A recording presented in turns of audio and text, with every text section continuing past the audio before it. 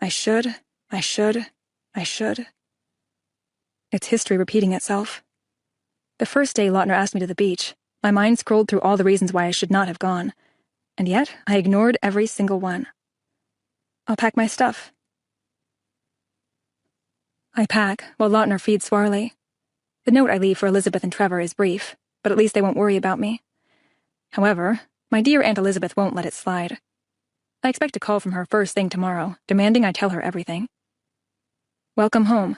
Hope Trevor is feeling better. Staying with a friend until I leave for Paris. Text me when you get this, so I know you made it home safe, and Swarley will be fed in the morning. Love, Sydney. This everything? Lautner gestures to my 2 large suitcases, small carry-on, computer bag, and purse, all stacked by the front door. Yep. I'll carry them out, while you make sure the doors are locked and everything is shut off.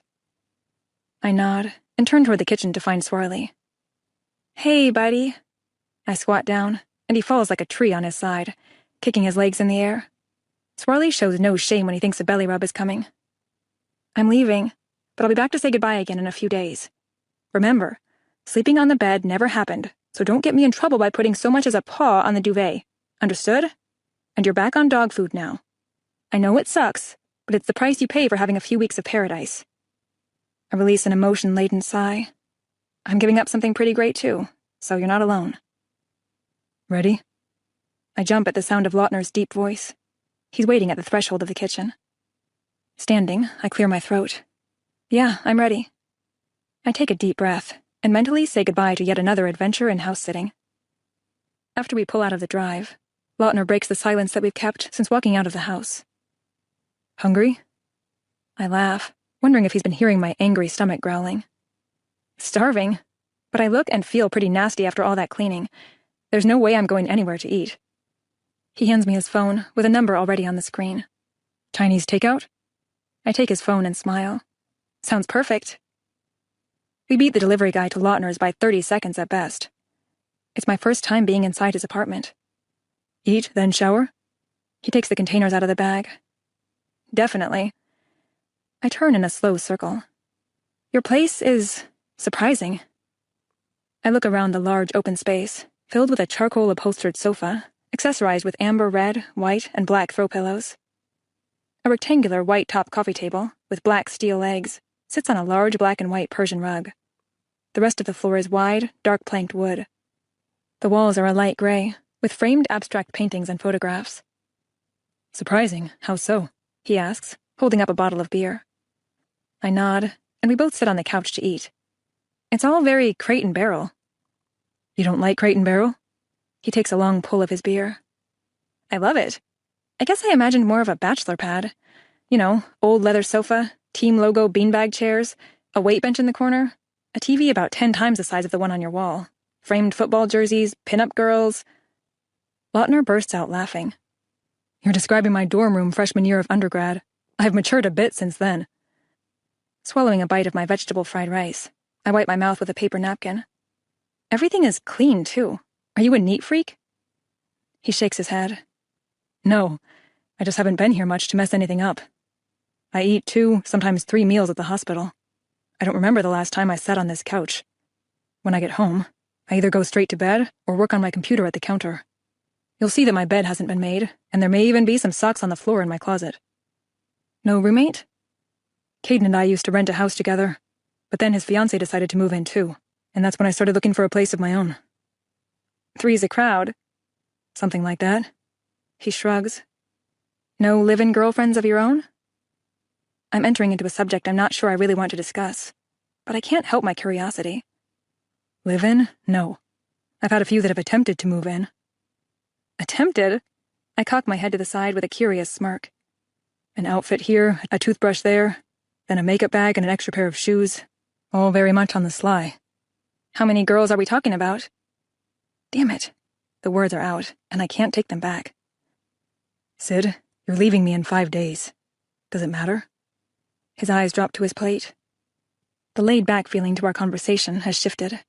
My impending permanent departure is the constant elephant in the room. The leaving me comment stings a bit, too. I set my half-empty takeout box on the coffee table and take a swig of my beer. It doesn't. I'm sorry. I don't know why I asked. I stand and look around. Where's the bathroom? I think I'll take a quick shower if that's okay. Sid, shaking my head, I hold my hand up. Don't. It's fine, really. I'm just going to shower. His furrowed brow and slumped posture makes me angry with myself. I put him in an awkward position all for nothing. Me and my stupid questions. I grab my smaller suitcase by the door and take it with me. First door on the right. Clean towels are on the shelves under the sink, he calls out. Thanks. I close the door and lean back against it. What the hell are you doing, Sydney? Jeez. 5 freaking days until you're on a plane, and now you decide to ask about his past relationships? I look up and see the crazy girl in the mirror talking to herself. Hair a mess, no makeup, utterly lost. Scanning the bathroom, I can't help but smile. Everything is clean, yet he could not have known that I would end up here tonight. Not a neat freak, my ass. I turn on the shower and strip down. There's a knock at the door. I grab a towel and frantically wrap it around myself. Yes? The door opens. Are we good? His voice is cautious.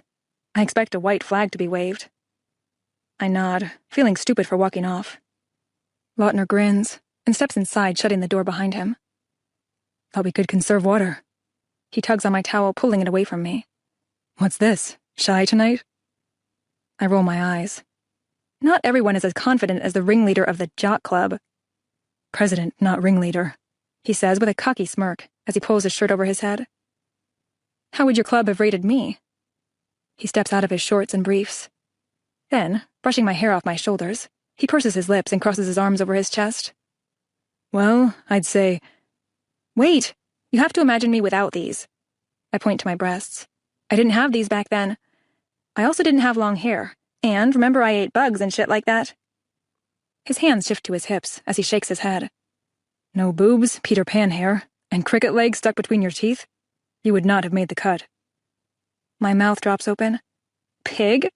I scowl and get in the shower. His naked body is pressed to the back of mine before the first drops of water make it to my feet. Pig? You think I'm a pig? I try to wriggle out of his iron hold, but a case of the giggles robs me of all strength. You only want me for my body. That really hurts. A loud laugh escapes his chest and fills the room. He turns me toward him. Grabbing my wrists, he places them on his chest. What do you want me for? A single brow raise says, Pot calling the kettle black. He's a visual orgasm, an erotic work of art. I want to photograph him, paint him, and sculpt him. He is my muse. If I could take part of you with me, it would be those fucking Medusa eyes. Fucking Medusa eyes? He chuckles. They're just eyes. Not to me. I slide my hands up his chest and around his neck, pulling him down to me. The water cascades over us, enveloping our bodies in intimacy and sensuality. His hands skim over my curves, breasts, hips, backside. I fist his erection with slow strokes. I love the moan he releases into my mouth as our tongues dance. I love that I do this to him. I love the way he worships my body with tender appreciation. I love everything about this man.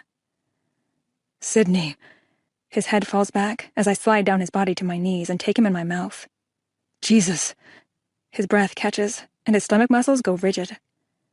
I can't take all of him in my mouth, but it doesn't seem to matter. His mouth goes slack, and his hands press against the shower wall. My gaze is fixed on his face.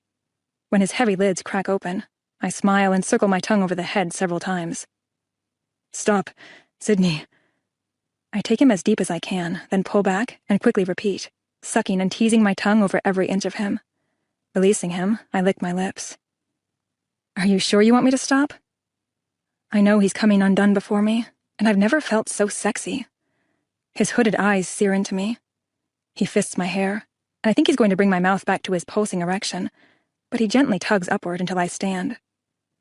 Lautner's control has been taken to the breaking point. I'm hiked up his body, and barely able to get my legs locked around his waist before he's driving into me.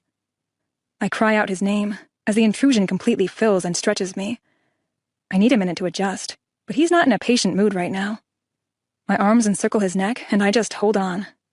His pace quickens, shoulders tense, and a warmness pours into me as he stills deep within me. Sydney! His forehead drops to my shoulder, and I'm rocking my hips into him. Please, don't stop. I'm so close, but not quite there. He continues with slow, deep strokes, sucking my nipple into his mouth. Don't stop. Right there. I cling to him in desperation as he pushes me over the edge. Ah, oh God, I yell, digging my nails into his back. I'm seeing stars, and the flood of sensation is dizzying. That was amazing, he sighs, gently trailing kisses from my ear to my lips. I'm boneless. My legs are sore from clutching his waist, and I'm not sure if I can stand. He inches me to my feet. I keep my arms around his neck for support. Okay? He questions, with a smile that captures his blue pools of infinity. I nod, releasing his neck, but my body slumps into his anyway. He chuckles, but doesn't say anything. Kind hands work soap over my body and shampoo in my hair. Occasionally, our eyes meet, and we share smiles born of complete adoration. It's beautiful and painful, heaven and hell, love and sorrow. Chapter 13. June 28th, 2010. Wake up, beautiful. I crack one eye open, just enough to see that it's still dark. I must be dreaming. There's no reason for me to rise before the sun. Sexy goddess hair. I hear the whisper of his voice again. Perfect skin. Lips ghosting across my lower back. What time is it? My sleepy voice is laced with a bit of early morning whininess. 5:30, he whispers over my goosebump-covered flesh. Time for breakfast. I'm not hungry, I mumble, hiding my face in my pillow. Come to breakfast with me. You can sleep all day while I'm gone. He slides his hands under my body and cradles me in his arms. I'm feeling greedy. I want every minute. You're lucky I let you sleep at all. He plants me into a seated position at the foot of the bed, turns on the closet light, and rummages through my suitcase. As I recall, you didn't. I think I finally passed out. Are you on Viagra or something? Lautner kneels in front of me and slips on my panties and shorts. Then he lifts me to my feet and pulls them the rest of the way up. I reluctantly fasten them. You're my Viagra, he whispers in my ear, nibbling my earlobe. I lift my arms, and he pulls my shirt down over me. Don't I need a bra? I raise my eyes in question. He steps back and looks at my chest. His hands cup my breasts, thumbs running over my nipples, bringing them to embarrassing peaks. There, perfect. He grins, all too happy with himself. I roll my eyes. Pervert. Stepping past him, I grab my hair tie out of my purse and pull my messy locks into a ponytail. He smacks my ass and walks out of the bedroom. I wasn't until I met you. I follow him down the hall. Me? He grabs his bag and keys. Opening the door for me, he sucks in his bottom lip and nods. Mm-hmm. The things I want to do to you. I hurry down the stairs to the exit, because between last night's sex marathon, his comment, and that predatory look, I'm feeling like the stalked prey. The physical intensity between us over the past 24 hours has been off the charts and out of this world. We can't get close enough to each other. Last night it felt like he was trying to physically consume me with his entire body. Lautner, always the gentleman, hurries past me to the car door, opening it for me. Chivalrous. So chivalrous. I wink and hop in. He leans in and kisses me. It's soft, slow, patient, and filled with something I just won't acknowledge. Releasing my lips, he looks at me. As in, really looks at me. Fucking blue irises stripping me to my very core. I love you. Ouch. Why do those 3 words cut so deep? I swallow the lump of emotion in my throat. No matter how loud the words scream in my head and heart, I can't say them. Blinking to hold in the teary sentiment of the moment, all I can do is nod. The sad smile on his face magnifies the pain. His gaze falters as the smile fades. He closes my door, and we drive in silence to the cafe. We order our standard cherry almond galettes, still warm. Coffee for him, tea for me. The beautiful sunrise graces us as we sit by the window. Still glad you chose pediatrics? I break the uncomfortable silence. He sips his hot coffee. Absolutely. The attending physicians I'm working with are great. You hear about the nightmares of the first year of residency, but so far I feel like part of the team. It's a lot to take in, but I love it. It's not crying kids all day or anything like that. I could have 10 difficult patients, but the one that I make a connection with, the one whose trust I gain, makes everything else disappear. Of course I love Lautner. If he hadn't already stolen my heart, locked it up, and thrown away the key, then those words all on their own would have done it. I'm either immeasurably ambitious or monumentally stupid for walking away from him. I smile. I could listen to you talk like that all day. He looks at his watch. I'd love nothing more than to spend the day with you, but... I finish the last bite of my pastry and grab my purse and tea. But you need to take care of some kids who need you. Standing, he pulls me into his side, and we walk out to his 4Runner. After taking me back to his apartment and giving me a key, he leaves me with a kiss that I will be feeling on my lips for the rest of the day. I call Elizabeth. After receiving her text last night, I know they made it home and she's dying to talk. A little after 1 o'clock, she picks me up from Lautner's and takes me to lunch. She's older than my dad by 10 years, but she's very hip and open-minded. On the way to the restaurant, we do a quick run-through of how things went around the house and with Swarley while they were gone. But the moment we're seated and handed menus, Elizabeth has only one thing she wants to talk about. Spill it, young lady. I smile and shrug nonchalantly while pretending to read my menu. Spill what? She grabs my menu and pulls it away from my face. This friend you're staying with. A he, I presume? Yeah, the pool guy. She tilts her head to the side and squints. I can't keep it in any longer. The story really is a great one. All except the ending, which has yet to be written, but I know where it's going. I tell her everything. Almost. By the time I'm done, she looks shocked. Sydney Ann Montgomery, please tell me you're going to marry this guy. I fail to maintain eye contact. My nervous fingers twirl and knot in my hair. I'm leaving for Paris in a few days. So? It's not like you're moving there. True, but I'm going to continue house-sitting for the next year, which will have me traveling every month or so, and then I'm starting grad school next fall. Lautner's just... Elizabeth pushes her plate out of the way and rests her arms on the table, leaning forward. Just what? Shaking my head, I trace the pattern of the tablecloth with my fingernail. The right guy at the wrong time. So you're just going to leave? Walk away because the timing isn't perfect? My eyes snap to hers. Perfect? It's not even in the same spectrum as perfect. I'm 23 and probably won't be done with school and offered my first real job until I'm nearly 30.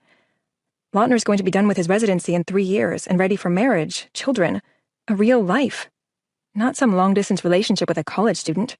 He's going to probably start his own practice. And when I'm done with school, where does that leave me? Looking for a job around here? Do you know how hard it's going to be to find my dream job if I'm willing to go anywhere, let alone restricting myself to a 50-mile radius? It'll never work. Eventually, one of us will resent the other. It just won't work. Is this job you're going back to school for really your dream? Elizabeth's voice is soft, hesitant, even sympathetic. I love art, and being a curator at a major museum or gallery would be an amazing opportunity. A dream job. Your dream job? Of course, my dream job. Why else would I go through all this work to save money for school, and then put myself through the grueling studies and long hours of grad school? She taps her finger on her chin. I'm not sure, but you're my niece, and I love you like a daughter, so your happiness is important to me. Sometimes we find happiness where we least expect it. I just hate to see you pass it by. Jobs pay the bills and provide us with a sense of accomplishment in life, but they don't love you and comfort you. They don't take you to the beach and bring you flowers and pastries. They don't hold you at night and make you feel beautiful. I don't know how to respond. Her words may hold some merit, but right now they're not comforting. She leaves some cash on the table and stands. But you're right, Sydney. You're young, and making a life-changing decision after knowing a guy for 1 month is probably crazy. I stand and grin. I know what she really means, but she's giving me an out. An excuse to leave and not feel like such a fool. She drops me back off at Lautner's and hugs me tight. I love you, sweetie. Whatever you decide to do will be the right decision. No regrets, okay? Secure in her arms, I let a few stray tears fall. There's a whole flood of them waiting, but they're reserved for the long flight to Paris in 4 days. I spend the rest of the afternoon messing with photos on my computer. Then I respond to an email from a college friend requesting I be her photographer at her wedding in the fall. It happens to be a weekend I'm home between house-sitting jobs, so I agree. It's easy money, and I need to save as much as I can. By 7 o'clock, I'm hungry again, but not sure whether to eat or wait for Lautner. I'm getting a taste of being with a doctor, and it kind of sucks. Then again, he is a busy resident, and I'm jobless right now. After scrounging through his kitchen cabinets, I find some granola bars and eat one to tide me over. My boredom turns into curiosity, and I find myself in his bedroom snooping around. I open his nightstand drawer and find a few books, mystery thrillers, some loose change, and a box of condoms. An opened box of condoms. I know none of them have been used with me, so now I wonder how long he's had them and who he's used them with. Before my brain has a chance to think rationally, I'm counting the remaining condoms. There are 4 left, and it was a 10-pack. The expiration date is out a ways, so they can't be that old. Snooping. A familiar female voice startles me. Claire! She's in the doorway, staring at my lap. I look down and shove the condoms back in the box. How did you get in here? I put the condoms back in the drawer with shaky hands. She holds up a keychain with several keys dangling from it. Why the hell does Dr. Brown have a key? Does Lautner know you're snooping around? Her lips set in a tight, firm line, and the smugness, mixed with a hint of warning in her voice, has me feeling like an errant child. I stand and walk toward her. She retreats with each step I take until we're in the living room. What do you want? I grab my phone and mess with it, to look distracted and unaffected by her intrusiveness. Lautner said I could borrow a few books for research. Well, I don't know where they're at. Maybe... She prances back toward the bedroom again. They're on his bookshelf in here. I'm sure I know his bedroom better than you do. I'm so unprepared for this conversation. She has a key and comes in without knocking. Now she's making subtle implications that there's more to them than I know. Dr. Brown struts back out with several books in her arms. Right where I remember them being. I shake my head and scrunch my nose. Am I missing something here? Clara laughs. I'm sure you're missing a lot, so you'll have to be more specific. Cut the crap. You're dying to say whatever it is that has you so pissed off. Is this about Lautner being with me instead of you? She glares at me, and I know I've hit a nerve, but she makes a quick recovery and a smirk plays across her face. Don't flatter yourself. You're not getting anything I haven't had. The difference is you're leaving, and I'm staying. What is she talking about? My stomach rolls, and the ache in the back of my throat is compounded by the weighted feeling in my chest. I don't know how to respond. Am I upset with her for those biting words, or Lautner for not sharing this piece of information? Do I even know what she's saying, or am I jumping to the wrong conclusion? God, I feel dizzy. What are you saying? I press my lips together, avoiding eye contact. Oh dear, he didn't tell you, did he? Well, shame on me for letting the cat out of the bag. I risk a glance. She's waving her hand dismissively in the air. I'd love to stay and share all the details, but I have more important things to do. Her head flips back as she reaches for the doorknob, giving me one last smirk. Pleasure knowing you. Staring at my phone, the urge to call Avery is overwhelming. Why do I feel like I just walked in on Lautner screwing some girl? Wrapping my brain around the idea of Lautner and Claire together is nauseating. He didn't cheat on me.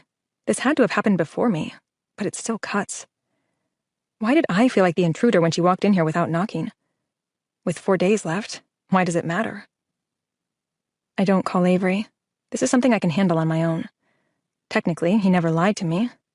There's no need to mention my visit with Dr. Brown. Lautner is 27. Of course he has a history. I do too. Everything will be fine. There is no reason why I shouldn't be able to get through these next few days without mentioning today's incident. Remembering the condoms in the bedroom, I put them back in the drawer. 6 condoms. So what? Maybe they weren't with the same person. Oh, God. No. I don't like to think of Lautner as the guy who sleeps around. It's better to think that he used them with the same girl. Fuck. No, that's no good either. That would seem like a relationship. Did he love her too? Maybe he loved her more. Sydney, just let it go. Yeah, that's better. Talking to myself again like a freaking crazy woman. Stuck in Lautner's apartment by myself is not good. I notice a plastic storage container on the floor in the corner of the closet, so I tuck it out and open the lid. It's filled with photos, trophies, and his folded football jerseys, both from high school and college. I slip on his Stanford jersey, which swims on me.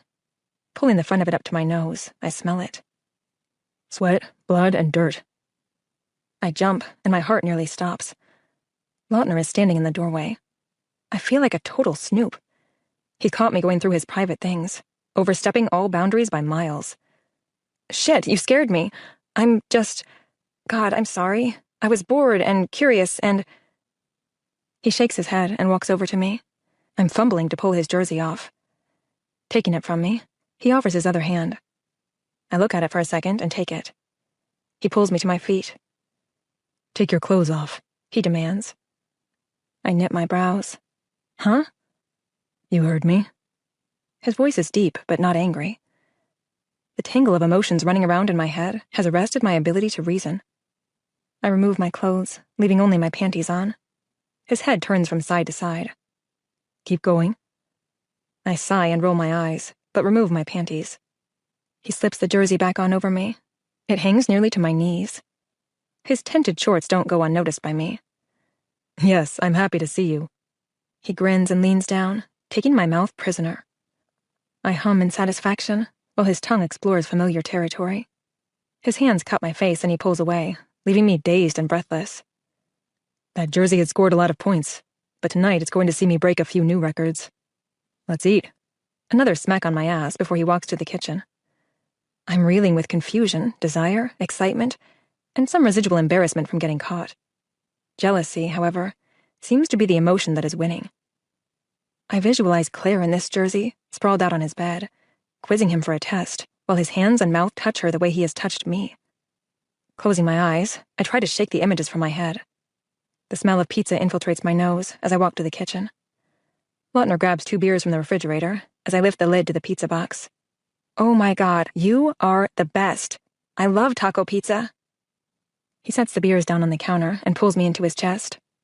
And I love you and my jersey. Only my jersey. His cold hands from the beer slide up under his jersey and firmly grip my bare ass. Sure, buddy. Was this your MO with Claire, too? Dr. Sullivan, you are one kinky bastard. His hands slide from my ass to just under my legs, and with an effortless tug, I'm lifted up. My bare sex rubs against the bulge in his shorts. You drive me crazy. I have to plead insanity around you. He bites my lower lip and drags it through his teeth with a low growl.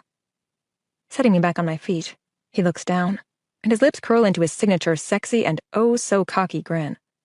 My whole body flushes with embarrassment as I see what he's looking at. The wet spot on his shorts, from me. I may never wash these shorts again. My eyes shoot to his, as I stand with my legs crossed, fingers fiddling with my hair. You really know how to embarrass me. He hands me the beers and grabs the pizza box, plates, and forks. You shouldn't be embarrassed. You're sexy as hell, Sid, and... There's a knock at the door. Lautner sets everything down on the coffee table by the sofa. I quickly sit down, hoping the back of the couch will hide me from the front door. The jersey covers everything, but there's no question that I'm naked underneath it. Hey, Sully. Claire got called to the hospital. Just opened this bottle of Zinfandel. Want to hang out for a while? Actually. Do I smell pizza? I turn toward the voice behind me. The wavy-haired blonde with large breasts, short shorts, and a tube top exposing her navel, decorated with a rose tattoo, stops behind the couch. I stand and face her large brown eyes inspecting every inch of me. Oh, I didn't realize you had company. Lautner is still standing by the door, holding it open. Yes, I have company. He sounds irritated, but his polite smile doesn't show it. She crosses her arms over her chest, shoving her cleavage up closer to her chin. Well, aren't you going to introduce us? I pin Lautner to the door with my narrow-eyed stare. He glances upward and blows out an exasperated breath that rattles his lips. Rose, Sydney. Sydney, Rose. Oh, so you're Sydney. She openly stares at me. Interesting. Her mouth twists to the side. I can see how she and Dr. Brown are friends. Has she been with Lautner too? So you're Rose. I've heard so much about you, I say with a fake smile and extra flutter to my eyelashes. You have? She asks, with a high-pitched enthusiasm to her voice. Chin up, shoulders back, chest out. Yes. Lautner just said he hoped Claire and Rose would keep to themselves tonight, while he fucked me on the couch, kitchen counter, the hallway wall, and, of course, tied to his bed. Rose audibly gasps, hand covering her mouth, wide eyes darting back and forth between me and Lautner. The muscles in his jaw tick, lips quivering to hold back his grin. She turns and clicks her heels out the door. Rose, wait, Lautner calls, but she holds up her hand behind her and huffs off to the stairs. Lautner closes the door and leans back against it with his arms folded over his chest. I tip my beer up and turn my back to him. You do realize after you're gone, I'm going to have to deal with 2 very pissed-off neighbors upstairs. I shrug. I'm sure you'll find a way to smooth things over with them. He sits down beside me and runs his finger along my bare leg. You'd better also realize I'm a man of my word. So if I said I'm going to fuck you on my couch, kitchen counter, hallway wall, and, my favorite, tied to my bed, he looks at his watch, then I'd better get started. The patience and self-control I fought for after Claire left was teetering on the edge when Lautner came home. Now it's been blown to oblivion. The 1-2 Claire Rose punch knocked me down, but I'm back up and angry as hell. Not happening. I'm going for a run. I stand and walk to the bedroom. Wait. He's right behind me. Are you upset? Tossing clothes everywhere, I find a pair of shorts and a sports bra. I'm just going for a run. Tossing his jersey aside, I slip into my clothes without one peek in his direction. Now? You're going for a run now? Finding matching socks, I shove my feet into my shoes and tighten the laces. No, I'm going in the morning. I just thought I'd sleep in this. Yes, I'm going for a run now. Geez, Dr. Sullivan, thought you were smarter than that. He's blocking the door, but I try to squeeze around him. Before I can get past, he shoves me to the wall, gripping my arms. What the fuck is wrong with you? You're blindsiding me with his attitude, and I have no idea what the hell I did. I shove at his chest, but he doesn't budge. Blindsiding? Wow, that's rich. I fight again to wriggle out of his grasp, but my attempts are futile. What are you talking about? The creases in his forehead continue to deepen. My eyes widen as my head juts forward. Dr. Bitch, and now Rose, the hussy roommate? He shakes his head and releases me. God, Sid, I'm too damn tired to play this stupid game of charades with you. Just tell me what you're so pissed about. With a deep sigh, he runs his hands through his hair and leans back against the opposite hallway wall. I cross my arms over my chest. Why didn't you tell me you and Claire were together? He bites his upper lip and rolls his eyes to the ceiling. We weren't together. It was one fucking night a year ago, after we went out with some friends. We both drank too much, and it was just a stupid mistake. That's all. He looks at me. How do you even know about it? I tilt my head to the side and smirk. Claire told me, when she came in here earlier, with her key. Lautner lets his head drop back against the wall, eyes closed, hands laced behind his neck. This is just stupid. Why are we... I stomp toward the door. You're right. This is stupid. Me being here is stupid. Sid, wait. Slamming the door, I sprint out of the building. With no idea where I'm going, I just run. Not a jog. I'm running fast and hard, fueled by toxic emotions. If I can keep going, maybe I can leave it all behind. The hurt, anger, jealousy. I don't want any of it. My lungs are burning, legs fatigued, as I come to an abandoned park on my right. Slowing to a walk, I clasp my hands on top of my head, fighting to catch my breath. The salty taste on my lips is a mix of sweat and tears. There's a bench ahead, facing a small pond filled with ducks, geese, and a few other migrating birds. Collapsing on the bench, I rest my elbows on my legs and drop my head. The dam breaks. Sobs rack my body in uncontrolled waves. I'm so lost. My sister is 5 hours away, my dad even farther, and my mom is gone. My feelings are so irrational and raw. The more I try to ignore them, the louder they scream at me. The agony is crippling. How can I want to leave and stay at the same time? Hey. Lautner's soft voice calls to me. Lifting my head, I'm greeted with blue irises. Sad blue irises. He's hunched down in front of me, and I throw my arms and legs around him. Falling back onto his butt, he hugs me to his chest with strong arms. I bury my face in the crook of his neck and cry. He rests his cheek on my head and gently rocks me. The last time I felt this safe, comforted, and loved was in my mother's embrace. I'm sorry, baby. I'd rather die than hurt you. Sniffling, I shake my head. No, I'm just so messed up. It's not you. I take a deep breath, hold it, then let it out with a slow release. Your personal life is none of my business, and... Stop. He pulls back and cradles my face in his hands, wiping my tear-stained cheeks with his thumbs. What are you talking about? This? Us? Nothing has ever felt more personal. I'd bare my soul to you if you'd let me. Do you get that? Do you have any idea how I really feel about you?" His face is tense, etched with pain. Biting down on my lips, while my eyes rapidly blink away more impending tears, I nod. He presses his lips to mine, closing his eyes. Life is so cruel. Releasing me, he skims his fingers along my jaw, eyes bright and adoring. "I'll tell you everything you want to know, even if it's not what you want to hear. Okay?" "Okay," I whisper with a weak smile. "You're killing me, Sydney Ann Montgomery." He shakes his head. "I'm not a greedy guy, so this feeling is hard to handle." "Feeling?" He nods. "Wanting something more than anything else in the world, but knowing you can't have it. Knowing I can't have you." I'm drunk on Lautner. He's my drug of choice. When I'm high on him, the rest of the world fades away. Naked, sated, and wrapped in his arms, I am at peace. "Are your arms sore?" His voice chimes through the silent darkness of his bedroom. Tracing the muscles in his arms circled around my waist, I smile. The only thing I'm feeling right now is bliss. That smile, the one that sends chills through my body, is pressed against my shoulder. I wonder if he knows the smile I feel on my skin is my all-time favorite. My eyes see what they want to see. My ears hear what they want to hear. But that touch, that tactile emotion is real and undeniable. "Claire has a key because Rose likes to entertain, so I let her use my apartment to study or do research when I'm not here." My body stiffens at the mention of her name alone, and he squeezes me tighter. "And Rose, have you—" "No." He laughs. "Geez, I'm not that guy." "That guy?" "The one who puts notches in his bedpost." 6 condoms. Why does that bother me? I should ask him, but I'd hate myself for being that girl. I know.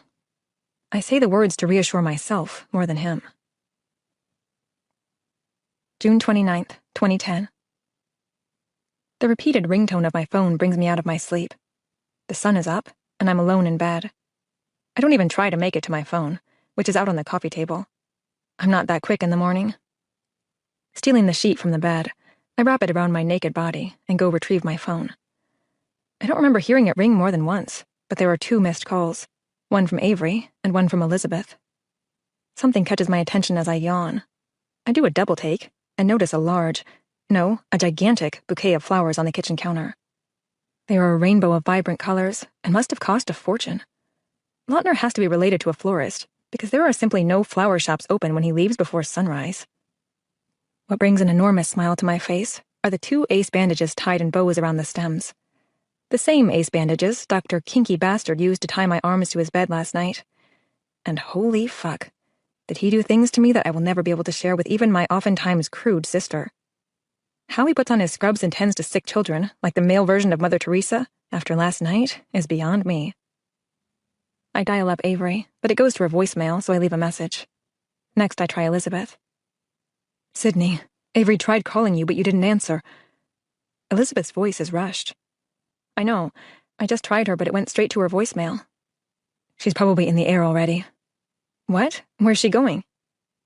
"Sydney, your dad was taken to the hospital early this morning. They think it's his heart."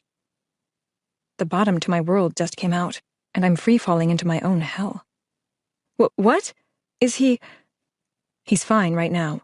They're going to run some tests, but they won't know more until later. I've booked us a flight out at noon. It was the earliest I could get." I hear her words, but they're not registering. My dad is fit and healthy. This can't be. Okay, yeah, I'll be ready." The clumsy words stumble from my mouth. "I'll pick you up in 2 hours." Okay. Bye. The tears fall faster than I can wipe them away. I can't lose my dad, too. This just isn't right. My eyes flicker to the flowers again, and I think of Lautner. I'm leaving in 2 hours. Then the enormity of the whole situation hits me. My dad is in the hospital, and I can't get to him fast enough. I'm supposed to be leaving for Paris in 3 days, and I won't get to see Lautner again. Ever. He deserves to know, so I sent him off a quick text before packing up my stuff. My dad's in the hospital. I fly out at noon. Sorry I have to leave like this. Call you tonight from Illinois. Sid. I head to the bedroom, toss my phone on the bed, and start throwing things into my suitcase. In Your Eyes plays from my phone. Don't go. Just wait. Lautner's panicked voice sounds in my ear. I'm sorry. I have to go. I didn't want to end things like this, but... Just wait, he yells, and the line goes dead. My heart is being ripped apart in 2 directions. I have to be with my dad. This wasn't how I wanted to say goodbye to Lautner, but I no longer have a choice. After my suitcases are packed and set by the door, I do a final check around in the kitchen and bathroom. Elizabeth won't be here for another half hour, so I text my sister to let her know I got the message, and I'm on my way. My breath stops when the front door crashes open, almost being torn from its hinges. Lautner stands before me, in his green scrubs, chest heaving. In a heartbeat, I'm in his arms, and a lifetime of emotions pour from me. Worry, heartache, sadness, fear, and... love. Shh, I'm here. He soothes me with his voice. I feel and hear his heart pounding against his chest, like it's beating only for me in this moment. What happened to your dad? I lean back enough to see him, finding comfort in blue irises. He cradles my face and wipes my tears. Heart. Something with his heart, I sniffle between broken sobs. Is he in surgery? I shake my head. I don't think so. They're doing some tests. I pull in a deep breath and hold it for a moment before letting it out slowly to calm myself down. His large hand cups the back of my head, and I rest against his chest. He presses his lips to the top of my head and leaves them there. We hold each other without words. I don't know how he was able to leave the hospital, but it doesn't matter. He's here, and I need him. I need this goodbye so I can move on. I need closure. Your dad will be fine. I'm sure he's in good hands. They'll run the tests, figure out what's wrong, and fix it, okay? I pull back. God, I hope so. He leans down and kisses me. Then he pauses. I feel it. The building emotion, the reality of the moment. Come back. He brushes his lips against mine. I take a step back and shake my head. I can't. You know that. Why not? He asks with wavering words. Because I have to work and then go back to school. I'm 23. I can't throw away my future, my dreams on some guy. His head jerks back. Some guy? Is that what I am to you? Just some guy? No! I turn and rake my fingers through my hair, stepping away to distance us even more. God, you're not just some guy to me, Lautner. You're probably the guy, but it doesn't change anything. It fucking changes everything. He steps inside and slams the door shut so hard a framed picture falls from the wall, shattering glass everywhere. The roar of his voice and the glass hitting the floor sends frigid chills through my body. I've never seen this side of him. I turn and look at him, and then the mess on the floor that he isn't acknowledging. His eyes are searing into me. Jesus, Lautner, we knew this day was coming. I never once promised you anything more. You're living your dream. Would you give it all up for me? My voice is an all-out yell, and I resent him for making me lose control. Yes.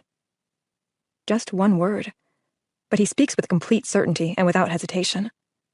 It's a punch in the gut, knocking the wind out of me. How can he say that? Even more, how can he mean it? Bullshit, I say with a defiant edge to my voice. You would give up your dreams for me? Yes. His eyes are filled with tears that haven't been breached, but mine are all down my face. I've lost control over my emotions. I've lost control over my life. I sweep them away with the back of my hands. Well, there's the difference. I would never ask you to. I can't hide the defeat in my voice. You'd resent me. No. He shakes his head. I would never resent you. That's just it. Once again, it doesn't matter. I'd resent myself for everything you'd give up to be with me. I'd resent you for making me feel so awful about myself. I shake my head and suck in my upper lip to fight my emotions. It would eventually tear us apart. I love you, he whispers. Don't, I say with anger in my voice. I will always love you. He takes a step toward me. Shut up. I clench my teeth, looking anywhere but at him. Damn it, look at me. He cups my face and drives the knife completely through with those fucking blue irises. I love you. Period. It's a goddamn soul-shattering love that will never, ever be matched. My love for you is unapologetic and forever. There's a knock at the door, but Lautner ignores it. I know it's Elizabeth. I have to go, I whisper, and walk to the door. God damn it! His thunderous voice echoes. I whip around to see him hurl an empty beer bottle at the wall, followed by another. I cry for him. I cry for me. He's like a bomb with a lit fuse. Clenched jaw, furrowed brows, piercing eyes, fisted hands, heaving chest. The door opens. Sydney? Elizabeth's uneasy voice calls out. I'm sure she's heard the commotion and is concerned about me. I turn and look at her. I'm coming. I try to force a sad smile, but there's no hiding the emotional disaster she's walked in on. Okay. I'll take one of your suitcases down. I nod. All my emotions are colliding, and it's tearing me up inside. I don't want to love him. I don't want to hate him. But the truth is, I hate him because he made me love him. He made me pause just long enough to doubt myself. He cracked open the door to my heart and whispered, "What if?" Lautner is standing in the kitchen with his back to me, hands on the edge of the counter, head down. The words are stronger than my control over them. I feel regret before they ever leave my mouth. You have 4 condoms left in your box. I'm sure you'll survive without me. Jealousy feels like the tongue of Satan. The words feel venomous. Would he love me less if I hurt him? Would I love him less if he hurt me? I sling my bags over my shoulder and bend down to get my carry-on and other suitcase. I turn and tug my stuff into the hallway. The piercing pain in my arm makes me grimace as I'm being whipped around. The fucking condoms. Is that what you've been carrying around in your head since yesterday? The tightness around his cold eyes, the seething words, and his bruising grip frightens me. I haven't seen this side of him. My bag falls off my shoulder as he pulls me back into his apartment and straight to his bedroom. Ripping the drawer from his nightstand, he pulls out the box of condoms. How many condoms? He's holding the box in front of my face. I swallow but can't speak. How many? My body shakes, and tears run out of control down my face. 10, I choke. He dumps the remaining condoms on the bed. Count them. I don't recognize the voice in my ears. He's so angry. 4, I whisper. He pulls his wallet out and tosses 2 more on the bed. Now how many? I release a sob. 6. He jerks my arm again, pulling me to his closet. Digging out a pair of shorts from his hamper, the ones he wore the first night we had sex without condoms. He retrieves 2 more foil packets and tosses them on the bed. How many? He demands between clenched teeth. My sobs strangle me. Stop, please, I plead. Count the fucking condoms, Sydney. 8, I cry. I don't know what hurts more, my arm or my heart. Yes, I do. My heart. He's shattering it. He drags me out of his apartment and past a shocked Elizabeth, who is getting the rest of my bags. Lautner doesn't acknowledge her as he pulls me down the stairs behind him. You're hurting me. Stop, I beg. Sydney? Elizabeth's voice calls from behind us. Lautner opens the passenger door to his Forerunner, then opens the glove compartment and pulls out 2 more condoms. Say it, he says with a menacing voice. I shake my head, nose running, eyes swollen, tears bleeding in a river down my face. God damn it, say it. His roaring words sever something deep inside. Elizabeth's concerned voice sounds like an echo miles away, even though she's standing only a few feet away. Everything is in slow motion, like I'm watching the past month with Lautner in slow motion, visions people aren't supposed to have until they're dying. Is that what's happening? Am I dying? 10. The painful word cuts past my raw throat. He tosses them on the seat and stares at me, jaw clenched and... oh God. Tears. His eyes are filled with tears. The day... He swallows. The day in the rain, I felt terrible. You looked so rejected and... God, I wanted to be with you too. One blink. Blue irises releasing tears. Nothing, ever, has felt so heartbreaking. You, He bites his upper lip so hard I think he breaks the skin. Sucking in a shaky breath, he moves his head from side to side. They were for you. Only you. Always you. I start to move my hand to his face, but he flinches and steps back, shutting the door. The rejection and pain I feel right now is indescribable. He walks around to the driver's side. Lautner! His name rips from my throat. A resurgence of tears fill my eyes. He stops, holding the driver's door partially open with his back to me. My arms are hugging my nauseous stomach, nails digging into my skin. Through my teary, blurred vision, I don't see him approach. His lips violently collide with mine. The physical pain momentarily blinds the emotional. This is what a last kiss feels like. Infinite emotion, beautiful pain, all-consuming, utterly shattering. I hope you find your dreams, Sydney. My beautiful Sydney. He whispers in my ear with a cracked, broken voice. One last look. One last moment. One last chance. Pleading blue irises call to me, begging for 3 words. The 3 words he deserves to hear. The 3 words that would let him know he owns me. The 3 words that would ruin my future. I say nothing. Closing my eyes. One last nod. Car door slams, engine roars, tires screech. I open my eyes to see my what if driving off into the distance. I love you. I let go of the words. Holding them inside would kill me. Chapter 14. Elizabeth knows what I need. I don't have to ask. Words are too painful. When we arrive at the airport, she digs my sunglasses out of my purse and shoves a wad of tissues into my hand. As we wait in line, she rubs gentle circles on my back. It's her way of being there for me, and I love her for it. No, I told you so. Just unconditional love like a mother's love. The trip to Illinois is torturously long. Then again, every breath feels like a lifetime. Time.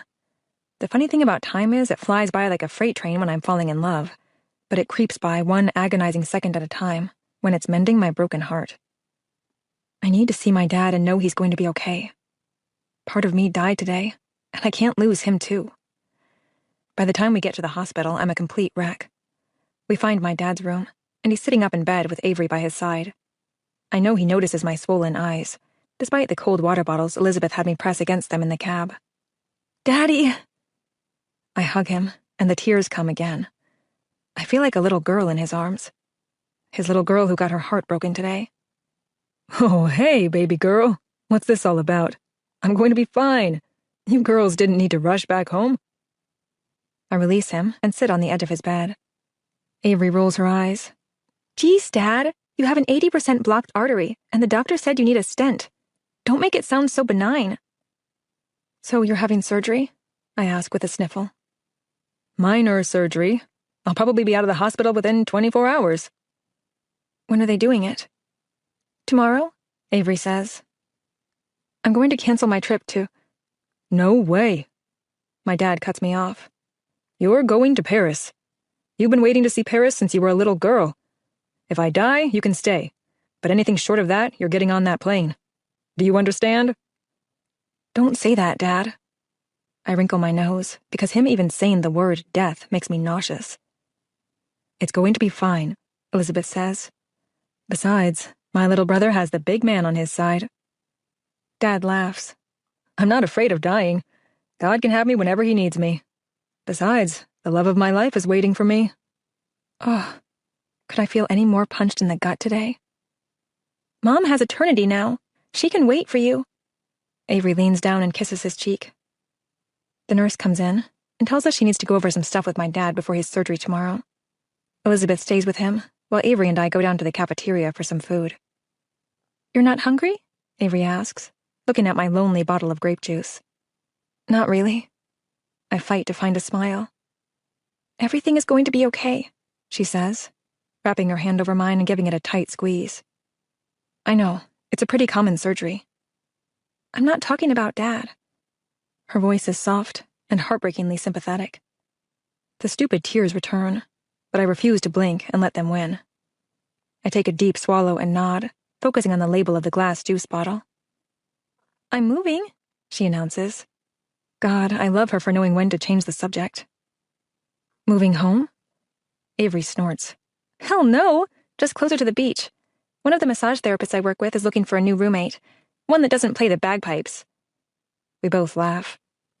"Well, she'll love you then. You're never home anyway." Avery eats her chicken sandwich, and I manage to finish my juice before we go back up to see Dad. It's getting late, and his surgery is early in the morning, so we decide to head home and let him get some rest. June 30th, 2010. We arrive at the hospital by 7 a.m. to see Dad one more time before his surgery. Avery and Elizabeth make a coffee run while I stay in the waiting room. I didn't sleep worth shit last night. My head was throbbing, and Advil didn't touch it, probably because I couldn't stop bawling. Avery crawled in my bed a little after midnight and held me for the rest of the night. I know that's why she's extra desperate for coffee this morning. Operation Broken Sydney is exhausting. Nothing sounded more appealing than drowning my sorrows in a six-pack of beer or a bottle of Jack, but I couldn't, with Dad having surgery this morning. I don't remember falling asleep, but when Avery nudges me to let me know that Dad's out of surgery, I have to wipe a string of drool off my cheek.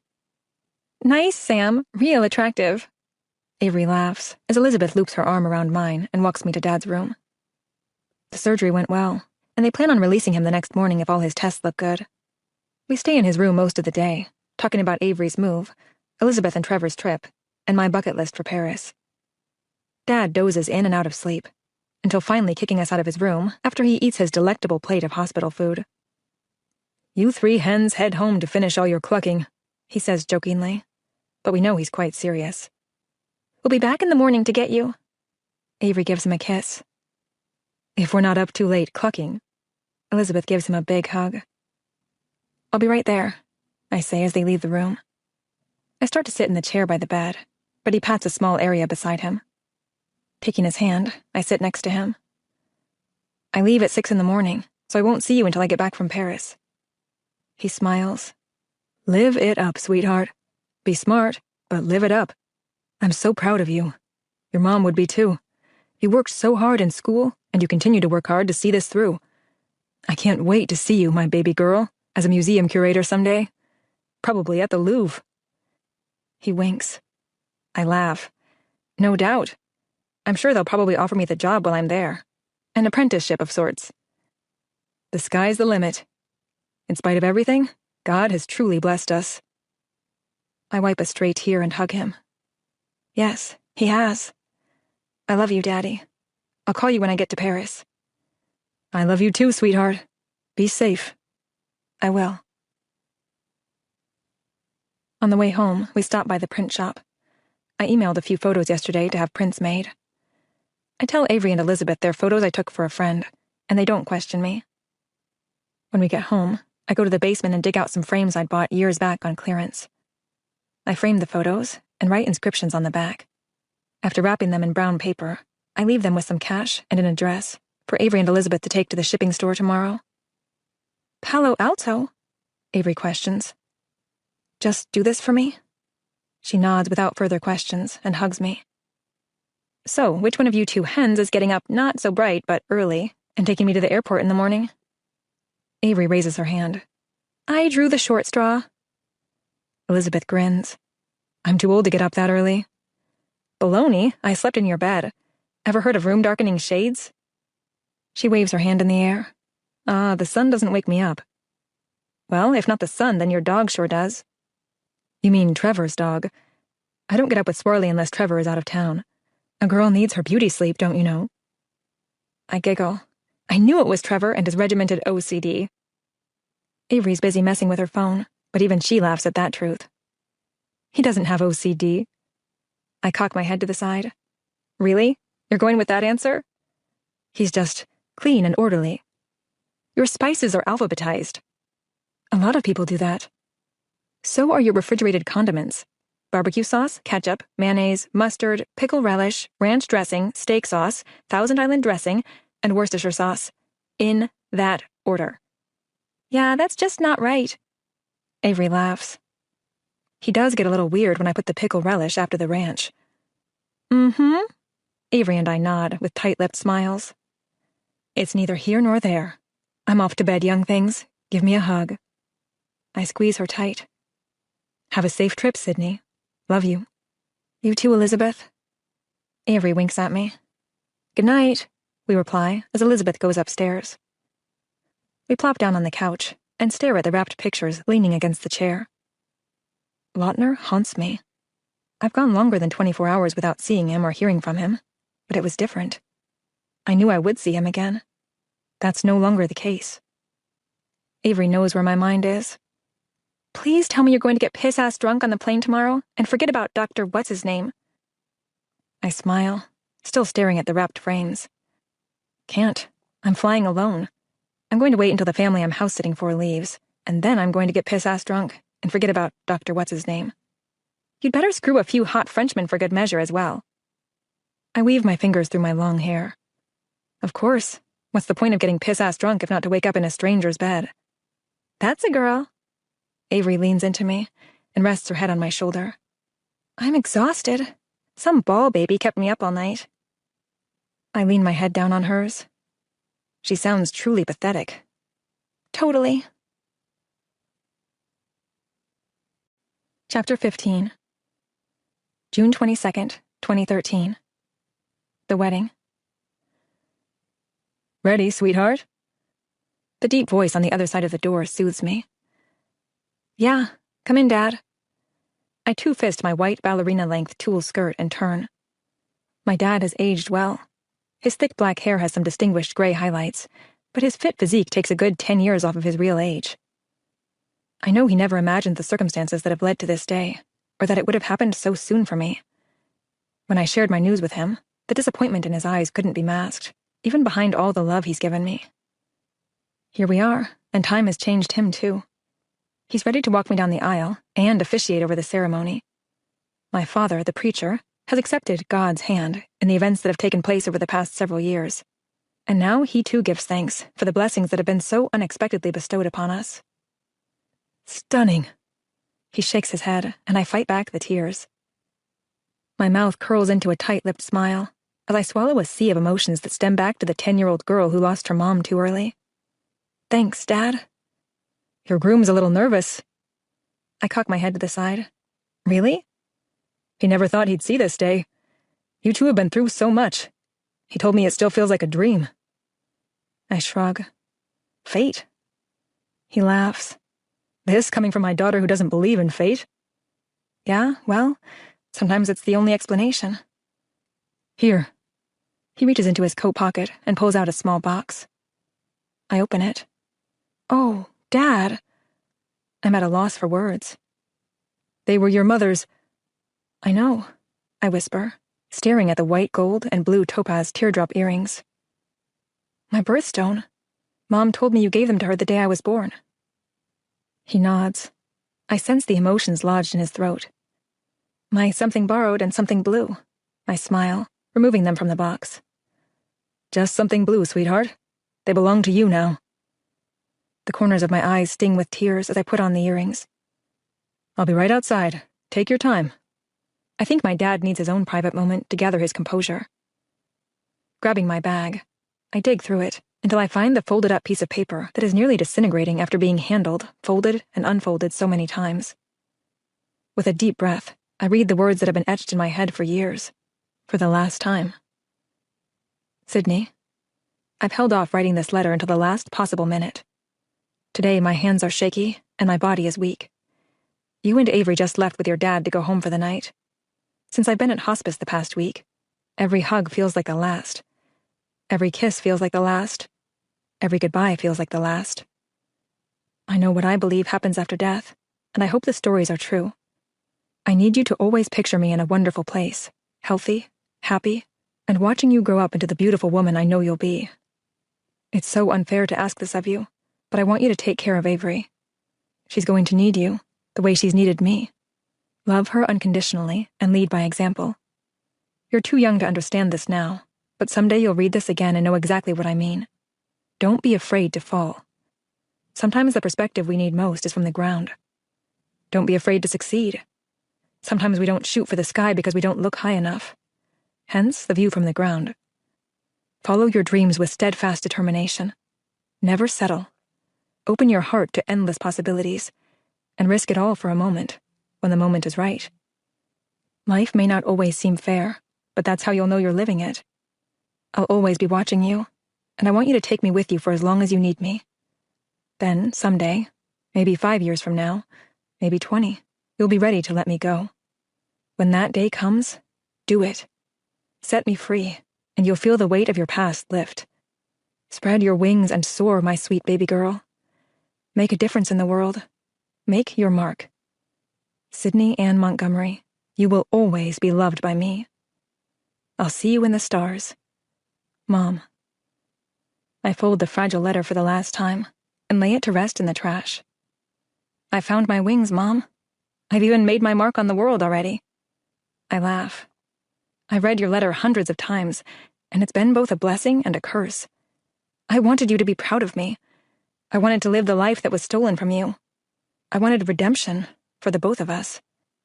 But then I risked it all when the moment wasn't right. I opened my heart to endless possibilities, and I found the unexpected. I found myself. I dab away the moisture from the corners of my eyes with the pads of my fingers. There's a knock at the door. I look high in the sky out the window. Goodbye, Mom. Hey, talking to yourself again? Avery asks, peeking inside the room. Just a conversation between me and my 2 best friends. Avery raises a single eyebrow in confusion.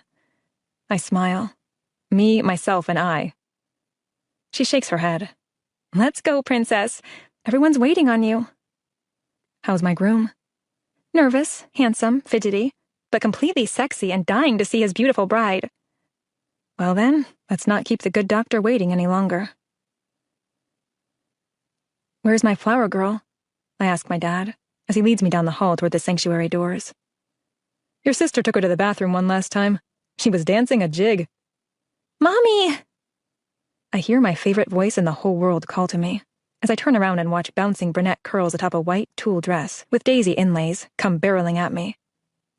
I bend down and open my arms to catch her. Hey, baby girl! Her smile is infectious, and her cheeks are rosy from running around all morning. I kiss her forehead to mother test for a fever. She's been running a high fever off and on over the past 24 hours. I've considered postponing the wedding, but Dr. Know-It-All insists it's just a viral infection and she'll be fine. She still feels warm, but I chalk it up to all the running around. I sigh, looking past her long eyelashes into breathtaking blue irises that sparkle with life. Daddy's eyes. Where's your ring bearer? I ask. Avy, doggy. Here he is, Avery's voice calls from the side door. Swirly, a.k.a. the ring bearer, trots over to us. He's dressed in a dog tux and has a special collar with a box that presumably has the rings in it. Little Miss Ocean Ann, take your doggy's leash and follow Aunt Avy down the aisle, just like we practiced last night. Mommy! She smiles and kisses my cheek. I melt. Ready?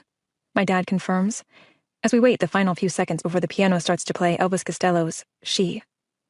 Nodding, I take a deep breath as I round the corner and watch everyone stand and turn to look at me. A quick glance at Avery and Ocean, then my eyes go straight to my waiting groom. He's the epitome of handsome. I don't take my eyes off his until my dad gives me away and takes his spot at the altar. I'm a little nervous, but his large hands steady mine and calm my nerves. My mind is everywhere. I try to focus on the words my dad is saying. He's worked hard on his sermon and choosing the appropriate scriptures, but his voice is white noise to me. This day is so significant. The weaving of events that has led to this moment is surreal. Focus, Sydney. Dane, do you take Sydney to be your lawfully wedded wife, to... Chapter 16. July 17th, 2010. Paris is not what I imagined it would be. It's more. A plethora of famous buildings, chic fashion, and a perfect mix of old European and contemporary culture. Then there is the art. There are no words. Books, photos, and even YouTube videos don't do it justice. Of course, Musée du Louvre consumed my first week here. The Tuileries Gardens behind the Louvre are formerly French landscaped gardens with contemporary sculptures. I ate lunch all 3 days at the cafe there. In a few weeks, the fair of the Tuileries, the second largest Parisian fair, begins. I've been told there will be slides, trampolines, bumper cars, and a big wheel merry-go-round. It's said to be more reminiscent of fairs in old films. My attempt to drown my sorrows in a tall bottle of wine backfired on me more than once. I'm not sure if I caught something on the plane or what, but I've struggled with a persistent stomach bug. I've been passed out on the couch feeling miserable, almost as much as I've been checking things off my Paris bucket list. Today doesn't look too promising for venturing out. The hidden blessing is there is no pet requiring attention. However, I would be lying if I said I didn't miss Swarley to some degree. The crazy pooch grew on me, or it's possible he let me feel a little less insane. With him around, it didn't feel like I was talking to myself all the time. Oh, God. I raced to the bathroom, heaving the remainder of my stomach contents, which isn't much. Kneeling on the floor, I glance up and suck in some much-needed air. Something catches my eye. No fucking way. The box of tampons sitting on the toilet topper is a flashing neon sign. It doesn't take much thought. I know exactly when I started my last period. After all, I posted a sign on the door. Oh my God. I'm late. Really late. A quick trip to the pharmacy on the corner with a signature green cross above it, and I'm back with 6 sticks. P. Plus sign. No. P. Plus sign. Shit. P. Plus sign. Shit, shit, shit. A large glass of water, and 15 minutes later. P.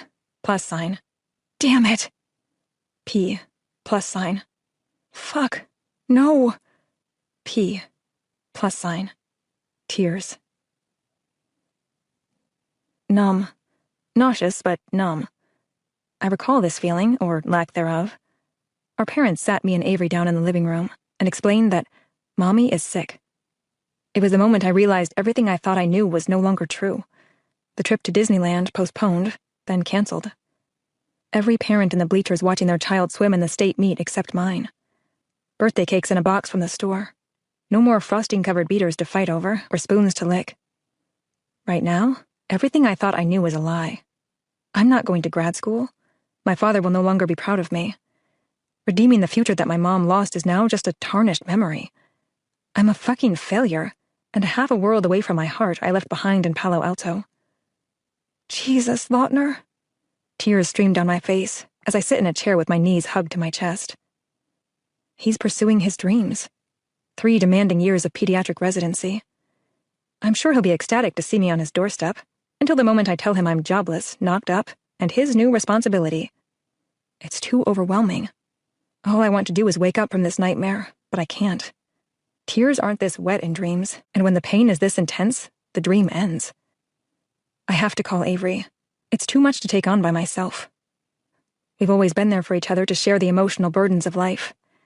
This, though, this will blow her mind. You do realize it's still early here, right? She answers her phone with her characteristic smart-ass commentary.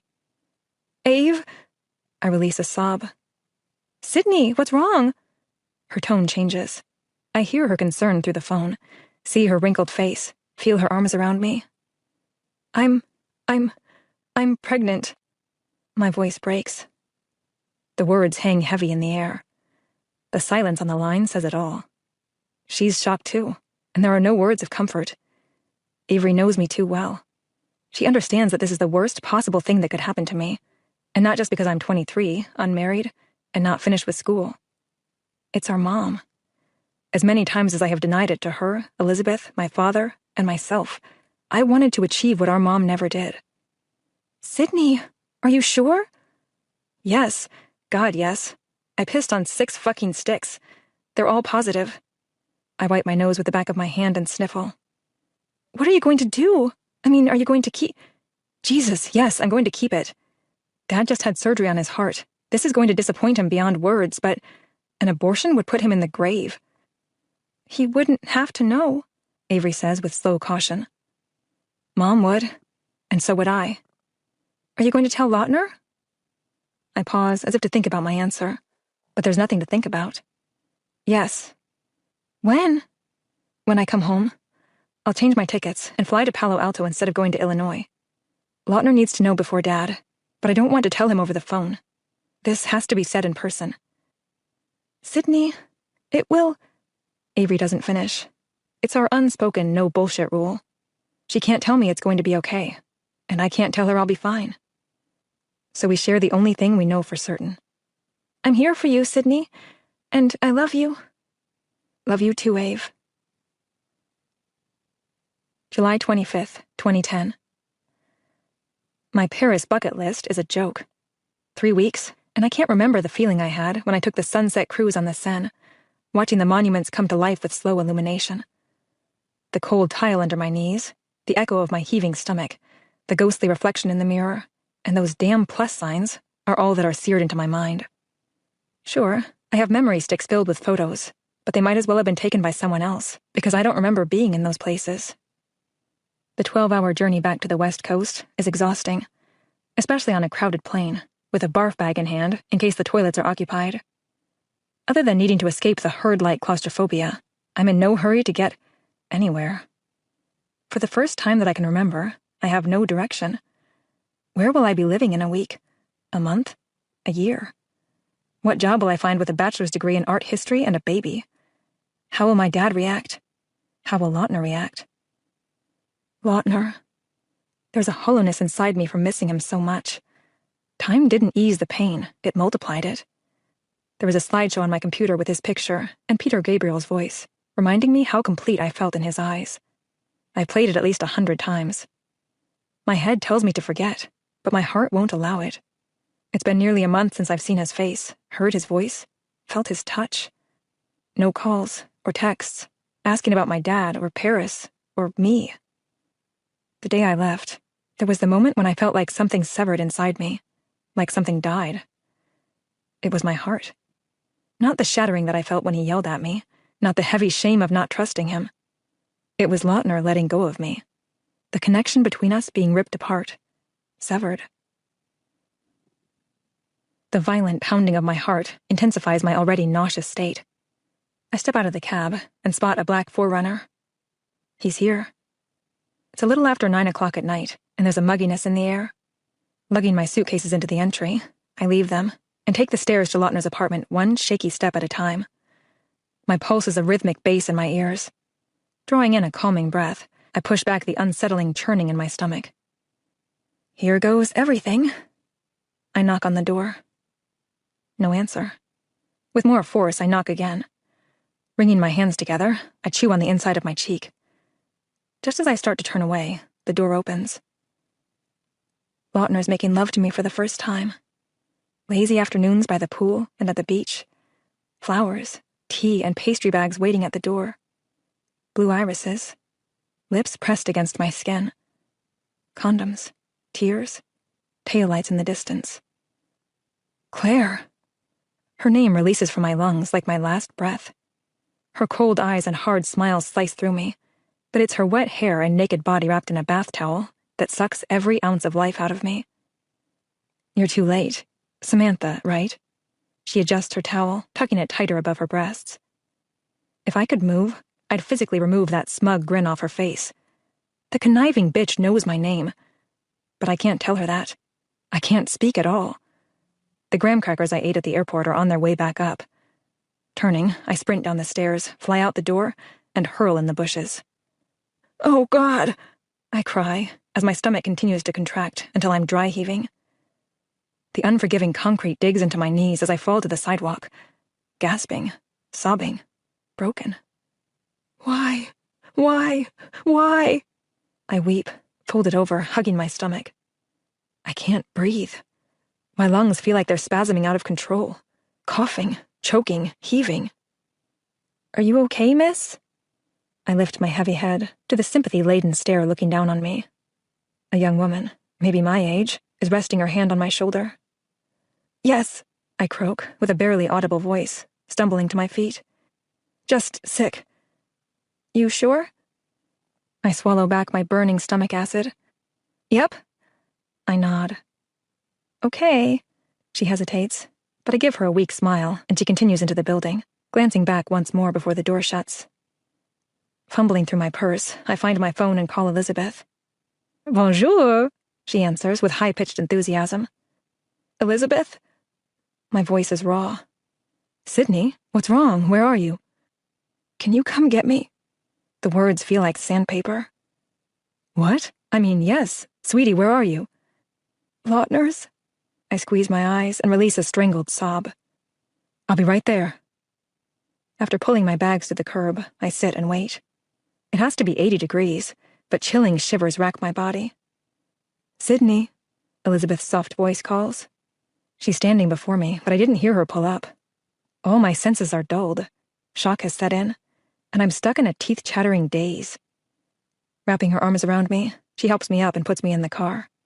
I have a vague awareness of her loading my luggage and getting in next to me. Head pressed to the window, I watch the road blur by like my life. Fast, winding curves and unexpected bumps. The minute we walk through the door, I bolt to the bathroom. My abs are sore, knees bruised, hair matted with sweat. How far along are you? Elizabeth pulls my hair back away from my face with one hand and rubs my back with her other. Avery? I have to assume Avery told her. I sit back on my butt and lean against the wall opposite the toilet. Elizabeth tucks her dark, shoulder-length hair behind her ear, leans back against the vanity, and smiles. Nope, just a hunch. Stretching my legs out on either side of the toilet, I sigh. I don't know yet. Maybe a month? And Lautner? Are you ready to talk about... Holding my breath and biting my lips together, I shake my head and blink back the tears. Okay, when you're ready. I'm here. Thank you, I whisper. Chapter 17. August 1st, 2010. Hope. God, I need something, just a flicker of light to bring me from my darkness. Elizabeth and Trevor have been making my meals, forcing me out back for fresh air and sunshine, and insisting I shower and brush my teeth every day. What they haven't done is ask any more questions. I called my dad and told him I'm hanging out with Avery a few weeks before I head home. What he doesn't know is Avery is on her way to be with me. Missing him, because I haven't seen him since his surgery, is the easy part. Telling him I'm pregnant is going to be unimaginably difficult. Avery knows no more than Elizabeth at this point. I'm sticking to my 10-year-old mentality that if I don't say the words, if I don't tell them what I encountered at Lautner's, then maybe it's not true.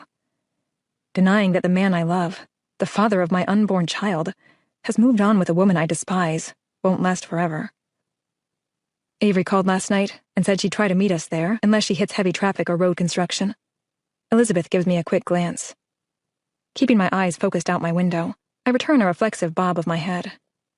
We're heading to my OB/GYN appointment Elizabeth scheduled for me the day after I returned from Paris. This isn't how I imagined my first prenatal visit going. Not to sound old-fashioned, but I pictured being in my 30s, married, holding my husband's hand, and happy. Arriving 15 minutes early, I fill out my paperwork. I'm still under my dad's insurance, and I have no idea if it has maternity coverage. The moment they file this claim, the clock starts. It will only be a matter of weeks until my dad receives notification in the mail regarding this claim. I think it might be best if he finds out from me first. Then again, maybe by messenger while I'm still halfway across the country would be a better idea, at least for me. Sydney Montgomery, the nurse calls. Elizabeth follows me back. We stop in the hall, and the nurse gets my height, weight, blood pressure, and temperature. Avery hasn't arrived, but I hope she does soon. I feel like I'm being prepped for execution, instead of examined for a new life growing inside of me. The nurse escorts us to the room, and asks me a few more questions that were not on the form I filled out. Then she instructs me to strip from the waist down, sit on the table, and cover with a blue disposable paper blanket. Just as she's leaving, Avery walks in. Sydney! She hugs me tightly to her. Having played the role of mother and protector to her for years, it's a humbling experience to have our roles reversed. I'm so glad you made it, I whisper through a thick throat. She sits next to Elizabeth, while I get undressed and situated on the table. So, are you nervous? Avery questions. About? I tilt my head, eyes wide. The ultrasound. She rolls her eyes. I'm nervous about telling Dad, finding work, dealing with this nasty morning sickness, and giving birth. The ultrasound is nothing. Lautner? Avery stares at me with a tight, painful smile. Elizabeth nudges her and gives her a barely detectable headshake. There's 2 quick knocks at the door. Good afternoon, I'm Dr. Wiggins. The petite doctor with brunette hair pulled into a tight bun offers her hand. Sydney. I gesture to the side. My Aunt Elizabeth and my sister Avery. Dr. Wiggins shares a kind smile and nods as she sits on an adjustable rolling stool. She repeats all the same questions the nurse already asked me. I'm tempted to give her completely different answers, just to see if she's really listening or simply going through a routine spiel. This seems unnecessarily redundant. It's no wonder doctors are always running late. Well, let's take a look. Securing my feet in the stirrups, I take a deep breath and try to relax while she inserts a wand into me. There is a little pressure, but it doesn't hurt. There's your baby. She points to the screen. Heart rate is perfect and... Making a slight adjustment, she continues to look at the screen. Measuring about 6 weeks. There it is. The rapid, rhythmic beating of hope. Avery grabs my hand and squeezes it. I turn toward her and we share a few tears. The nurse knocks and slips in the room. She types a few things into the computer before Dr. Wiggins removes the wand. I'll get you a prescription for prenatal vitamins, and Eileen will print out your ultrasound pictures and get you some information about taking care of yourself and your baby, since this is your first pregnancy. Do you have any more questions for me? I wipe my eyes and shake my head. There has to be a million questions to ask, but I can't think of anything right now except the life inside me, a perfectly woven combination of me and Lautner. The ride home is just as silent as the ride there. I can't stop staring at the blob on the photos. Through the corner of my eye, I see Elizabeth sneak an occasional glance at me. My mother would have tied me to a chair and interrogated me by now, but Elizabeth has had saintly patience with me. Trevor has left with Swarley to run some errands, while Avery and Elizabeth make dinner. I haven't said a thing to either one of them since we returned home. Elizabeth sets a bowl of trail mix on the table for me to munch on while dinner is being made. My computer is in front of me, but my eyes stay glued to the 2 blob photos next to it. He's moved on. My monotone announcement silences the kitchen. Avery and Elizabeth stand frozen in place, one holding a knife, the other with a potato and peeler. It's as if it's the first time I've ever spoken. I can tell by their wide eyes and parted lips that they're afraid to say anything, or even move a muscle. My gaze shifts from them to the pool out back. Visions of Lautner, sans shirt, running the skimmer through the pool play in my mind. I blink, and all I see is Claire wrapped in a towel, looking at me with condescending eyes, and a you-should-have-stayed-away smirk. I knocked on his door, and Claire, Dr. Brown, answered, wet and wrapped in only a towel. The chuckle that escapes me is sheer disbelief. Not even a month, and he moves on. With her. At the end of a deep sigh, I force a smile and look at the frozen statues by the kitchen island. So, I'm having this baby by myself, and we're going to be fine. I exert as much conviction into those words as I can. Once again, if I say it, then it's true. Avery sets her knife down on the chopping board and twists her lips, but her eyes remain down. Don't you think he has a right to know? That maybe he should assume some responsibility for what has happened? After all, he's a freaking doctor. Hasn't he heard of a condom? Condoms? Yeah, he has a whole box of condoms. 10, to be exact. The knife in my gut digs a little deeper. I fiddle with my hair and divert my eyes back out the window. We did use them at first, but then I sort of told him we didn't need them because I had been taking my birth control pills. Had you? Elizabeth breaks her silence. Yes, I respond with a defensive edge to my voice. I mean, I hadn't been taking them regularly, but then the first time we almost... I look at them and roll my eyes toward the ceiling. You know, I started taking them every day. But it's not like we had sex right away. I had my period for 5 days before I even saw Lautner again. Closing my eyes, I run my hands through my hair and shake my head. What does it matter anyway? I'm pregnant. How, when, or why doesn't change what is. I still think you should tell... Ugh, Ave, I'm not going to tell him. I thought I knew him. But the guy that made me believe I broke his heart when I left last month was not in that apartment the other day. That was someone else. There is no way in hell I'm going to tell him now. Because you're afraid he'll choose her? Elizabeth questions. No, because I'm afraid he'll choose me. They both share the same blank expression. Lautner's too much of a Boy Scout. He'll choose me because I'm carrying his child. But I don't want to be chosen because I'm some charity case. And even if he never said that, I would always think it. I rub the back of my neck. I won't marry someone who would rather be with someone else, and I certainly won't bring a child into that type of relationship. Avery resumes her slicing, shaking her head. If he ever finds out, he's going to hate you for not telling him. Picking up my computer and photos from the table, I shrug. Yeah, well, I hate him right now. August 3rd, 2010. Avery went back to LA yesterday. She has a job, bills to pay, and for now, there's nothing she can do for me. I'm nauseous half the time and fighting a severe case of anxiety. My intention was to go back to Illinois to tell my dad, but flying in my miserable condition is not an option right now. Can we talk? Elizabeth hands me a glass of ginger lime iced tea. I'm soaking up some sun and fresh air by the pool, and for the first time today, my stomach feels settled. Sure, what's up? I don't know what your intentions are for your future, but if you decide not to go back to Illinois to have the baby and stay with your dad, then I have a proposition for you. I push my sunglasses down on my nose and look at her over the rims. A proposition? She sips her tea. Trevor and I purchased a condo in San Diego. We're moving next month. I sit up in my chair. Oh, geez. You need me to leave? I can be out. Sydney. She shakes her head and smiles. Let me finish. As I was saying, we haven't put this house on the market yet, and Trevor won't accept anything short of what he wants for it, so it could sit here for a while. In the meantime, we'd like you to stay if you want, under one condition. Which is? She grimaces. Swirly stays too. I look over at Swirly, stretched out on the chair beside me. He lifts his head, ears perked up. The condo association won't allow large pets. We're looking for a new home for him, but if you stay here, it will buy us more time to find the right person. We'll pay for the utilities and everything. You'll just have to find a job to pay for your food, transportation, and other personal expenses. When it sells, we promise to give you at least a month to find a place of your own. I pinch and tug at my lower lip.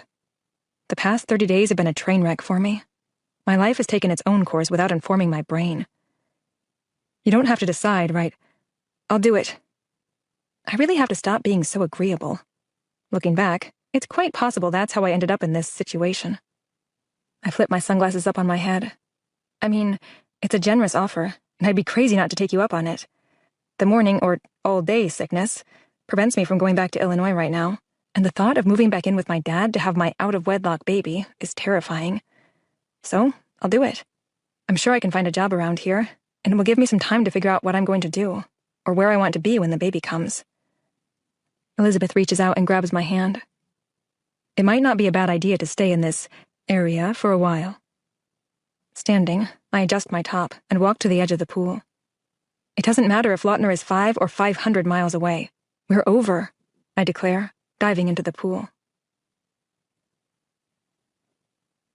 Chapter 18. September 1st, 2010. Normalcy. 11 weeks into my pregnancy, and I finally feel normal again. The misery of feeling sick all day has faded. My tummy has expanded only enough for me to notice, and it's only when I try to button my shorts or jeans. Skirts, sundresses, and yoga pants are my outfits of choice. I've had to buy larger bras, but I'm not complaining about that. In fact, I think I'll breastfeed this child until they're 10 if I get to keep the perky boobs. Sadly, I've read that's not the case. One mom blogger said her kids sucked the life out of her breasts. They went from grapefruits to silly putty. Fabulous. Elizabeth and Trevor left for San Diego yesterday. Lucky for me, their condo is smaller, so they left a fair amount of furnishings here. Trevor thought it would help the house show better. My dad is leaving tomorrow to drive my car with the rest of my belongings out here. One of the worst moments of my life was making the call to my dad to tell him I'm pregnant. He's been doing great since his surgery, and I didn't want to send him into cardiac arrest with my revelation. The agonizing silence on the line after I told him lasted for an eternity. Then, one of the best moments of my life followed. He said, "I love you, and I'm here for you." That's all he said. At the moment, it was my heart that was in danger. He offered me unconditional love, and I cried harder and longer than if he would have yelled at me and expressed his utter disappointment in me. Sometimes I think my mom's soul bonded to his when she died, because he speaks in his voice with her heart. I'm not sure where I will go when this house sells, but I'm leaning toward moving down to LA, to be closer to Avery. It would also put me closer to Elizabeth and Trevor. Swirly's been on my mind lately, too. They haven't found the right home for him yet, and my pregnancy hormone-controlled brain thinks I should keep him. I've talked to him more in the past 3 months than anyone else. What can I say? He gets me. Over the past month, I've also managed to find some work as a freelance photographer, thanks to Elizabeth's connections. I've taken engagement pictures, baby pictures, family pictures, and even was a photographer at a birthday party for a dog. Yes, some people have that much money. Since Elizabeth and Trevor left, I don't have transportation until my dad arrives in a couple days with my car. Swarley is a recipient of my newfound energy, and with no wheels, our ventures have to stay within walking distance. We both finished dinner an hour ago, and now we're on our way to the park before it gets too dark. I'll let you off your leash, but you have to show some manners. No humping, no pissing on anything man-made, and keep the crotch greetings exclusive to your four-legged furry friends. Got it? Swarley nods, because I've made him part human over the past few months, and I'm pretty sure I saw him roll his eyes at me too. Guess I better start getting used to sassiness and eye-rolling. Read that on a parenting blog too. Note to self, find more positive bloggers that paint the picture of parenthood with rainbows, fairies, and pixie dust. Sydney? I turn. Hey, Dane. He bends down to let his dogs off their leashes. Gosh, I didn't think you'd be back. How was Paris? Which part? The view of the ceiling from the couch, or the drain from the top of the toilet? Great.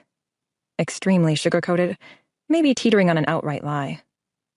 So how long are you staying? He rests his hands on his hips. Dane is adorable. I'm sure grown men don't like to be called adorable. Hell, I didn't like it when Lautner said it to me. But Dane is just that. Tall, dark, and admittedly handsome, with a boyish grin that makes me want to take him home, bake him cookies, and pour him a tall glass of milk. I'm not sure. Trevor and Elizabeth just moved to San Diego, and I'm staying at their house until it sells, or until I find something else. He cocks his head to the side. Yet they left Swarley. Turning my gaze to look for the wild pooch, I shake my head. Their condo association doesn't allow large pets. They've been looking for a new home for him, but for now I have him. You two have come a long way since the first day you showed up at my office. Clasping my hands behind my back, I look down and kick at the dirt. Yeah, you're right. As of lately, I've considered taking him myself. But until I know where I'm going to end up, offering it would be a little premature, if not irresponsible. Grad school with a dog. You'd have to find someplace to live that allows pets. My face wrinkles as I peek up at him. I'm not going to grad school, at least not for a while. Something's kind of come up. Oh? Dane's hands shift from his hips to crossing over his chest as he widens his stance. I blow out a long breath, scrubbing my hands over my face. My fingers trace my eyebrows as I meet his eyes again. I'm pregnant. Dane's eyes are going to pop out of his head, and the dogs will be chasing them if he opens them any wider. I'm so... I smile, because his adorableness doubles when he gets all nervous and starts stuttering. It's congratulations now. I'm sorry it was last month. He nods in slow motion. So you came back for Lautner? No, well, yes, but that backfired on me. He's moved on. Moved on? Are you serious? From you?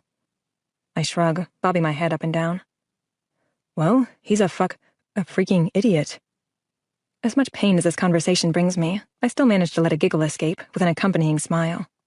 You're right. He's a freaking idiot. Dane grins.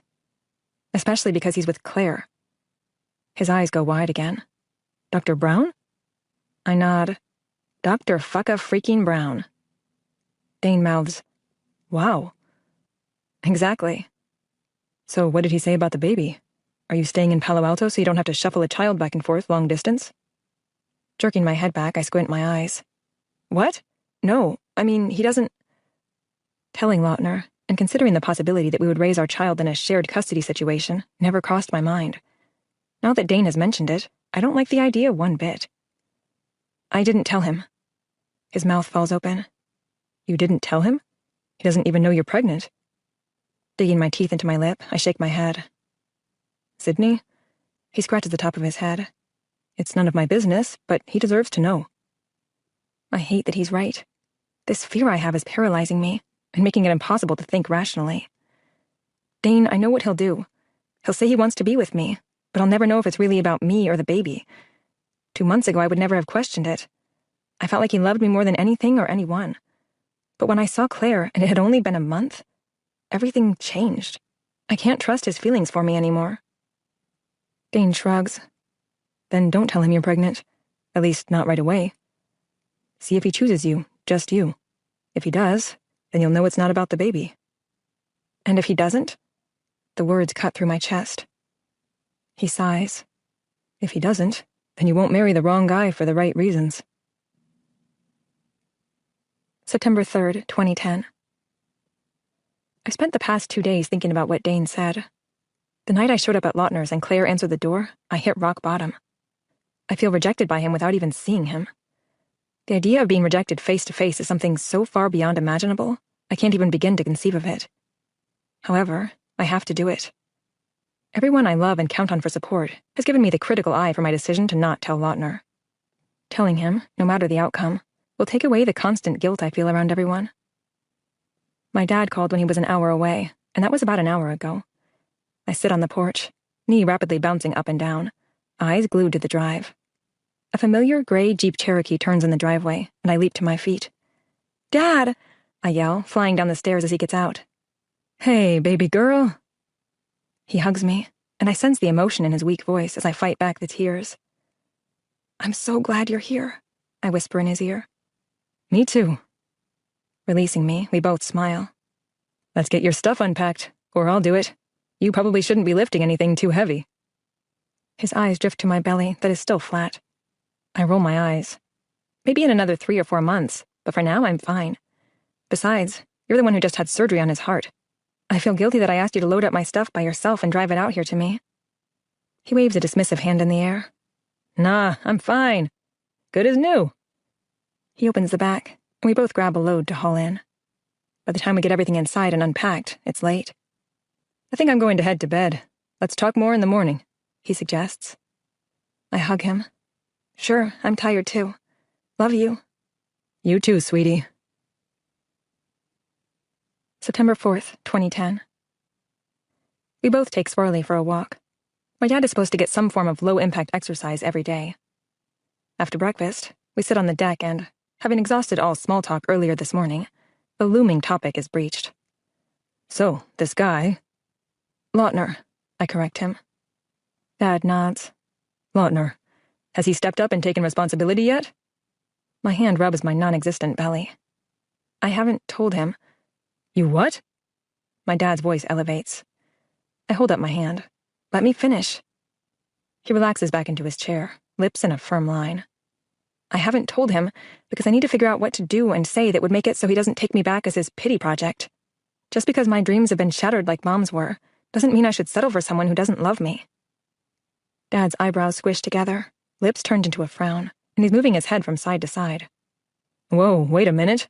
Why would you say that?" "Say what?" "That your mom's dreams were shattered. Where did you ever get that impression?" I swallow, feeling a growing lump in my throat. "I heard her." My dad leans forward, resting his elbows on his knees. "You heard her what?" It's been over a decade, and I was young, but I still hear her voice, her anger, her anguish. "You and Mom were fighting. It was late, and Avery was asleep, but I wasn't. I sat at the top of the stairs. You were both in the kitchen." My dad's shoulders slump, head bowed, like he knows what I'm going to say, like he remembers. "You were arguing about money. She said you should have chosen a different profession if you expected her to stay home barefoot and pregnant. You told her she spent too much money on herself, me, and Avery." My voice breaks as a few tears come. "Sydney, don't—" The tight look of anguish on his face is nearly as painful as the memories. I draw in a breath and look out at the pool. "Honeymoon, baby." I laugh, wiping away the tears and shaking my head. "I suppose in your line of work it was better to say that I was a honeymoon baby than an out-of-wedlock baby." "Please, Sydney, don't—" I hold up my hand. I was too young to fully understand. It took me years to put it all together. She said you knocked her up and stole her future, that you made her dependent on you. More tears come, fast and furious. "You said—" I choke on the words, bottom lip quivering. "You said she was acting like a whore before you saved her from damnation." A sob escapes. Then I heard something shatter and I ran back to my room. His hand reaches for me, but I shake my head and pull away. Do you have any idea how I felt as the significance of that fight came into light, one word at a time? My dad's eyes are red and filled with tears and regret. It was a goddamn punch in the gut when I learned what knocked up meant, and whore, and damnation. His jaw tenses. I know I've offended him with my language, but I don't care. "Sydney, I'm so sorry," he cries. Running my hands through my hair, I sigh with a shaky breath, then wipe my face. "Don't. I'm not mad anymore. I never wanted you to know I knew. but now things are different. I'm so sick of everyone not understanding me and why I've been so driven to make something of myself. It wasn't just the cancer, it was everything. I hated Mom for blaming you, and I hated you for blaming her. Then later, I was most upset with both of you for settling for something less than amazing. I find my dad's gaze again.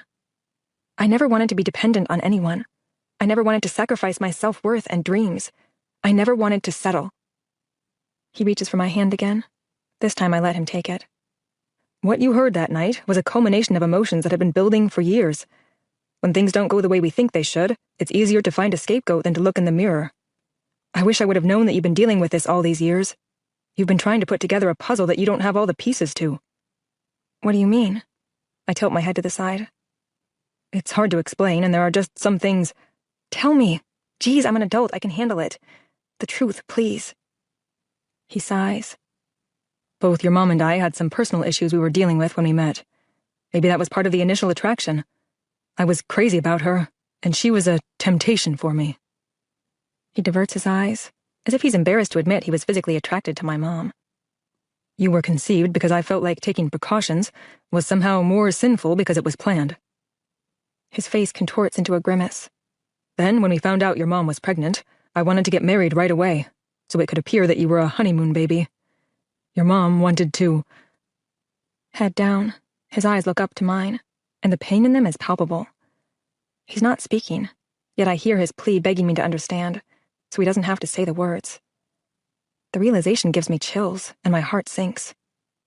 Knocked up. Saved from damnation. She wanted an abortion. He squeezes my hand tighter and answers with a single nod. Was I her first? He shakes his head. Whore. My hands splay over my stomach. Could I abort my baby? Time changes people, Sydney. His dark eyes capture mine.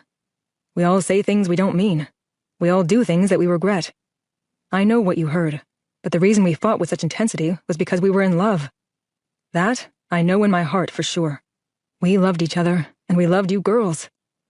Calling your mom a whore is something I will always regret, and knowing you heard me say it, well, it guts me. What you don't understand is she was my first, but I wasn't hers. When she was 17, she got pregnant and had an abortion. I hated that she wasn't the pure virgin I imagined finding, but our hearts don't always agree with our minds. He smiles and looks down. I wish you would have been eavesdropping on the conversation we had after she received her cancer diagnosis. The one where she broke down and cried in my arms for hours, eaten alive with guilt. She wanted more time with us. More movies, more bike rides, more camping in the backyard and roasting marshmallows on the grill. The list of regrets was so long and painful to hear, but she never said she regretted having you and your sister, and she never regretted being a mom instead of an architect. I'm a flood of emotions. The searing honesty I see as his eyes find mine lifts the weight of guilt I've been suffering under for years. His hand moves to my face, and I lean into it as he wipes my tears. That, my sweet girl, is the conversation you should have taken to heart and set your goals and dreams on. We embrace, and I feel two sets of arms around me, his and hers. I will read the letter my mom left me with a new set of eyes, and starting today, I will reclaim my future, not hers.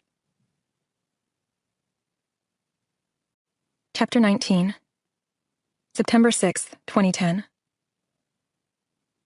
I drop my dad off at the airport and drive straight to Lautner's. It's Sunday, so there's a chance he might be home. Preparing to see him with Claire when I knock on the door has been difficult, but I have to do this. It's the only way I can move forward. I owe it to our baby, and I owe it to him. I don't see his forerunner, but the lot is large and unusually crowded, so it's possible it's here somewhere. Once again, I feel nauseous climbing the stairs to his apartment, but this time it's all nerves. With a deep breath, I knock on the door. No answer. I knock again. No answer. Can I help you? I turn, and my eyes home in on the rose tattoo I've seen before. I'm just here to see Lautner. Rose stops on the bottom step, so she's looking down on me. He's at the hospital. I nod. I'll go there then. They won't let you in unless you're family. I squint my eyes. What are you talking about? His mom, duh. My wrinkled face of confusion remains. Rose rolls her eyes. His mom is having surgery today. The cancer came back, but now it's spread. Chemo, radiation, all that good stuff. Anyway, he's been a wreck. I rarely see him. Claire said between his residency and his mom, he's barely hanging on. She's been with him night and day, doing his laundry, grocery shopping, and checking in on his mom when she gets a chance. I don't know what he'd do without her right now. My face has relaxed. I have no expression, and the only thing I feel is shock. It's the numbing balance between feeling his pain and my own. Do you want me to tell him you stopped by? I look at her, back at his door, then down at my hand resting on my stomach. No need. My body is on autopilot since my mind is mush. That's the only explanation for how it is I'm back home and on the couch. I don't remember leaving his apartment building or driving home. There no longer is an obvious solution to any of this. How do I mosey back into his life right now? If he's hanging by a thread, one that is being held together by Claire, how can I break that? What will it do to him? I'm hurt, angry, and confused. I need some advice, because I can't trust my instincts if I don't have any. Chapter 20. March 10th, 2011. Push! Sam, you can do this! Avery squeezes my hand and encourages me. The pain is insane, and opting out of the epidural was an astronomically huge mistake. Too late now. I can see the head. You're doing great, Sydney. Dr. Wiggins's voice, while calm, is irritating as hell. She's been seeing the head for the past 40 minutes. I'm drenched with sweat and exhausted. Maybe I'll just stay pregnant forever. This baby obviously doesn't want to come out. I'm too tired, I breathe. It's not working. There's not enough room. Dr. Wiggins laughs. Your baby is fine and you're fine. This is a marathon, Sydney, not a sprint. Fucking marathon? Does she have any idea how much I hate running? No, I yell, feeling my belly tighten, and the pain sinking its ugly claws into me as another contraction builds with unrelenting force. Now, push with everything you have, Sydney, Dr. Wiggins instructs. The burning fire is so intense, it feels like I'm being ripped apart. At the end of the contraction, I thrash my head from side to side and moan. Give me your hand, Sydney. Dr. Wiggins guides my hand between my legs. Feel that? I nod and swallow. It's warm and slick, but it's not me. That's your baby. Push it out, Sydney. It's time to meet your baby. Another contraction begins. With my fingers still on my baby's head, I push with everything I have. Ah! I cry in agony as Dr. Wiggins tells me to stop pushing. Oh, Sam! Avery has tears running down her cheeks. The head is out. It's your baby. Oh my God. Okay, Sydney, one more push. You've made it past the hard part. Finding strength from some unknown place, I push once more, and the room erupts into cheers, laughter, and tears. You did it! Avery is ecstatic. The nurses congratulate me as Dr. Wiggins hands me my baby. Meet your daughter, Sydney. I take her in my arms, and she cries for the first time. It's the most beautiful sound in the world. 9 months of emotions pour from my eyes. I can't stop the tears. I'm in love, and yet the moment is bittersweet. Avery has been my rock, but she's not the person I imagined holding my hand and cutting the cord. Do you have a name picked out? The nurse asks. With gentle strokes, I brush my fingers over her dark hair, and she opens her eyes. Blue irises. I read that most babies are born with blue or gray irises, but somewhere inside I just know she has her daddy's eyes. Ocean Anne, I whisper, looking at the most amazing sight I have ever seen. I look up at Avery and think of my mom and her letter to me. I just made my mark on this world, Mom. March 12th, 2011. 6 months ago, I made the difficult and anguishing decision to not tell Lautner. 2 days after I left his apartment with the new knowledge about his mom, I ended up in the hospital after passing out. Luckily, Dane and I were supposed to meet at the dog park, and he came looking for me when I didn't show up. The doctor said it was a combination of stress and dehydration. My priorities shifted. I couldn't risk adding Lautner's stress to mine. The only thing that mattered was our baby. Now I know she's the only thing that will ever matter. My hands were made to hold her, and my heart beats to love her. Trevor and Elizabeth sold their house in November. I contemplated finding a place to rent in LA, but I'd already booked freelancing jobs in both Palo Alto and San Francisco into the middle of February. Enter Dane. He owns several rental properties, and one became available in December.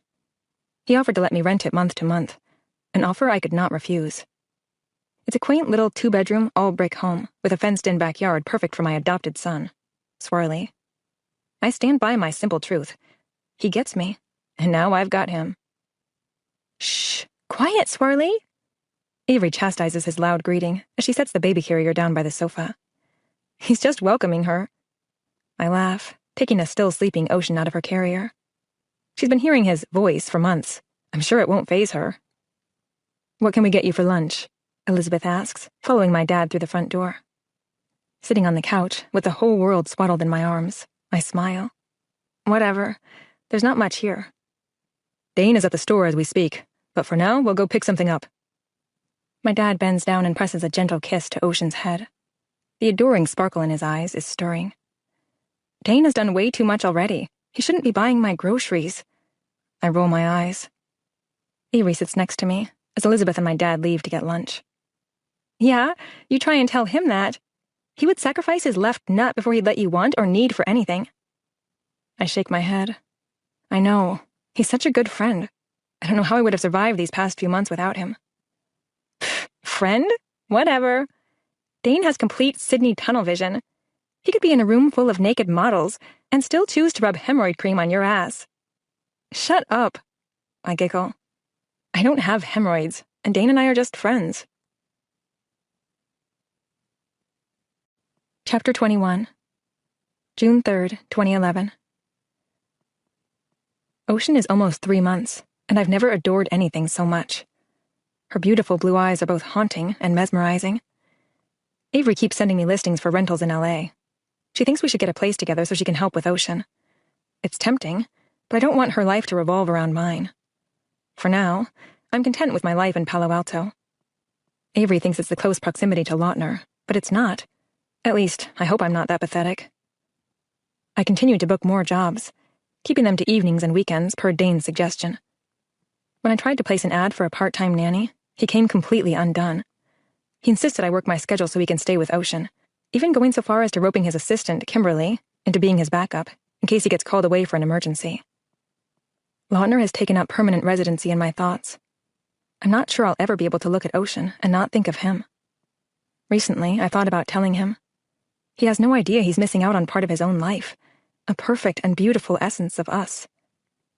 What's been most surprising is Dane, who played Lautner's advocate for months after he found out I was pregnant, is now the one who's making me doubt my decision to tell him.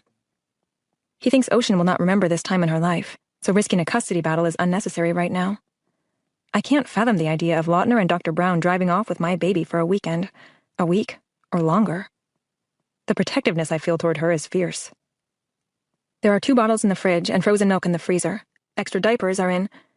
Go, Sydney. Dane laughs, while playing with a cooing Ocean on the floor. I know where everything is. The quicker you leave, the sooner you'll return, so just go. Kneeling on the floor, I nuzzle her neck, then playfully pinch Dane's cheek. You're too good to me. He winks. I grab my purse and camera bag. Call if you... Go, he yells with a huge grin. The rehearsal dinner photos take about 2 hours. It's the 7+ hours I'll be gone tomorrow, photographing the wedding and reception, that will cause major Ocean withdrawal. It's nearly 10 o'clock by the time I pull into the dark drive. Easing the front door open, I'm greeted with another irresistible photo opportunity. Dane is reclined on the sofa, with Ocean hugging his chest like a koala bear as they both sleep. I snap several quick photos, and before I get my camera put back in my bag, Dane wakes. Hey, he whispers, easing to a sitting position. I smile as we make the gentle baby exchange. After laying her down in the bedroom, I pad back out to the living room. Dane is by the door slipping on his shoes. She give you any trouble? He tucks a strand of hair behind my ear, leaving his hand lingering against my skin. She was perfect, just like her mom. I'm paralyzed with something. Fear? Bending down, his lips hover over mine. He moves the last inch, and I turn just enough to offer my cheek instead. I can't. I'm sorry. It's just... He shakes his head. It's fine. I don't want to push you. I just like you. A lot. I force a smile.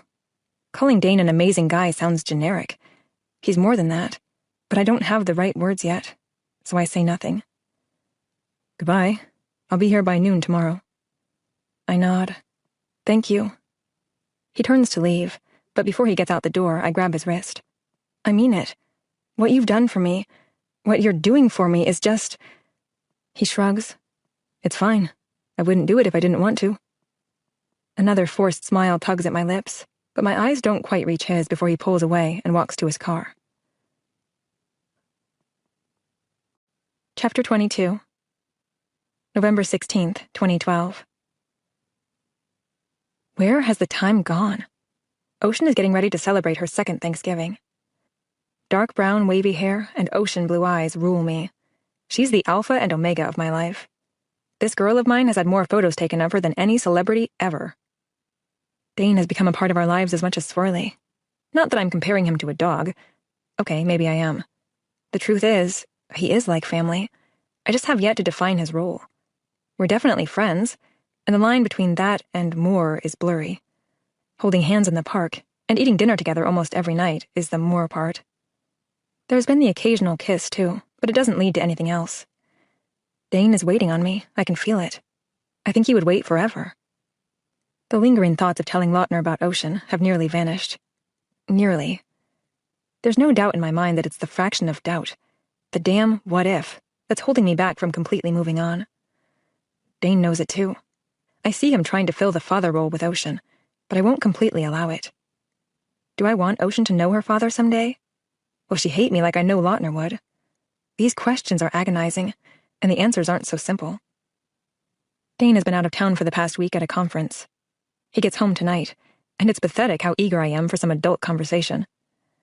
In the meantime, Ocean and I are on our way to the park. Specifically, the park Lautner took me to watch Brayden fly his remote control plane. Ocean loves watching the kids, and since it's unseasonably warm today, I can't resist getting some fresh air with her. Do you want to see some airplanes? I ask her, while unfastening her from her car seat. Her bright-eyed enthusiasm matches mine, as she bolts from the car running toward the grassy hill. Those little feet of hers can barely keep up with the energy of her eager legs. Ocean, wait for Mommy! I grab her jacket and chase after her. Nabbing her before she makes it to the top of the hill, I maneuver her squirmy body into her pink fleece jacket. Look! I point to the sky, where a low-flying remote control plane buzzes over us. She squeals with delight, as her mouth tries to form the correct word. Pain! Her attention is quickly stolen by the little soccer ball I toss down by her feet. Ball! Ocean picks it up and starts running with it, obviously partial to her dad's type of football, not mine. The park is crowded today. We weren't the only ones who decided to get out and enjoy the warm weather. I keep a close distance behind my wandering daughter as I take in the diverse crowd. Families, couples, groups of guys with more expensive hobby planes, and even a few single people with their canine companions are spread out over the large open area. Guess I'd better not tell Swirly there were other dogs here. Something catches my eye, or someone catches my eye. It's been 2.5 years, and there's probably 50 yards between us, but I'd recognize that figure anywhere. Lautner. He's wearing faded jeans and a black hoodie, and his back is to me. I don't see anyone else with him. His head tilts back as he follows a plane overhead.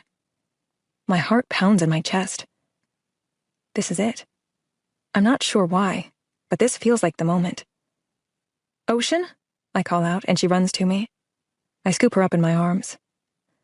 Want to meet your daddy? I whisper, more to myself than to her. I take a tentative step forward, then stop. Oh my God, I breathe. My lungs fight for air as the life is sucked out of them. As if out of nowhere, a woman with long black hair appears and wraps her arms around him, and he's kissing her. He's holding her in his arms and lifting her petite frame off the ground. The kiss is intimate. I know because he once kissed me like that. Visions of thunderstorms and Lautner hiding the keys flash in my head. Our wet bodies moving with eagerness and desperation. Caressing hands, hungry lips, blue irises. Fight or flight takes over. I'm running toward the car with Ocean in my arms, gasping for each and every breath. Ball! She cries. The ball is back beyond the hill, but I can't go back. Ball! Her voice escalates as I fumble with the latch to her car seat. I know, sweetie. Mommy will get you a new one, I promise. Tears form in her eyes, and she's fighting against my efforts to get her fastened in, legs kicking, arms flailing. After I finally get her in, we make the emotional drive home. Ocean cries for her ball. I cry because I got the closure I needed, but not the closure I wanted. I had a moment's glimpse, when I first saw him, of us as a family. An indulgent and unrealistic part of me thought he'd turn around and see us and fall in love with Ocean for the first time. I thought he would fall in love with me all over again. I was wrong. Ocean has cried herself to sleep. I carry her limp body inside and put her in bed. I'm tempted to crawl in next to her and go to sleep too. Maybe I'd wake up and realize this was all a nightmare. All this time I've imagined Lautner with Dr. Brown. I should feel relieved that it wasn't her in his arms, but I'm not. Seeing him with anyone else is an excruciatingly painful feeling, one I may never forget. The bottle of Merlot in the kitchen calls to me. I pour myself a glass, stick my phone in the dock, and play some music. In Your Eyes plays. Out of over 1,000 songs, the shuffle mode picks this one. Life is cruel. By the time I finish my second glass, I decide to quit.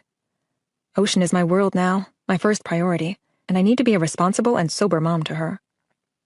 Hey, Dane calls from the back door. In here. My voice lacks the enthusiasm it should have.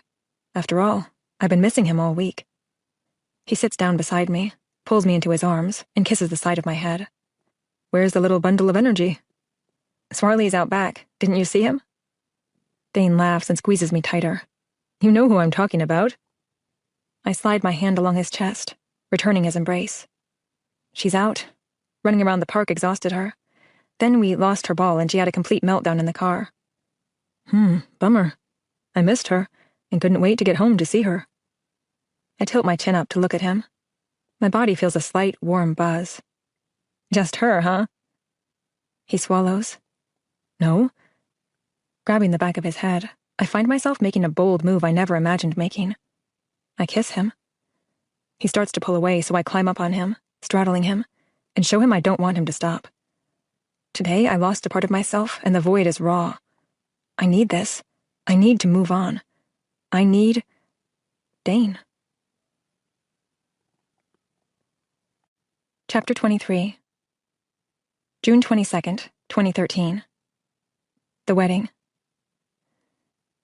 Do you, Sydney, take Dane to be your lawfully wedded husband, to... Ocean! Avery's shrill voice sends chills through my body. Ocean! I yell. Somebody, get help! My baby girl, my heart, my whole entire world is passed out on the ground. Her body is rigid, with convulsing waves shaking her, and her eyes are rolled back into her head, but not closed. Oh God, somebody, please help!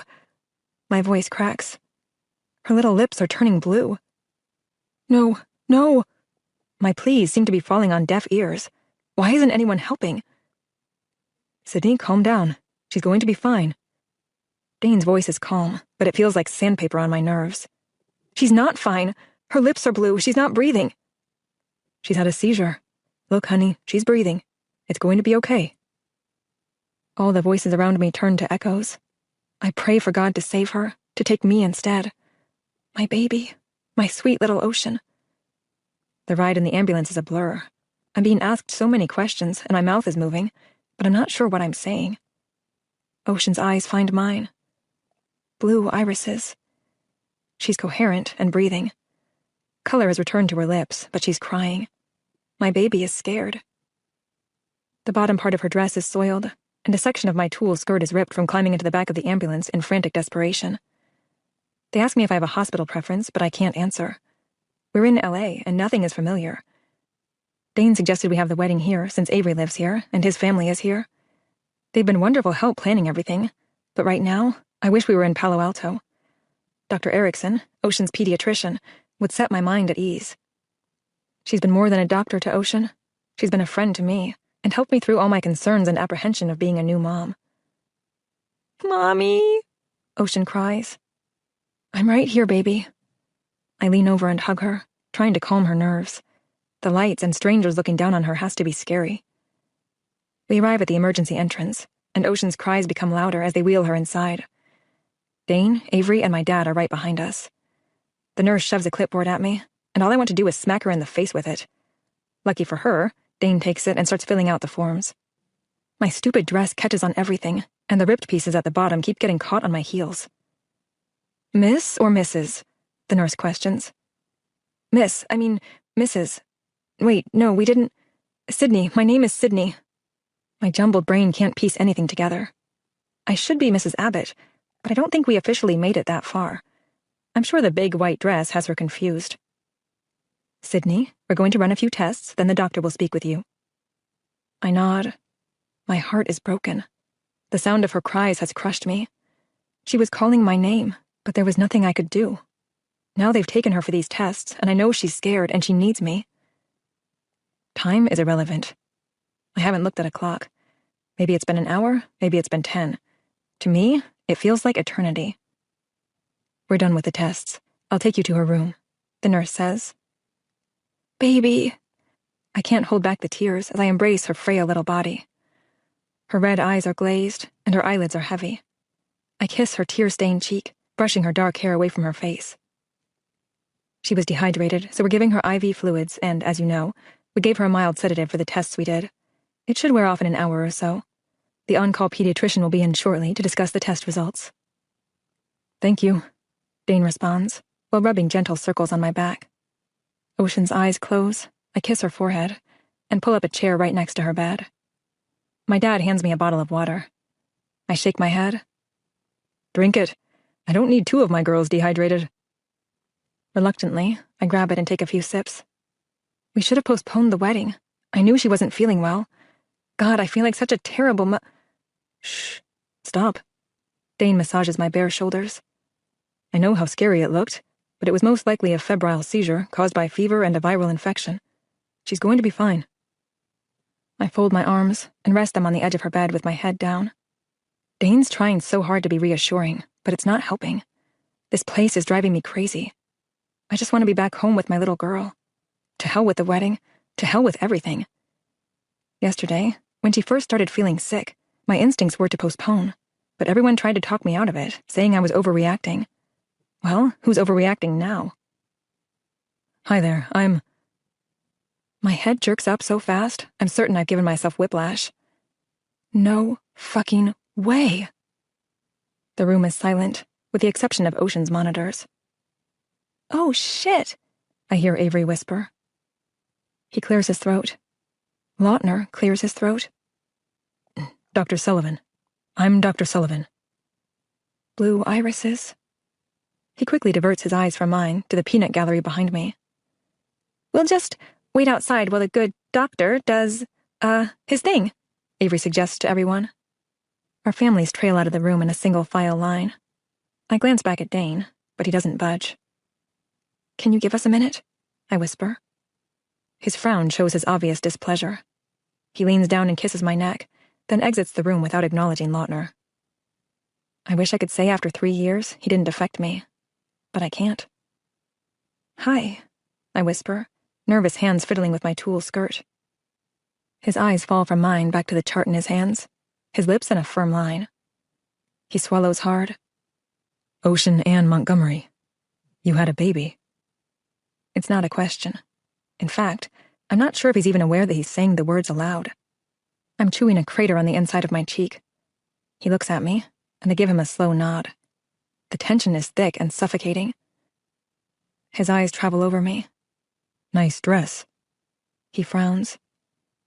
I stare at my hands. After all this time, the words should be here, but they're not. My last nerve has been frayed today, and my brain is ready to explode. The ER doctor ordered blood and urine tests, CAT scan, and an EEG. She had a febrile seizure, most likely from a fever caused by a viral infection. Nothing of any concern showed up on the tests. This is not an uncommon occurrence in young children, and she should be just fine. However, since she was dehydrated, we're going to keep her overnight, but she should be able to go home in the morning. Do you have any questions? I hear his voice, but I can't make out all the words. The frigidness of his tone and the lack of emotion has rendered me speechless. Mrs. Abbott, do you have any questions? The jab is obvious and intentional, and what I need to snap out of my shock. My back is up, and I'm ready to strike back. Mommy? A soft voice sounds. Hey, baby. With gentle hands, I brush back her hair and kiss her forehead. Hi, Ocean. I'm Dr. Sully. His voice has magically transformed into a soothing harmony. Do you want to listen to my heart? He holds out his stethoscope. Her eyes are barely open, but she grabs for it anyway. Gently adjusting it in her ears, he holds the opposite end to his chest. Her kissable little cherry lips curl into a soft smile. He grabs for something in his coat pocket. Can I look at your eyes? She nods, still struggling to open her eyes. I hold my breath, as he uses one hand to hold the instrument with a light on it up to his eye, and his other hand to pull up her eyelid. My whole world starts to collapse around me. Your eyes are beautiful. His voice cracks, then he clears his throat and takes the stethoscope from her. Can I listen to your heart now? She nods. Lautner doesn't look at me, not one glance even acknowledging I'm still in the room. He drapes the stethoscope around his neck and squeezes her hand. He might as well be squeezing my heart. You're perfect, but since it's getting late, I think you should stay here and go home in the morning. Would that be okay? She looks at me, and I squeeze her other hand and smile. I'll be right here all night. I'm not going anywhere. She nods. I'll make sure you get something to eat, then I'll be back in the morning. Okay? He's still holding her hand. She smiles at him, and I can barely breathe. All my blue irises. It's too much.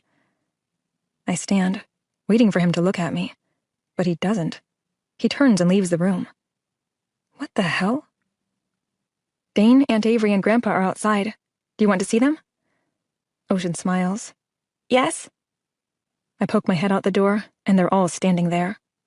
There's no hiding the questions they have etched on their faces, ready to jump off their tongues, but I can't answer them now. She wants to see you. Everyone rushes in except for Dane. Go on in. I'll be right back. He doesn't respond. His eyes fall to the floor and he walks past me into the room. Lautner is standing at the nurse's station, typing something into the computer. I lean up against the counter in front of him. He ignores me.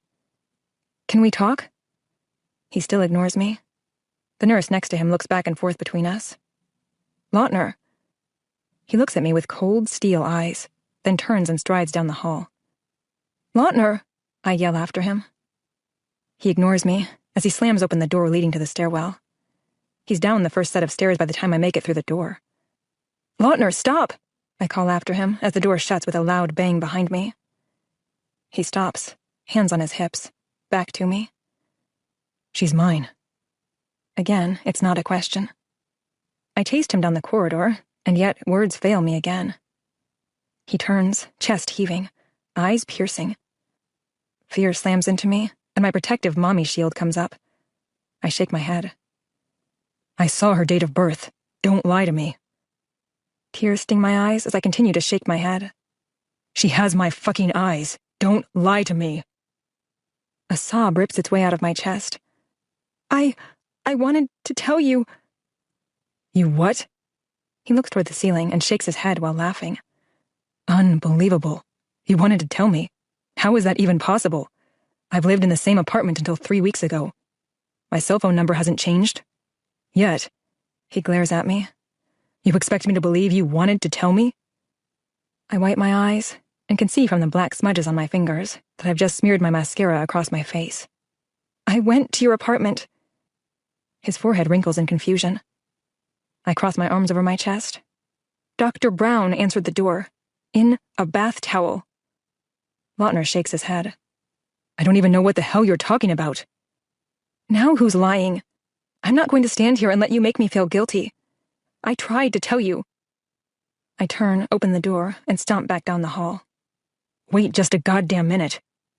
His voice is a growl again, as he clenches his fingers around my arm and spins me toward him. You're not getting off that easy. Make up all the excuses and lies you want, but it's been 3 fucking years, and I'm not buying any of it. I suggest you take your hands off her. Now.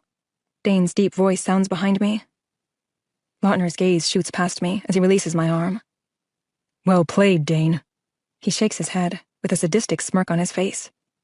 You could have said something, but you didn't. Well, you can have her. His eyes fall to me for a brief second, then focus back on Dane. But you're sure as hell never going to have my daughter. He turns and heads back toward the stairwell. I collapse into Dane's arms, scared, and confused. June 23rd, 2013. Dane and I didn't speak any more of Lautner last night. Ocean was our focus, and with our families hovering, it wouldn't have been the opportune time anyway. Everyone is waiting for my instruction. Will the wedding go on? If so, when? Should out-of-town guests stay or go home? Then there's all the food from the reception, cake, and gifts, waiting to be shuffled to a new location. Dane has gone to get us breakfast and caffeine, while I wait with my bright-eyed baby for her to be discharged. Ocean seems to be feeling much better this morning. She has color back in her cheeks, and her signature sparkle in her blue eyes. She's sitting on my lap, dressed and ready to go. Dr. Sullivan is taking his sweet time this morning, no doubt planning his next venomous attack on my already fragile psyche. "Good morning. How's my favorite patient?" The irony in his comment brings an immediate frown to my face. He can't see it, though, because once again, he's looking only at Ocean. Holding out his hands, she willingly goes to him, and it feels like my heart is being ripped from my chest. He sets her on the bed and starts baby-talking to her while he checks her over. "My girl is perfect." My? The hell? "Let's go, Ocean." Swooping her up in my arms, I head toward the door just as Dane walks in. "She's fine. Let's go." I try to push him back out of the room, my eyes pleading in desperation for him to just go with it. "Sydney," Lautner's cool voice calls. I sigh and roll my eyes, handing Ocean to Dane. "Go. I'll meet you out front." He nods and takes her. I turn but stay in the doorway. Lautner sits on the edge of the bed, resting his hands on either side. "I don't want to fight with you, but I'm not going to let you just walk out of here as if nothing has changed." I hate the rebel tears that fill my eyes. "I can't lose her," I whisper, shaking my head and biting my lips together. He stands and walks to the door. I flinch as his hand nears my face. Pausing for a moment, he looks at me with a tense, pained expression. Then he moves his thumb to my cheek and wipes away a stray tear. I fight the urge to lean into his touch. "I don't want to take her away from you, Sydney." His voice is soft and kind. It's the first bit of compassion I felt from him in 3 years. "I promise. I just want to see her. I want to be her dad." I sniffle and clear my throat. "We live in Palo Alto, not here in LA. He shrugs. "So what? I'll come visit, or maybe she could stay here with me and Emma for a few days each month." "Whoa, what? Who's Emma?" I take a step back. The scene from the park comes to mind. I think I know who Emma is. He chews on the corner of his lip. "She's my fiancée." I'm still wearing my wedding gown, so I'm not sure why that last word cut so deep. But it did. I shake my head. "No way. You're not taking my 2-year-old child and using her to play house with your fiancé. She doesn't know you or Emma, and she's not old enough to understand." I turn and walk toward the elevator. "Sydney?" Lautner calls. The doors open, but before they close, he manages to squeeze through them. "Don't do this. Please don't turn this into a stupid battle," he pleads, but I hear a slight edge of warning in his voice. I sigh and stare at the red numbers counting down the floors. "You can come visit, and when my schedule allows, I'll drive her down here. But she stays with me. I go where she goes." The elevator chimes and the doors open. I step off and turn back toward Lautner. He's slumped against the back of the elevator, arms crossed over his chest. "Take it or leave it," I say with a firm voice. "I'll take it. Next weekend I'm coming up. Clear your schedule." There's no humor in his voice as the doors slide shut. Chapter 24. June 24th, 2013. It feels so good to be home, even if my wedding turned into an epic catastrophe. Dane's parents and my family tried to delay the events until Ocean got out of the hospital yesterday. But I couldn't. Putting one foot in front of the other to walk to the car was difficult. Speaking was even more challenging, so continuing a marriage ceremony was out of the question. I can't think about the money, or confused relatives, or my fiancé and his shattered ego. Ocean and Lautner. That's it. That's all I can think about. There is no way to explain this to a 2-year-old. What will I say about Lautner's new presence in her life? The poor child will think she's sick all the time with Dr. Sully around. I need to find some books on this matter, or seek professional help. It seems like there are probably windows of opportunity to introduce a new parent into a child's life. The first one, of course, would have been when she was an infant. In my completely unprofessional opinion, the next opportunity shouldn't be until she's older and able to understand what happened, like maybe in 10 years. I'm sure Lautner will go for that. Hey, big guy. Sorry I kept this from you for 3 years, but if it's all the same to you, I think we should wait another 10. I'll call ya. Yesterday's trip home and settling in is a blur. I'm not sure if Dane and I said more than 2 words to each other. Now this morning, he's gone for a run. Ocean is still sleeping, and I'm trying to figure out where to put all of our stuff. Last month, Dane found a renter for the house we'd been living in. We're now moved into his house. Our house. Hey, Dane says, through labored breaths, as the front door opens. Standing in the middle of the living room, surrounded by boxes, I feel quite overwhelmed. Hey, I smile. Are you thinking of unpacking or taking off? His question is a sucker punch. Dane, I'm not... Just because I didn't go through with everything doesn't mean I'm leaving.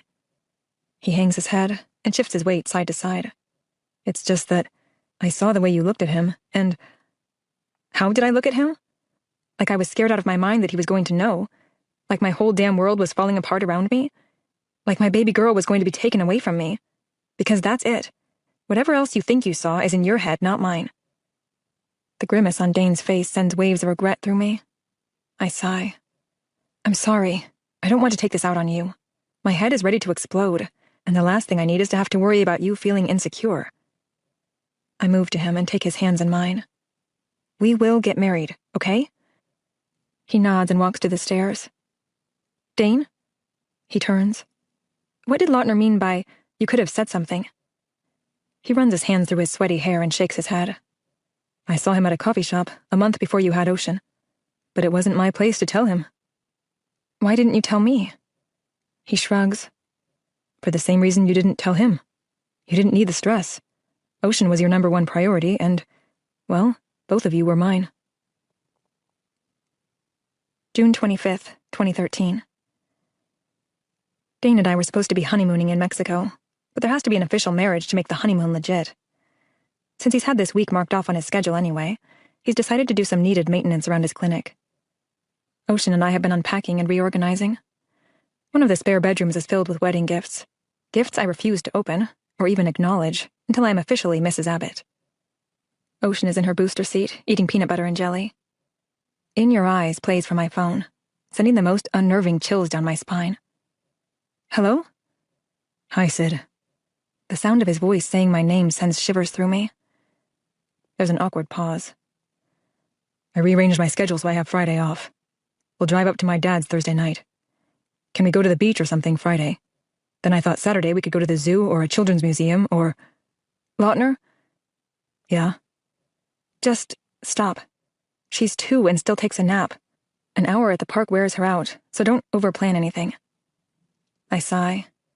Besides, you can't go dictating our schedule on a whim just because you've rearranged your schedule. Oh, excuse me for not wanting to wait another minute to get to know my daughter, after going 3 years without even knowing that we'd conceived a child, and... Stop. I get it. Okay? Call me Friday morning. I press end before he responds. Silly girl. I grab the abandoned crust off Ocean's plate and pop it in my mouth. You're leaving behind the best part. She grins and takes a swig of water from her sippy cup. This isn't the life I imagined for myself at all. It's a waste of time even thinking about it, but I can't help but wonder where I would be today if I would have told Lautner. Chapter 25. June 28th, 2013. Last night was a joke. I'm not sure why I even crawled into bed. My mind raced all night, while my body tossed and turned. Dane looked equally exhausted when he took Swirly for a run this morning. I'm surprised he didn't kick my ass out of bed, but then again, that's not Dane. He loves me, without question. I know he would lay down his life for mine or Ocean's in a heartbeat. A restless night probably doesn't faze him. It's sunny, and a pleasant 83 degrees. Dane's not back, and I haven't heard from Lautner, but I'm anticipating a beach day. From the "we" comment Lautner made on the phone, I'm assuming Emma will be joining us today. Good thing there's nothing awkward about this situation. No word? Dane asks, as he and Swirly drag their tired asses through the door. I shake my head, while helping Ocean piece together her wooden dog puzzle on the floor. Well, I got a call from Mrs. Fitzgerald. Her schnauzer has a thorn or something lodged in his paw. I'll have to catch up with everyone later. Are you serious? I whine. The thought of being with Lautner and Emma without my own backup is not something that's settling too well with me. He bends down and kisses Ocean, then me. Sorry, honey. Maybe we can all grill out later or something. Grill out? Now you're inviting them to dinner at our house? He starts up the stairs. We're going to be in each other's lives. Might as well make friends now. Ugh, I hate that Dane's a better person than I am. I know his insecurities are still there, but he hides them so well. Must be a guy thing. Peter Gabriel sings, and I answer before the lyrics paralyze me. Hey. Good morning. Is everyone up for the beach today? I'm having trouble feeling the excitement that Lautner exudes in his chipper voice. Sure. I've already packed our lunch. Where do you want to meet? I was thinking the beach we used to go to. No, I reply, while walking into the kitchen so Ocean doesn't hear me. What? Why not? He sounds so dumbfounded. I'm not taking my Our daughter, he interrupts. I roll my eyes and release an exasperated breath. I'm not taking our daughter to meet you and your fiancé at the same beach where we... I can't say it. Made love, he whispers. Why did he say it? Why did he say it like that? Just pick a different beach. You and Dane choose then, I don't care. Dane's not going. He's been called into work.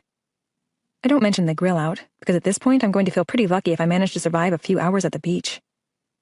Then we'll pick you both up in a half hour. I'll drive. Ocean's car seat is in. Sid, I bought a car seat. Whoa. Why does that admission bother me? It's not that I thought he'd see her a few times, then decide he no longer wanted to be her father. But for some reason, in spite of what he said, it feels like I'm losing her one piece at a time. Okay, then we'll see you in a little bit. Sydney? Huh? I answer with a shaky voice. I need your new address. Oh, I'll text it to you. Okay, we'll see you soon. Stay hydrated and wear sunblock.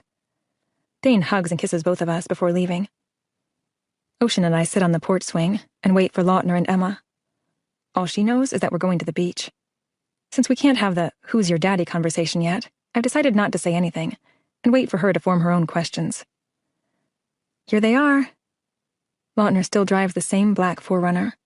He has 2 surfboards strapped to the top, just like our first date at the beach. We stand as they get out. Hi, Ocean. Lautner's voice is soft, and his fucking Medusa eyes cast their spell on my little girl. Another little piece of my heart rips away when I see the recognition in her eyes, and she willingly goes to him. He scoops her up and gives her a gentle hug. Remember me? She just grins. I took care of you when you were sick. Remember? I'm Dr. Sully, but you can call me... He hesitates and looks at me, then Emma. I'm holding my breath. If he says dad, daddy, father, or anything like that, I'm going to lose it. Sully, just call me Sully. All Ocean can do is grin. Ocean, this is Emma. Emma smiles. Hi, Ocean. I love your name and your beautiful blue eyes. Seriously? She has to mention the eyes. Talk about fingernails on a chalkboard. Emma, this is Sydney. I dig so deep it's painful, but I manage a polite smile as I offer her my hand. Nice to meet you. Her voice is soft and sweet. It matches her smile. I recognize the long black hair from the park. She's about my height, with a few more pronounced curves, but still very toned and beautiful. She can't be older than me. If anything, she's younger, with perfect olive skin, which makes me hope that she's not older and looking that good. Nice to meet you too. Shall we? I gesture to the car. Lautner secures Ocean in her seat, while Emma gets in front, and I put our bags in back. Shoot, I forgot our cooler and water bottles. I'll be right back. I jog to the house and into the kitchen. Our water bottles are in the refrigerator. Grabbing them, I turn to close the door, and my breath catches. Lautner is right there, inches from me. I almost bump into him. Looking up, I meet blue irises, and they're melting me. My heart struggles to keep up. He's tripping me with his eyes, but not physically. It's an emotional branding that will never go away. 3 years later, and I still feel it. I still feel him. He doesn't speak. His face is stone, void of all emotion. I close my eyes and break the trance. "I'll get the cooler," he whispers, so close to my face I smell the mint from his toothpaste. I nod and swallow back a surging river of emotions. "Hey, baby girl." I lean over and give Ocean a quick kiss before fastening my seatbelt. Emma turns and smiles. Then I see blue irises in the rearview mirror as we back out of the drive. Fucking Medusa eyes. Just kill me already. The man who took everything from me, then gave it back 100-fold 9 months later, is torturing me with unspoken words, while the life we made together sits beside me, and his fiancée next to him. I'd better take on some extra work, because the therapy I'm going to need will be pricey. "So, Emma, are you from LA? I'm forcing the small talk, like I do with new clients. "Hawaii. My mother still lives there, and my father and his new wife live here in Palo Alto. He's chief of staff at the hospital. That's how Lautner and I met." "Lovely. Are you a doctor or in med school?" She laughs and gives Lautner a sideways glance. He winks at her. "No, I am in a website design business. I did a year-long technology internship in China. In fact, my dad sent Lautner to the airport to pick me up when I came home last year." She reaches over and rests her hand on his leg. "He was holding up a silly cardboard sign, per my dad's suggestion, and what can I say? It was love at first sight." Screw therapy.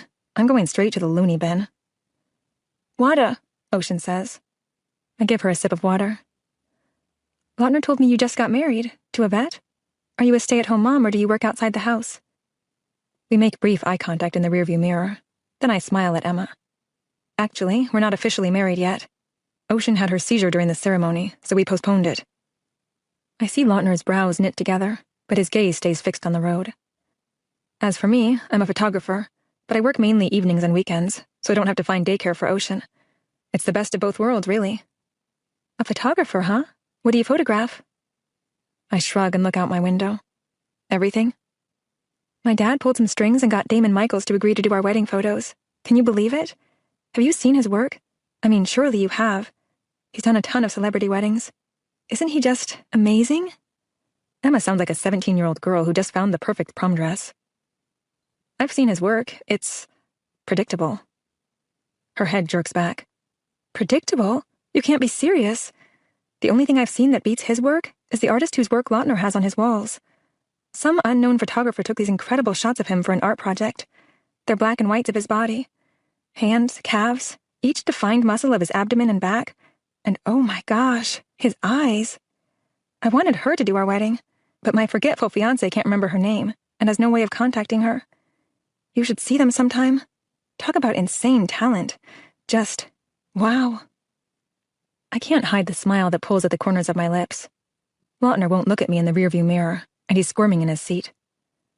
"She sounds amazing." I look back out my window and grin. An understatement, but yes, amazing. She leans her head back against the headrest and sighs. It's not our beach, but it's not too crowded, and my sweet beach baby is all smiles, with her little fingers and toes digging into the cool, wet sand. "Here, let's put on your hat." I fasten the straps to her pink and white floral sun hat under her chin, and sit next to her and all her shovels and buckets. Emma is sprawled out on a towel in her string bikini, a few feet behind me and Ocean. Lautner's been catching some waves, but now he's walking our way. Wet, tan, and mouth-wateringly sexy. I flip my sunglasses down over my eyes, so my blatant staring isn't obvious. "Eee!"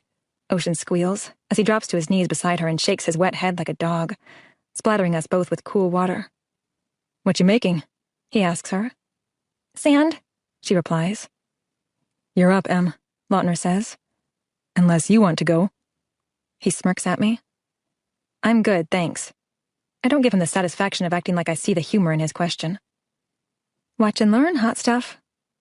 Emma struts past us with her board, swaying her perfectly sculpted booty the whole way.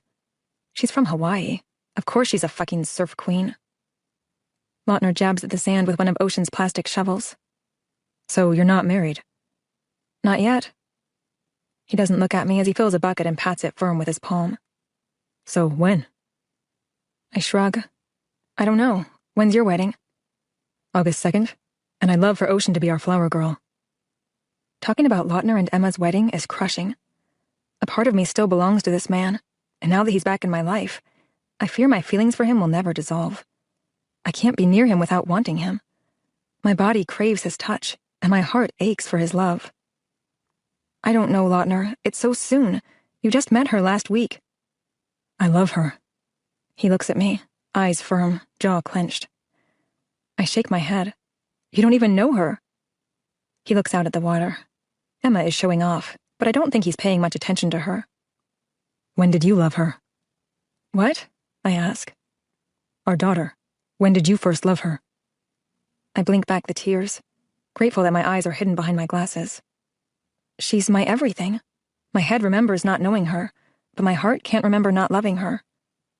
Then you know how I feel. I nod, biting my lips together, praying my emotions stay in check. So, the airport. Love at first sight, huh? Sounds like fate. He sucks in a breath. Sid, it wasn't... Never mind, I've changed my mind. I don't want to know.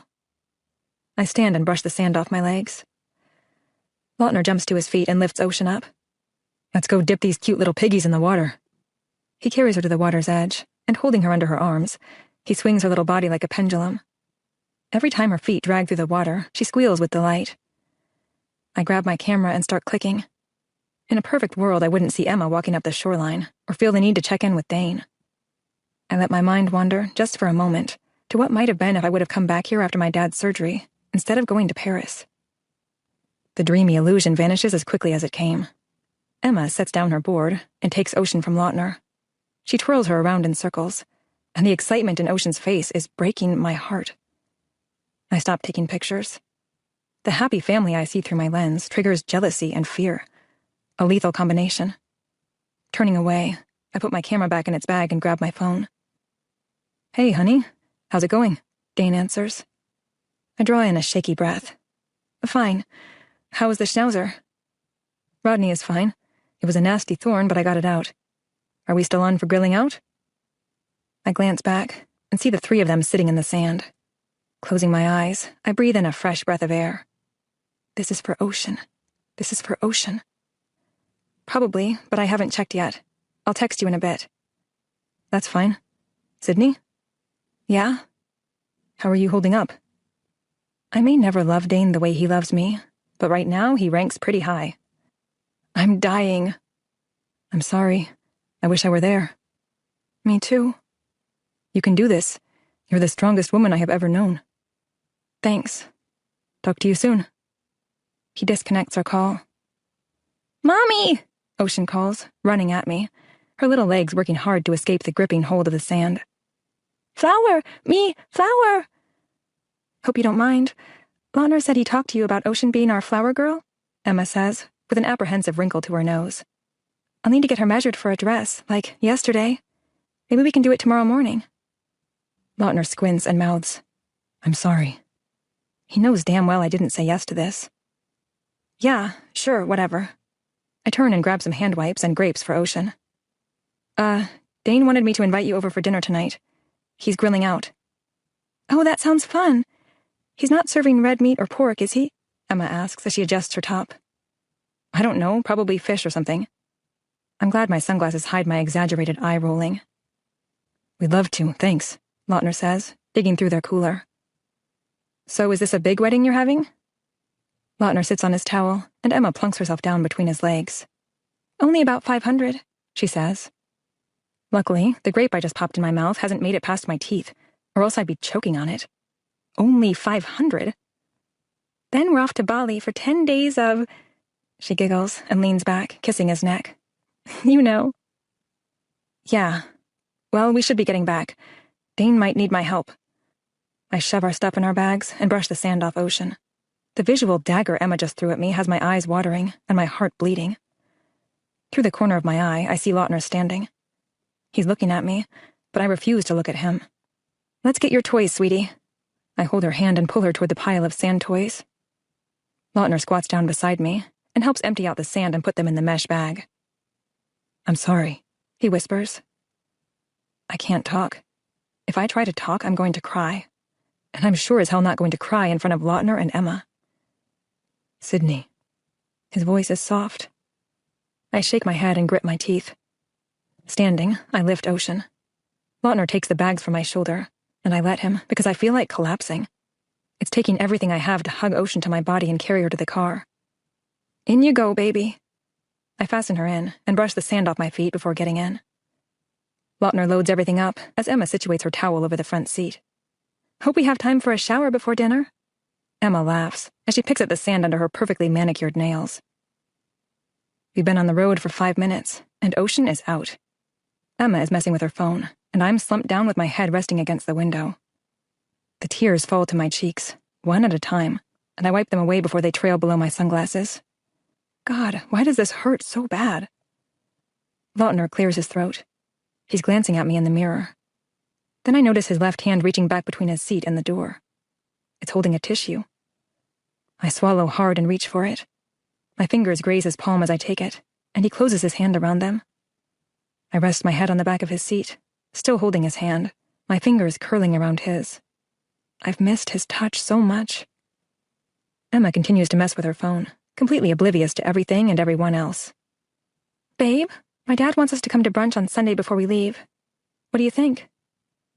I sit back, taking the tissue from Lautner. He moves his hand back to the steering wheel.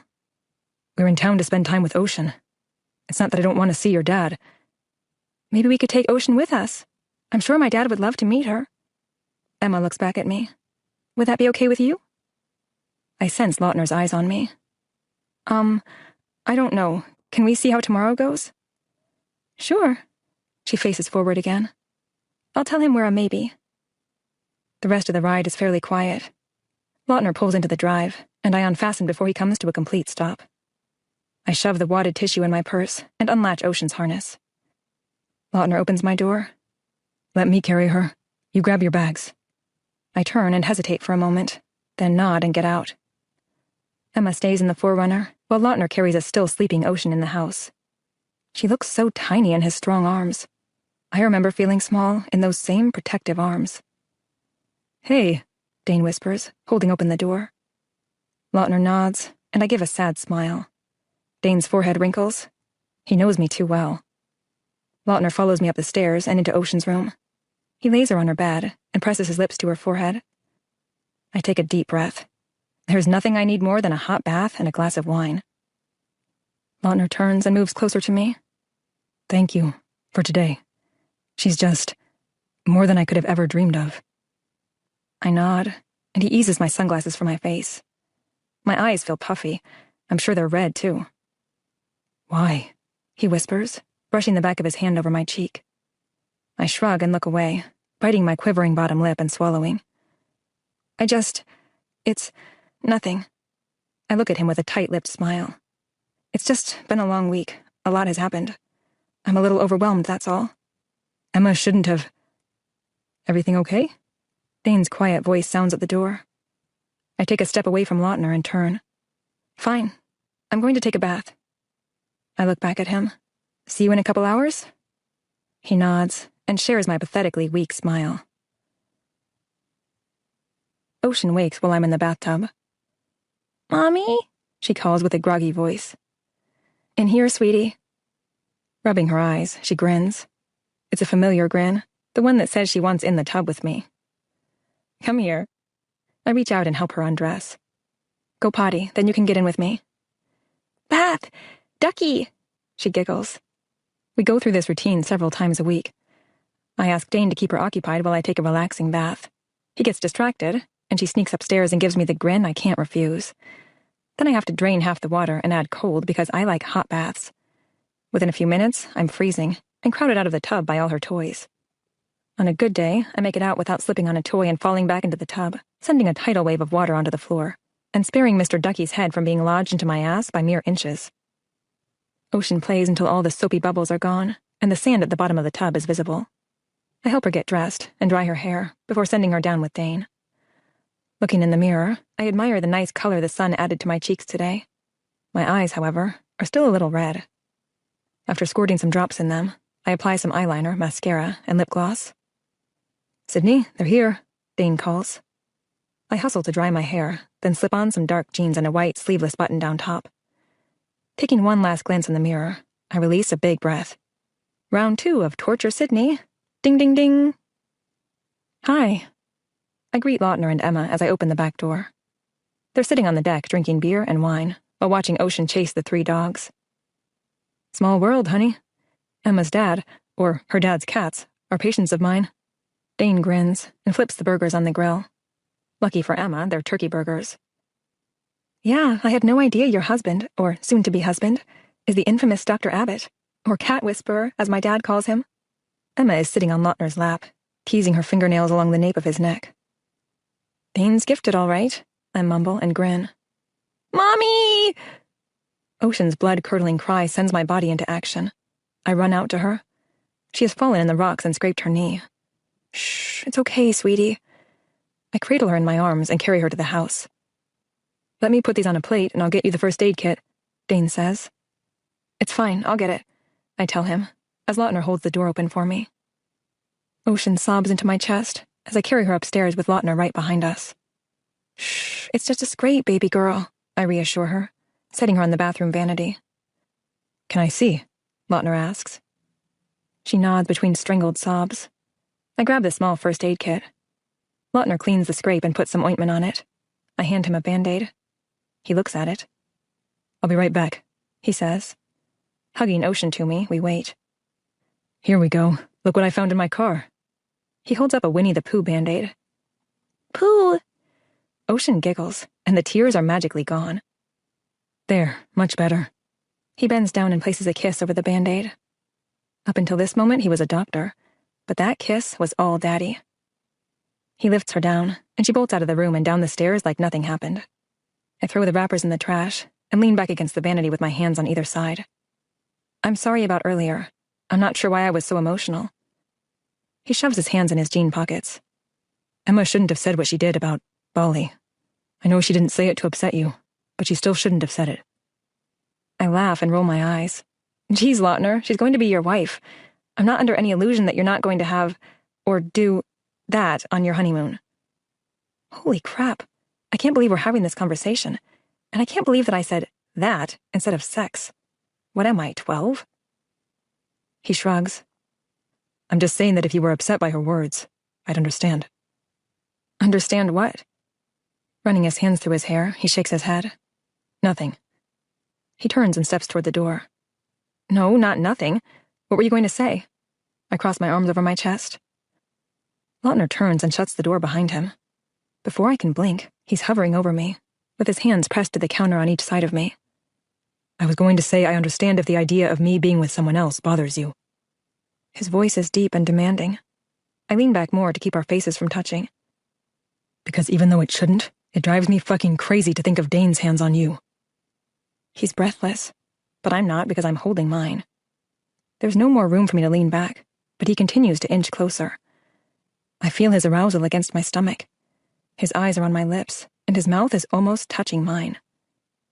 Coming, Sydney? Dinner's ready. Dane's loud voice carries up the stairs. Lautner stands up, but I don't move. We stare at each other for a moment. Then I stand up straight and walk out the door. What were you doing? Dane asks, handing me a beer and a plate of food. Lautner is only a few seconds behind me. Lautner was just giving me a few first aid tips for future injuries. Butterfly bandages, properly cleaning wounds, you know, that kind of stuff. Sucking the air from my lungs, hardening my nipples, drenching my panties. Well, Miss Ocean is pretty smitten with her Winnie the Pooh Band-Aid, Emma says, standing on her tiptoes to give Lautner a quick smooch. I sit next to Ocean, and Lautner sits on the other side of her. As I cut up her food, I risk a glance at him. His eyes are hot, blue hot, like a blowtorch searing into me. What's on the agenda for tomorrow? Dane asks, sitting opposite of me. We're taking Ocean to get fitted for her dress. Did Sydney tell you she's going to be the flower girl in our wedding next month? Emma's enthusiasm is probably contagious to most people, but it makes me want to vomit. Dane looks at me. I smile around my mouth full of food. I guess we'd better get that date on the calendar then. We'd hate to pick the same day for our wedding. That would be a real conflict, Dane says.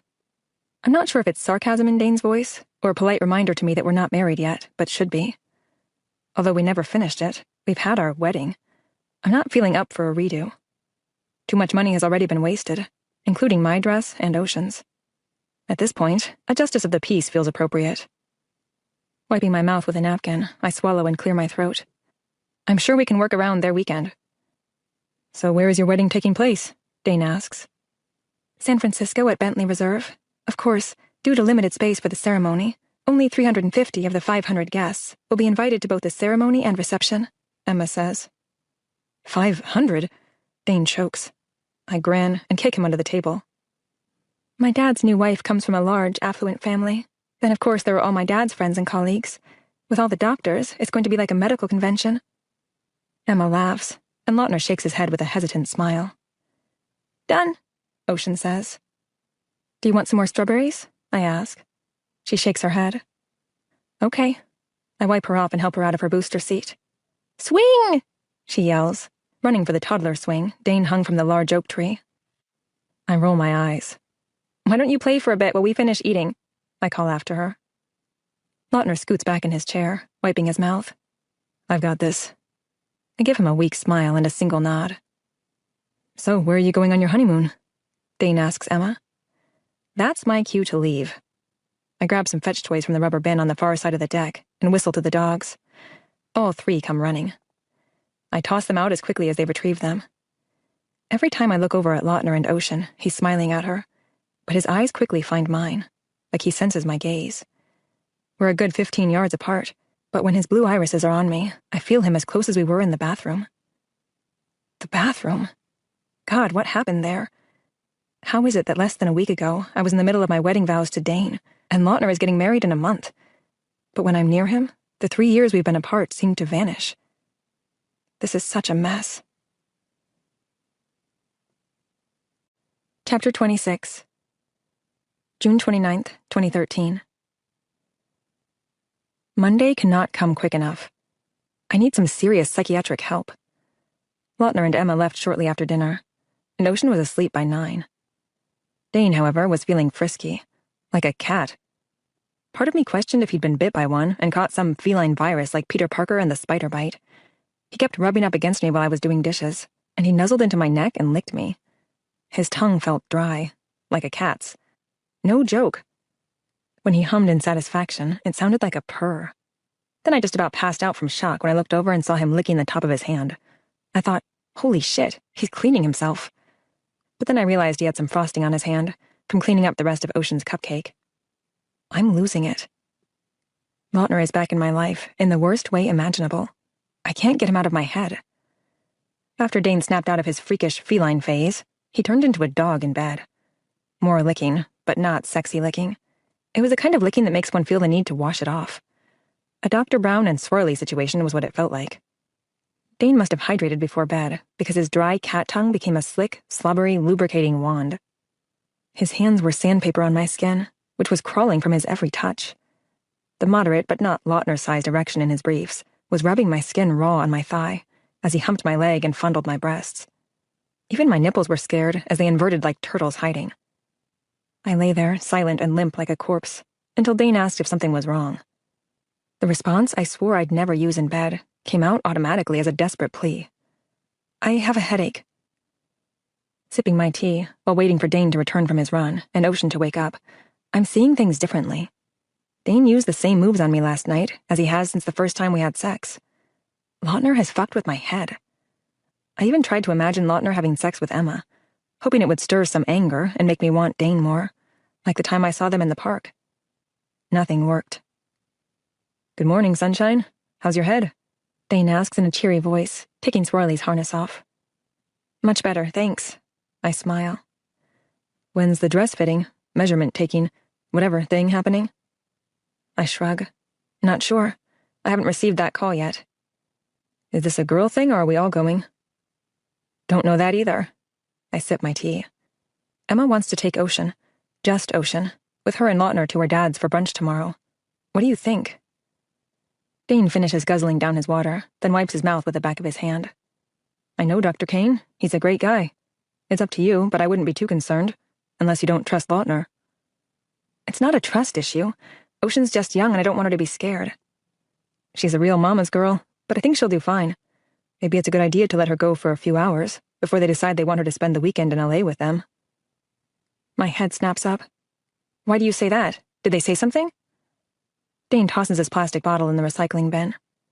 While you were playing with the dogs and Lautner was swinging Ocean, Emma mentioned the possibility of Ocean staying with them next weekend. She thinks they should spend as much time together as possible before the wedding, so when they get back from their honeymoon, it's not like starting over with her. My head is screaming, over my dead body, but I don't let on to Dane. One day at a time. I can't make any promises yet. I get the call from Lautner shortly before 10 o'clock. Dane finds a lame excuse not to come with us, something about a leak with the backyard spigot. So to not come across as antisocial, he suggests dinner again tonight at an Italian restaurant near campus. The drive to the bridal store in San Francisco is uneventful. Emma dominates the conversation, talking about her new design accounts and lots of wedding talk. "Mags," Emma chimes as we enter the lavish store. A tall, thin lady, probably in her 40s, with chin-length blonde hair, hugs Emma.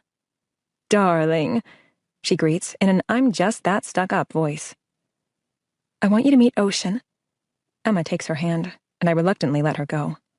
"Lautner's daughter." Mags looks her over and smiles, as much as her Botox-infused face will allow. "Well, aren't you just a real button?"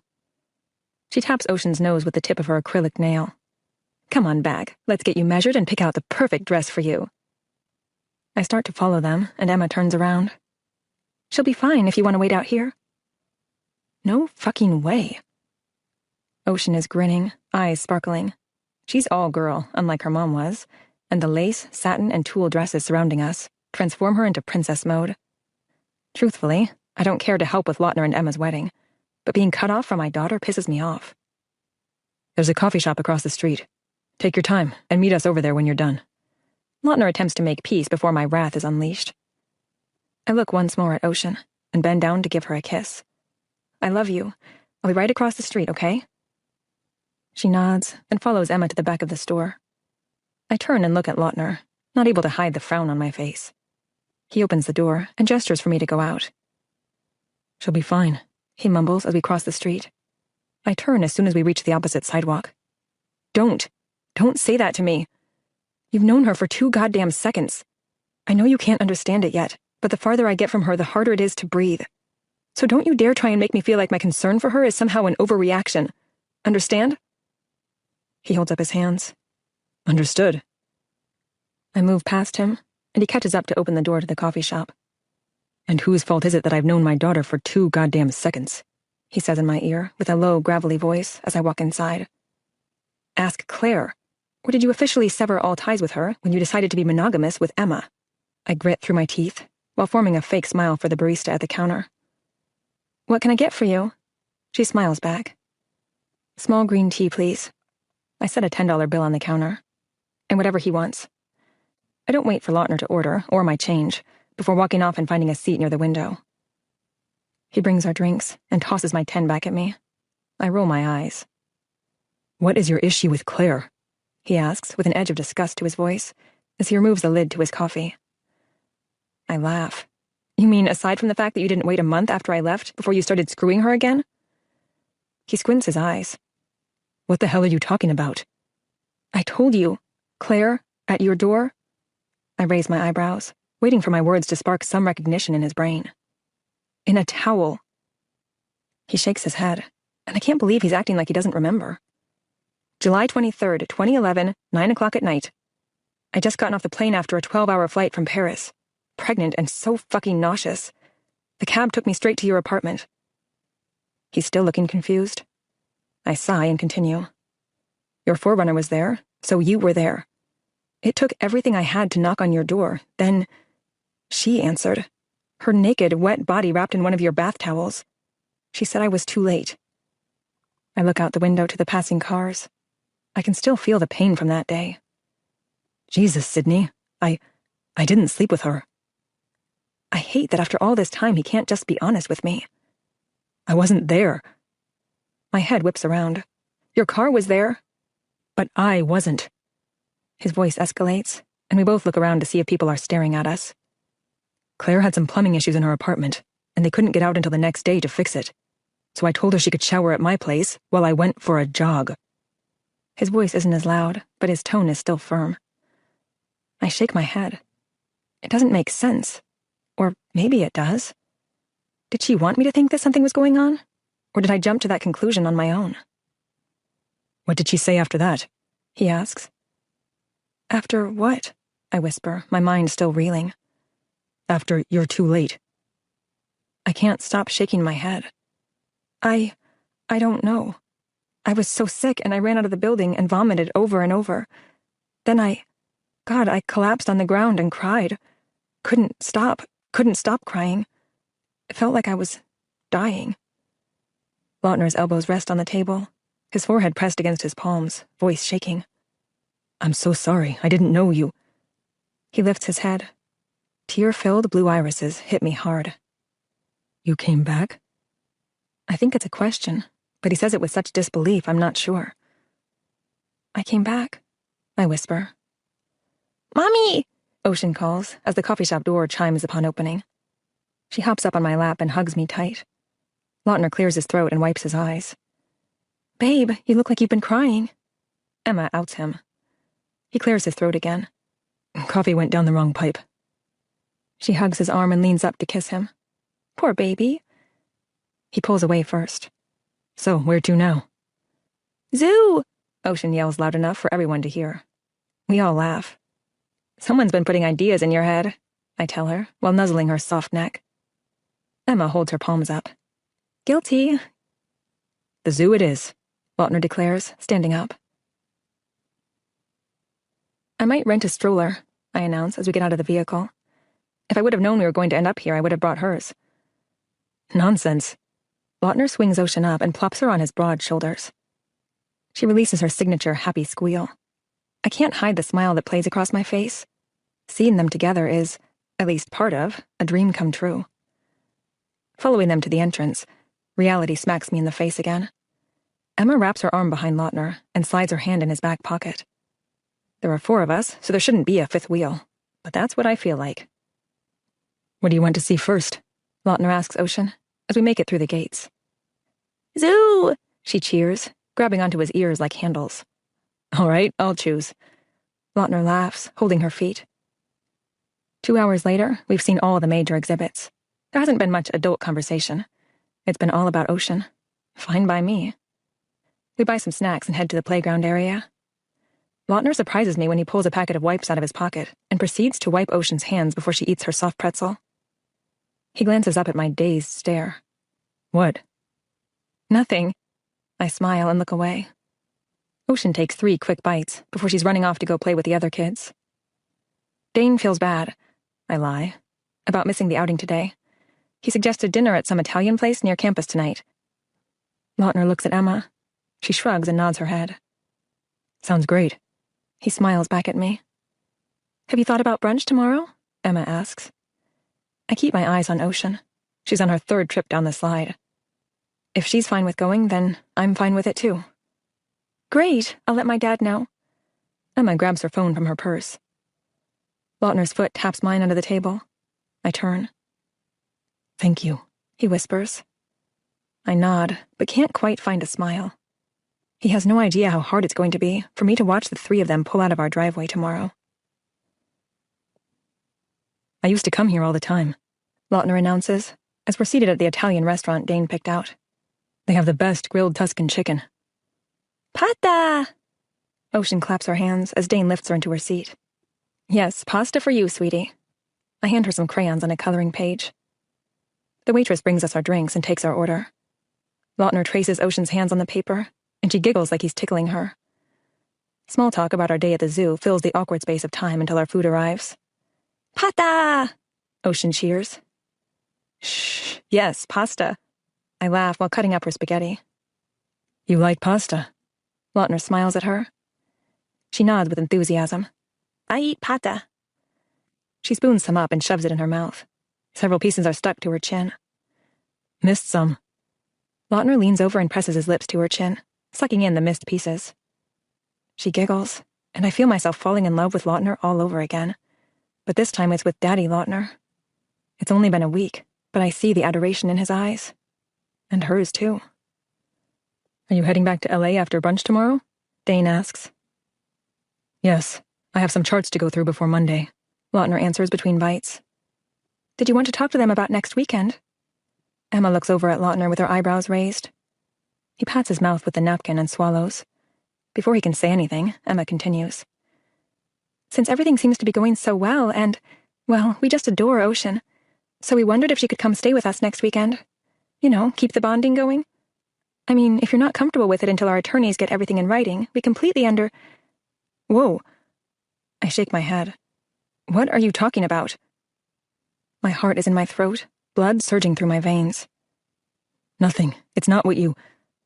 Lautner starts to talk. Shoving my chair back to stand, it falls over for my abrupt movement. No. I shake my head in defiance. You promised. I glare at Lautner and toss my napkin on the table before storming out of the restaurant. My world is unraveling. He played me, made me trust him. Now I'm going to have to fight to keep Ocean out of a custody battle. God, I can't breathe. Emerging from the restaurant, I fight for air. One labored breath at a time, I stumble down the sidewalk and turn into an alley. Falling back against the side of the building, I slide down and tug at my hair. No, I cry. Something's wrong. I can't breathe. This must be what a panic attack feels like. Sid. Lautner's voice startles me. He's hunched down in front of me. No, I scream, lunging at him, punching and smacking him. You promised, I cry. I hate you. He grabs my arms and holds them to my chest, pressing me back against the wall. She's mine. I try to suck in air, but it feels like I can't, like there's no air to take in. Shh, calm down, Sid. His voice is soft and steady, but I don't buy it. I know he's playing me to get what he wants. I can't breathe. Slow it down. Take in a slow breath, Sydney. Feel your body. Start with your toes. Can you move your toes? Go away. I try to push him back. She's mine. Slow it down, baby. I'm not taking her from you. Don't call me that. His mouth is on mine. It's hard and demanding. I fight him. I fight for air. Then I feel them. My toes, my legs, my fingers, my arms.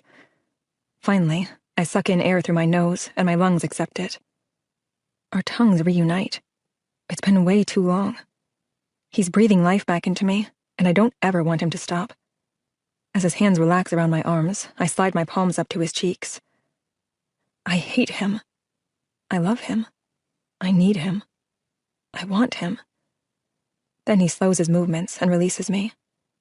I see the instant regret in his tense eyes, and I realize I can't have him. He's not mine anymore. I'm not taking Ocean away from you, okay? He whispers, brushing his thumbs over my tear-stained cheeks. Why did Emma say... He shakes his head and closes his eyes briefly.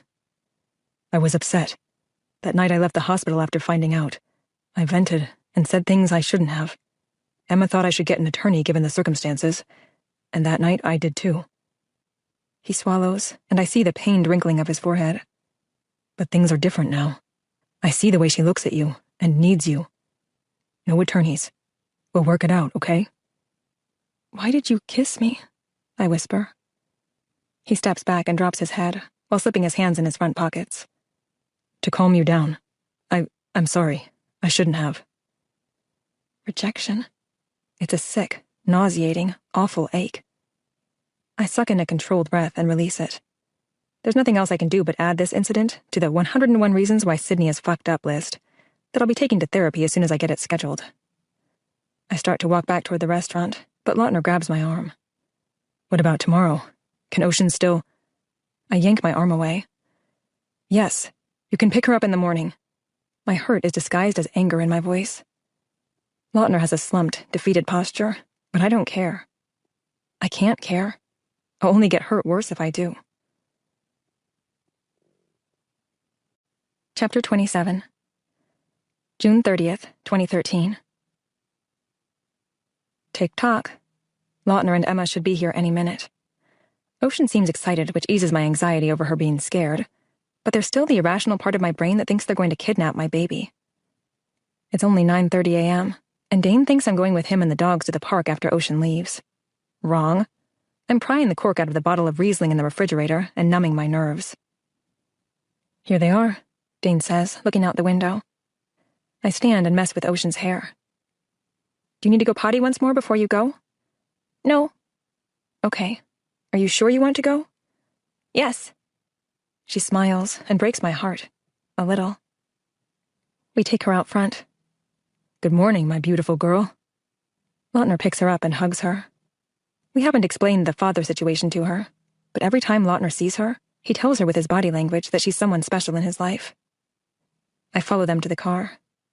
Hi, Sydney, Emma says from the front seat. Hi, I reply with a hesitant voice. I can only imagine what she thinks of me after last night's little display at the restaurant. Lautner gets Ocean secured in her seat and steps back. I lean in and kiss her, resenting the tears that are stinging my eyes. Love you, sweet baby. See you a little later, okay? Okay. She kisses me again. I close the door and turn toward the house before my stupid tears break free. Lautner grabs my wrist and turns me back around. Burying his nose in my hair, he whispers in my ear. Please don't cry. I'm bringing her back, okay? I nod once and continue walking back to the house. Dane sees the tears escaping and embraces me.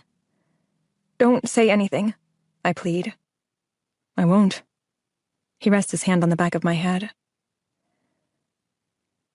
Dane frowns when he sees me on the couch with a large glass of wine. He kisses my cheek and leaves with the dogs. Kudos to him for biting his tongue so hard. It's not about being away from Ocean for a few hours. I've done that many times before. That's why Dane doesn't understand me. I can't tell him that my fear over losing Ocean, mixed with my messed up feelings about Lautner, has me spinning out of control. I'll never forget how broken Lautner looked the day I left him to go back to Illinois. There's this sick feeling I have that Lautner's looking for revenge. I'm a moth to his flame, and he's drawing me in. It's only a matter of time before I get burned. Is that what he needs? Revenge? Does he need to bring me to my knees so I can feel what he felt? He loves Big, so I know that he loves Emma. Would he rather die than hurt her? Is his love for her a soul-shattering love that will never be matched? In Your Eyes plays, and I jump and grab my phone. It's not a call, just a text. You're killing me. One sad tear at a time. Great. This has to be code for, get a grip, you pathetic loser. I'm sure he and Emma laugh at what a ball baby I am. She's probably in on his revenge plan. Sydney, Karma. Karma, Sydney. Oh, geez, that's probably their master plan. Drive Sydney insane, and then snatch her baby after she's been committed. Gotta hand it to ya. I hold up my glass. I'm halfway there. I don't even have the dogs here, so it's official. I'm talking to myself. I shake my head and gulp down the rest of my wine. You're a crazy bitch, Sydney. My eyes close. Sydney? Sydney? What? I'm startled out of my sleep. They're back? Dane gestures with his head to the front window. I jump up and grab my head. Oh. Too early for wine? Dane smirks, holding the door open for me. Shut up. I roll my eyes, but can't hide my embarrassed grin as I walk out front. Lautner is carrying Ocean toward the house. She's asleep in his arms. Does she ever stay awake in the car? He asks. I shake my head. Rarely. I'll take her. I hold out my arms. I've got her. He continues into the house and right up the stairs. Dane stays outside chatting with Emma. Standing against the wall in the upstairs hall, I wait for him to lay her down. He slips out, pulling the door partially shut. She did great. Emma's dad fell in love with her. I shrug. Of course he did. She's amazing. She's you, he whispers. Stop. He squints his eyes, cocking his head to the side. Stop what? Everything. I brush past him and hurry down the stairs. Grabbing my wine glass from the sofa table, I take it to the kitchen. Can you elaborate on everything? I set my glass in the sink and turn to him. Touching me, kissing me, being so good with Ocean, handing me tissues when I'm crying, telling me how much it bothers you to think of Dane's hands on me, texting me bullshit about killing you with my tears, just everything. I run my hands through my hair. I get it. You're pissed that I left you, and this is your chance for revenge. Time to make Sydney pay. Well, mission accomplished. Job well done. I'm miserable, hurt, and a fucking jealous, raving lunatic. So stop trying to make me love you again just to run off with someone else. He jerks his head back. Love me again. Again?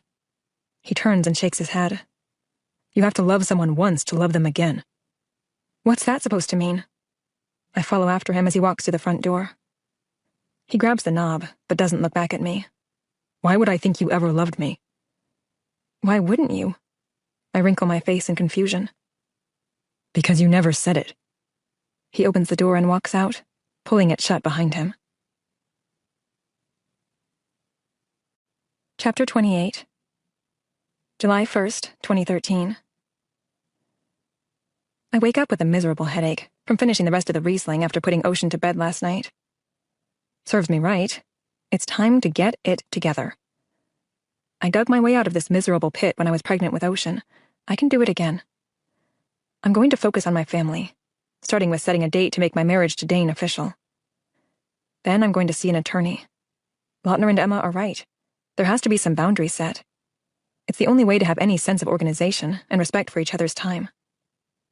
Grabbing my phone off the dresser, I sneak past Ocean's room and down the stairs for some much-needed tea with a boost of caffeine. When I turn on my phone, I see a missed text from Lautner. Thank you for the time with Ocean. Sorry if I led you on. Wasn't my intention. Are you by any chance visiting Avery over the holiday weekend? I'd love to see our daughter again, but I'm on call so I can't leave town. Heating the water, I decide to wait to respond. I need to be sure I'm in my new frame of mind. The 4th of July has creeped up on me, and to my knowledge, we don't have any plans. Avery, on the other hand, most likely has something planned. I call her first before Dane. My client will be here soon. What's up, sis? Hi to you, too. Just kidding. She laughs. What are your plans this weekend? Vegas. What are yours? Seriously? You're going to Vegas? Yeah. Girls' weekend. Sorry we didn't invite you. Figured you were doing the family thing. Whatever. I'm not calling for an invite. Just thought of coming for a visit and bringing your favorite niece. Ocean's my only niece, but yes, favorite. I'll come visit the following weekend if I can reschedule my clients. How's the who's your daddy thing going? Crazy, confusing, but mostly good for Ocean. She likes him a lot, and he's smitten with her. We need to figure out visiting times and all that. Oh, and she's going to be the flower girl in his wedding. Wow, nothing weird about that. So will you be at the wedding too? Good question. I hadn't thought about that. Can I watch Lautner marry Emma? Doubtful. I hope not. So when's your wedding? Soon, but it's not going to be a redo wedding. I'm thinking justice of the peace. Dr. Dane okay with it?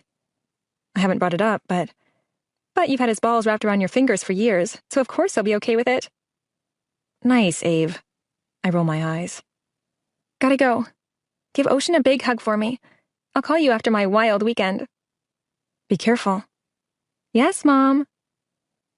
For my own sanity, I need to get things with Ocean and Lautner figured out.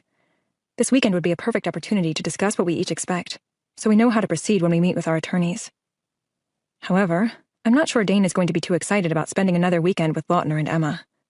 I sure as hell am not looking forward to it. I call Dane. Hey, honey. Hi, are you with a patient? Not at the moment. Why? Just seeing what you think about going to LA this weekend. I can't go. We're walking rescue dogs in the parade Saturday morning. Crap, that's right. I forgot. But if you don't mind going without me, then I think you should go. Avery's probably dying to see Ocean. Yeah, I'm sure. Go for it, then. I chew on the inside of my cheek, feeling like shit for not being honest with him. I'm not sure how he would feel about me taking Ocean to LA just to see Lautner. Dane said I shouldn't go out of my way, that if Lautner wants to see Ocean, then he can drive his ass up to Palo Alto. Lying to Dane makes me feel like Lautner is my dirty little secret. But maybe after I get things set straight this weekend, I won't feel so guilty. I think I will go. Thanks, Dane. Bye, honey. I text Lautner. We'll drive down Friday morning. We need to talk. Send me your address. Chapter 29. July 4th, 2013. Just stopped for gas. We'll be there in 10. Ocean wakes up from her car nap and needs to go pee. Like, now.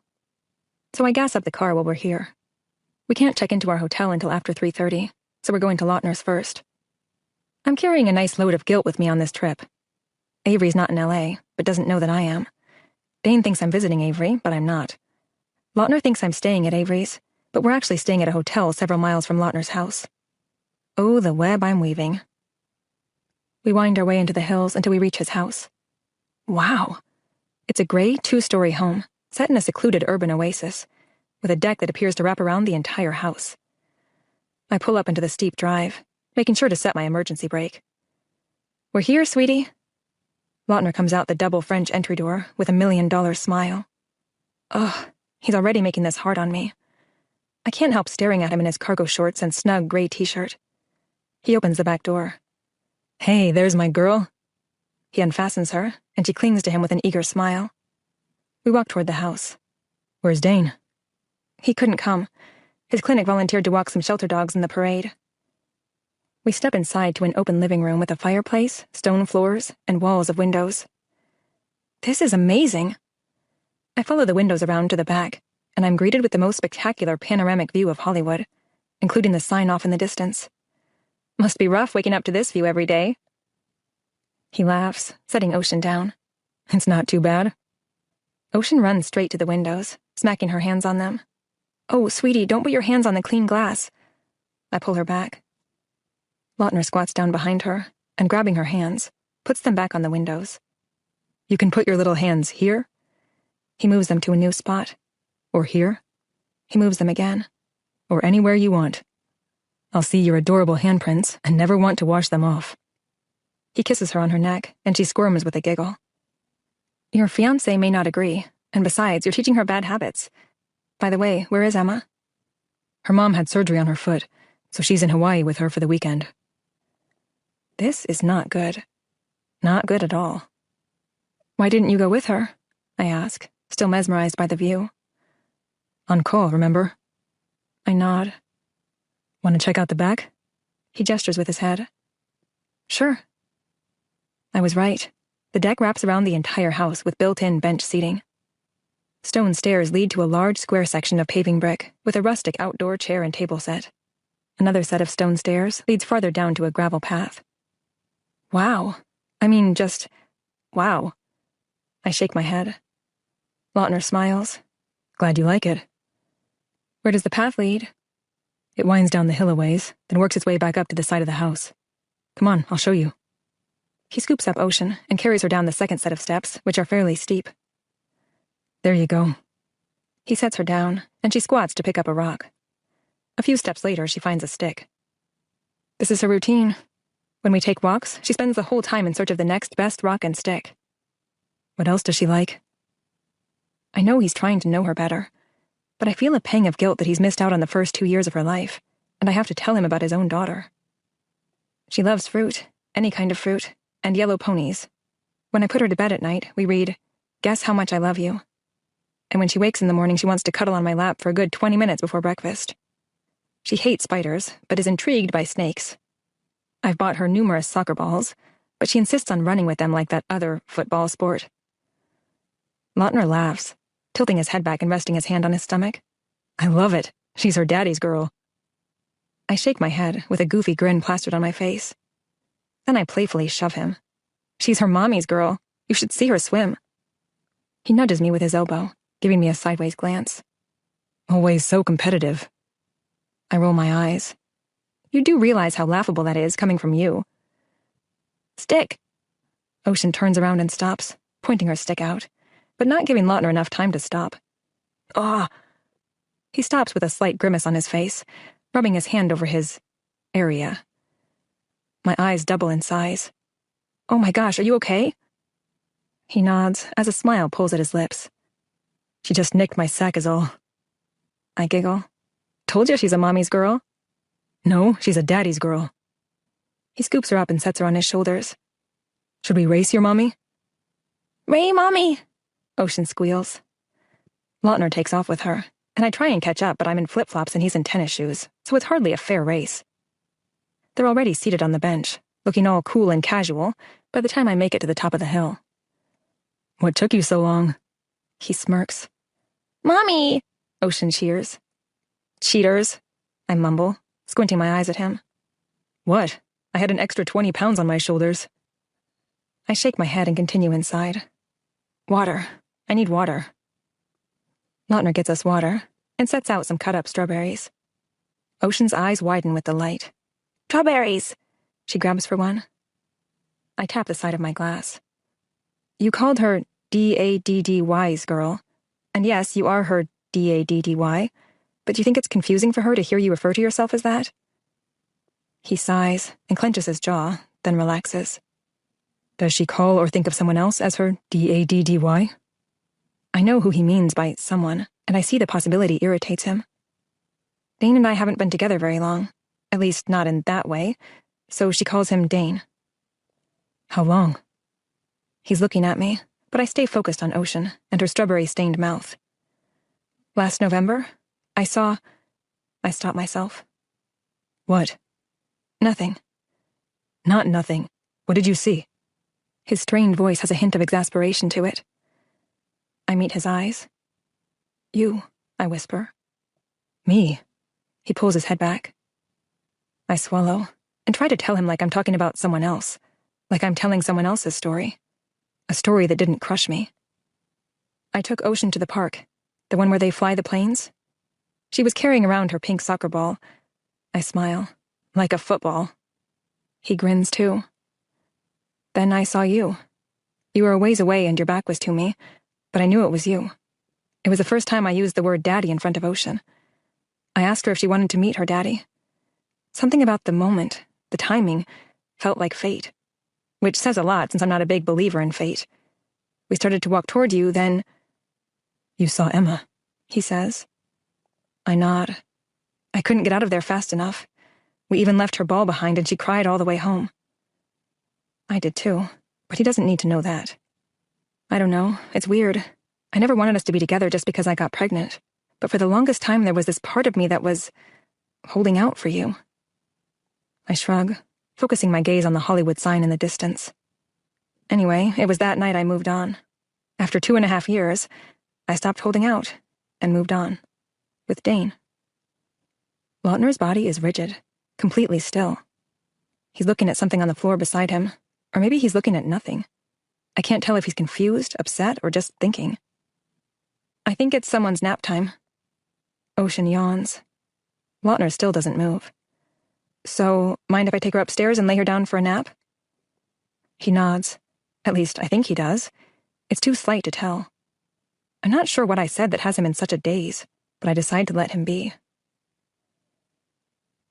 There are 2 bedrooms upstairs. I choose the smaller one, assuming the larger with the king-sized bed is his, or theirs. I have her go potty, then we lie down and cuddle. Lautner's odd reaction to my story frustrates me. What did I say that was so shocking? It's been 10 or so minutes, and Ocean is out. I could go downstairs, but I think Lautner needs time or space or something. Just as I decide to close my eyes, I feel the bed shift. Lautner is lying on the other side of Ocean, facing me. We stare at each other for a while. I wish I knew what he's thinking. The pain in his eyes, mixed with the silence that's screaming something, is too much. I ease off the bed and go downstairs to sit on the deck. There's a light breeze, and I close my eyes and focus on the air in my lungs and the sound of the leaves rustling on the trees. I hear the door open, then shut with a soft click, but I don't open my eyes. I proposed to Emma that night. Now I'm the one who cannot move or speak. That's how I know what you saw. We had a picnic in the park that afternoon. Then I proposed to her that night after I took her to the symphony. Why are you telling me this? I open my eyes, biting together my quivering lips. Don't you wonder if... No. I stand and rest my hand on the railing. I don't. There's been a lot of what-ifs that have eaten at me over the past 3 years, but that day is not one of them. If I would have introduced you to Ocean before Emma ran into your arms, you still would have proposed to her. You're a good man, Lautner. You would never buy an engagement ring for someone you didn't love. We were over, and looking back, the fate part of the day was me finally realizing it. I laugh, shaking my head. It must be a photographer thing. A picture is worth 1,000 words. It wasn't like seeing some girl in a towel at your door. That day at the park was different. I saw you, in love. He stands next to me and slides his hand over mine. I'm sorry. Drawing in a shaky breath, I pull my hand away and wipe a few stray tears. Don't be sorry for finding someone and falling in love. I left you. I returned at the wrong time. I assumed you were with Claire. Hell, I was the one who got pregnant in the first place. Probably missed a fucking pill or something. I wipe a few more tears. But I don't regret Ocean, not for one moment. The crazy part is, of all the stupid choices I've made, she's the one thing I did right. Sydney. I sniffle and wipe my eyes. I know. You're sick of my tears. I'm so pathetic. I head in the house and hurry up the stairs to check on Ocean. She's still sleeping. Remembering I forgot to call Dane when we arrived, I start back down the stairs to get my phone from my purse. Hey! My breath catches rounding the landing, avoiding a near collision with Lautner coming up the stairs. His jaw is set, lips in a firm line, and eyes fixed on mine. Don't speak. What? He palms the back of my head and smashes our lips together. His demanding tongue thrusts into my mouth.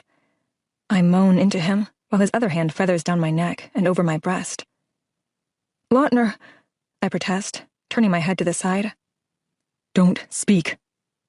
He devours my neck with his desperate lips. I close my eyes and try to form a coherent thought as my nipples awaken under his touch. My knees go weak. He reaches out a hand behind me and lowers us to the stairs. I can't resist him. He's my drug. As his lips reclaim mine, my hands find his hair, clenching and tugging. His hands slide up my bare legs, taking my sundress with them. I relax my legs, allowing his body to cradle into mine. We should stop, and I know it, but his hands feel like they were made to touch me, his lips to kiss me. How can something so beautiful and perfect be wrong? Mommy? Ocean calls from the bedroom. Her voice, although the sweetest sound in the world, is a bucket of cold water poured over us. Lautner sits back on his knees. I hurry to pull my dress down and adjust the straps. We're both breathless, lips swollen, speechless, and fucking stupid. Coming, I yell and run up the stairs. Hi, sweetie. Did you have a good nap? She nods, rubbing her eyes. Sitting on the bed, I lift her on my lap, hugging her to me. Who loves you? You love me. She clings to my neck. Lautner may be my addiction, but Ocean is my cure for everything. When she's in my arms, everything magically makes sense again. Day! I hold her back to see her face. What did you say? She smiles. Day!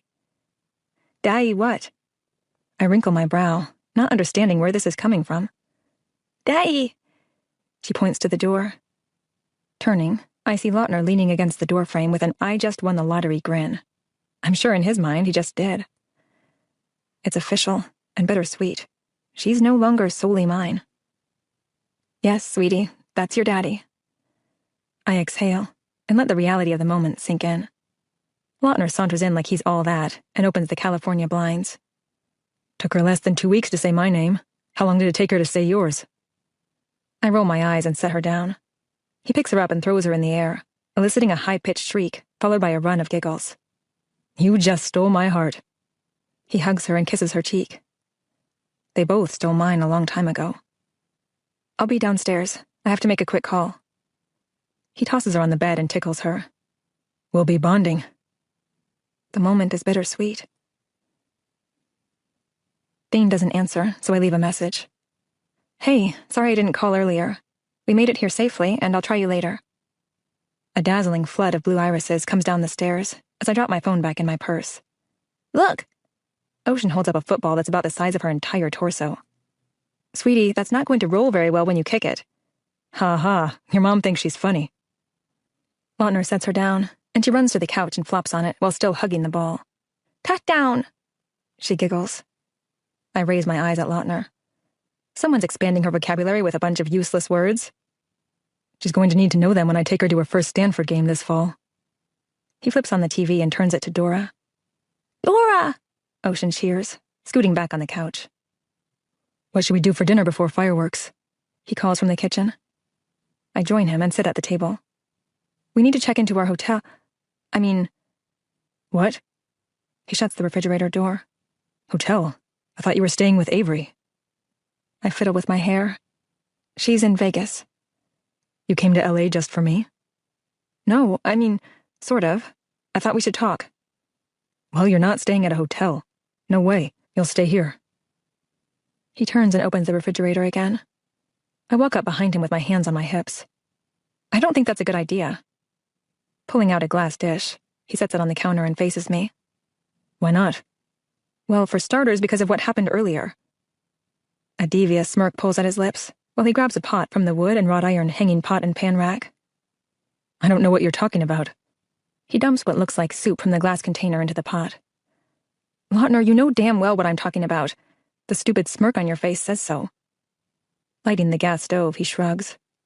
I'm just happy because the most beautiful girl in the world, no offense. He glances over with a wink. Called me her daddy today. You're impossible. I throw my hands up in the air. Fine, we'll stay, but I'm sleeping with Ocean. Me too, he adds. No, not you too. Will Ocean eat chicken tortilla soup, or should I make her something else? She'll eat it if it's not too spicy, and if you have avocado to go on it. And you're changing the subject. He smiles, holding up an avocado. Sorry, what was the subject? Because all I heard was Charlie Brown. Wah, wah, wah. You're getting married, I throw at him, hoping he'll take me seriously. So are you, he throws back. The frustrating irony of this is he's beating me at my own game. He's acting like not acknowledging what happened somehow makes it less true. That's my MO. Whatever. I leave to check on Ocean and cancel our hotel reservations. Lautner walks out of the kitchen while I'm on the phone and takes Ocean and the football out front. I watch out the window as she runs with the ball while he chases her. For this small moment, I allow myself to imagine the man in the front yard, the man that I love, is mine. I imagine how amazing it would feel to not carry the pain and the guilt in my heart. Lautner looks at the window and motions for me to come outside. I wave and nod. Think fast, he says, sending the football through the air in my direction. I catch it and kick off my flip-flops. Get Mommy, he tells Ocean, and she toddles toward me. I jog in the opposite direction, but she quickly loses interest when she sees all the butterflies in the front bushes. Lautner grins and squints his eyes as he hunches down ready to chase me. Don't embarrass yourself, you'll never catch me. His grin turns into a full smile, and he races toward me. I take off running, and he hooks his arm around my waist and pulls me to the ground on top of him. The ball falls out of my arms. Our faces are inches apart, and we breathe into each other. The moment is too familiar. I shouldn't feel at home in his arms. Who's embarrassed now? He says with a labored breath. I lunge for the ball, but his long arm reaches it first. Holding it with one hand, he runs in the opposite direction. I scramble to my feet and chase after him. Ocean sees us and joins in. He lets her catch him and dramatically falls to the ground. She giggles with delight and climbs on his large chest, stealing the ball back and running off again. I shake my head and hold out my hand. He grabs it, letting me pretend I have the strength to help him up. Thank you, he says. I roll my eyes. Whatever, you got up on your own. No. His voice is serious as he nods his head toward Ocean. For her. I shrug. I'm sure you'll have more kids someday. Staring at my toes, I curl them into the cool grass. I hope so. His eyes are fixed on me as I look up. I give him a weak smile, then look over at Ocean rolling in the grass. When did you know she was the one? Who? He asks. Emma. He walks over and sits on the porch step, resting his arms on his knees. I'm not sure. So much had happened in my life. Then one day I just realized that I no longer felt alone, and she was the reason. She gave me hope when I needed it.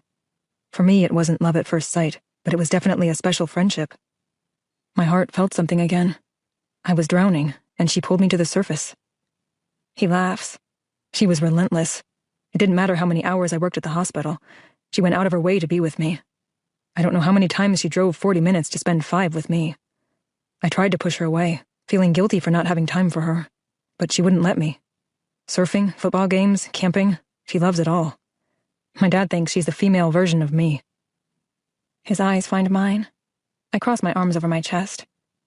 Was she upset when you told her about Ocean? He shakes his head. Upset? No. It happened before we knew each other. Disappointed, maybe. She imagined giving me my first child. What about you? I swallow hard. Do I regret Ocean? He asks with a grimace. Not Ocean, I don't mean that. I mean, is it bittersweet to have a child that's yours, but not hers? Ocean grabs my legs and looks up at me. I smile and pick her up. Let's eat. Lautner smiles and stands, leaving my question unanswered. Eee, look! Ocean yells in delight at the fireworks. We have the most breathtaking view of them from Lautner's deck. She crawls back and forth from my lap to Lautner's, until finally settling on the bench by the railing. I stand behind her, making soft strokes with my fingers through her hair.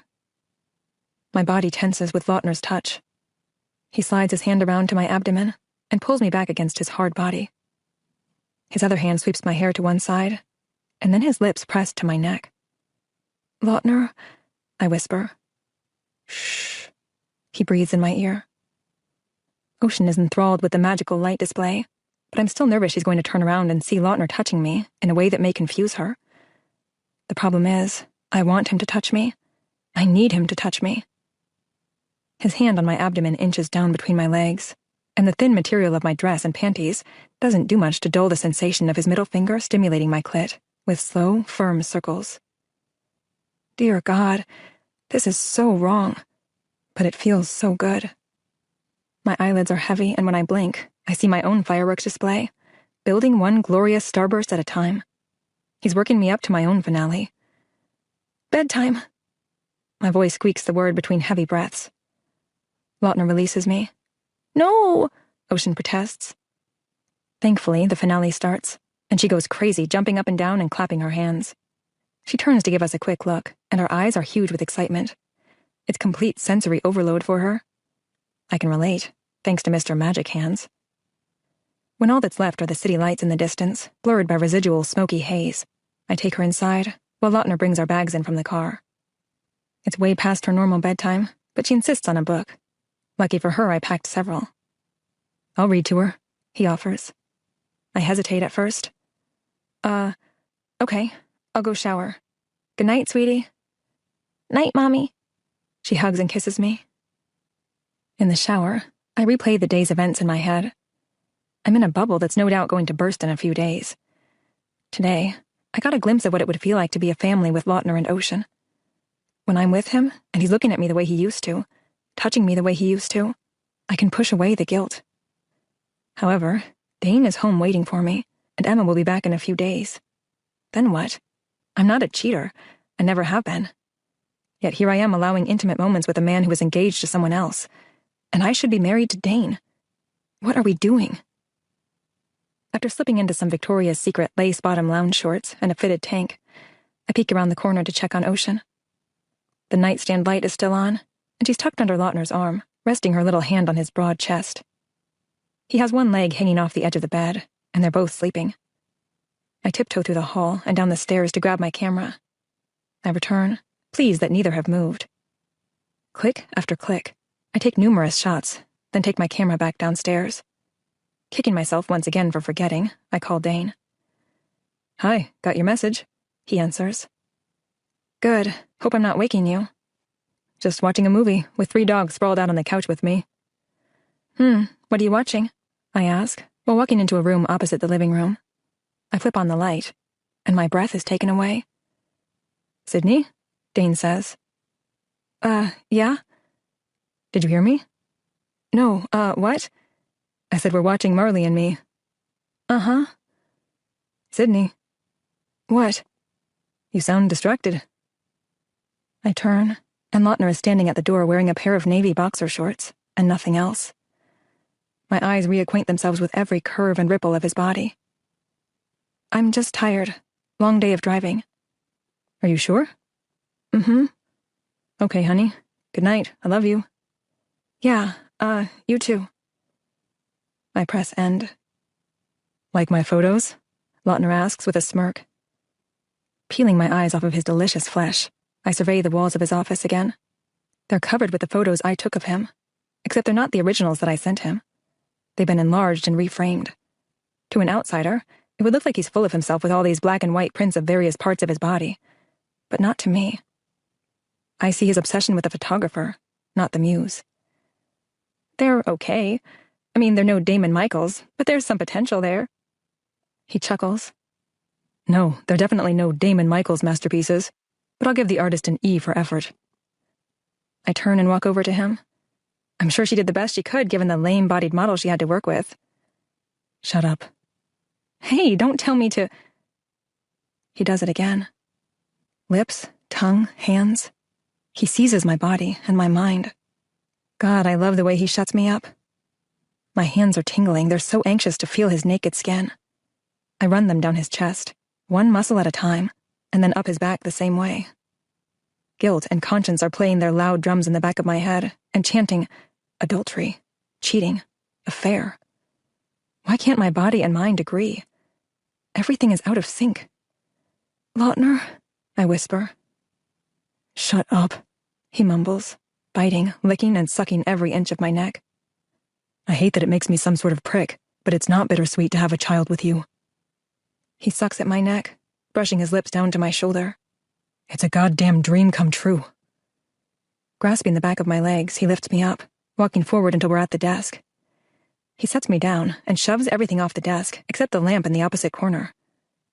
Holy crap. I've only seen this done in the movies. Lautner is too organized for this type of behavior. It may take him hours to reorganize everything he just swiped to the floor. I wonder if his mind is already regretting such rash behavior. Maybe I should suggest we stop and I can help him get everything tidied up. Lautner. My needy voice tries to gain strength. Don't speak. He slides my tank top up my torso and over my head. He pauses, taking in my exposed breasts.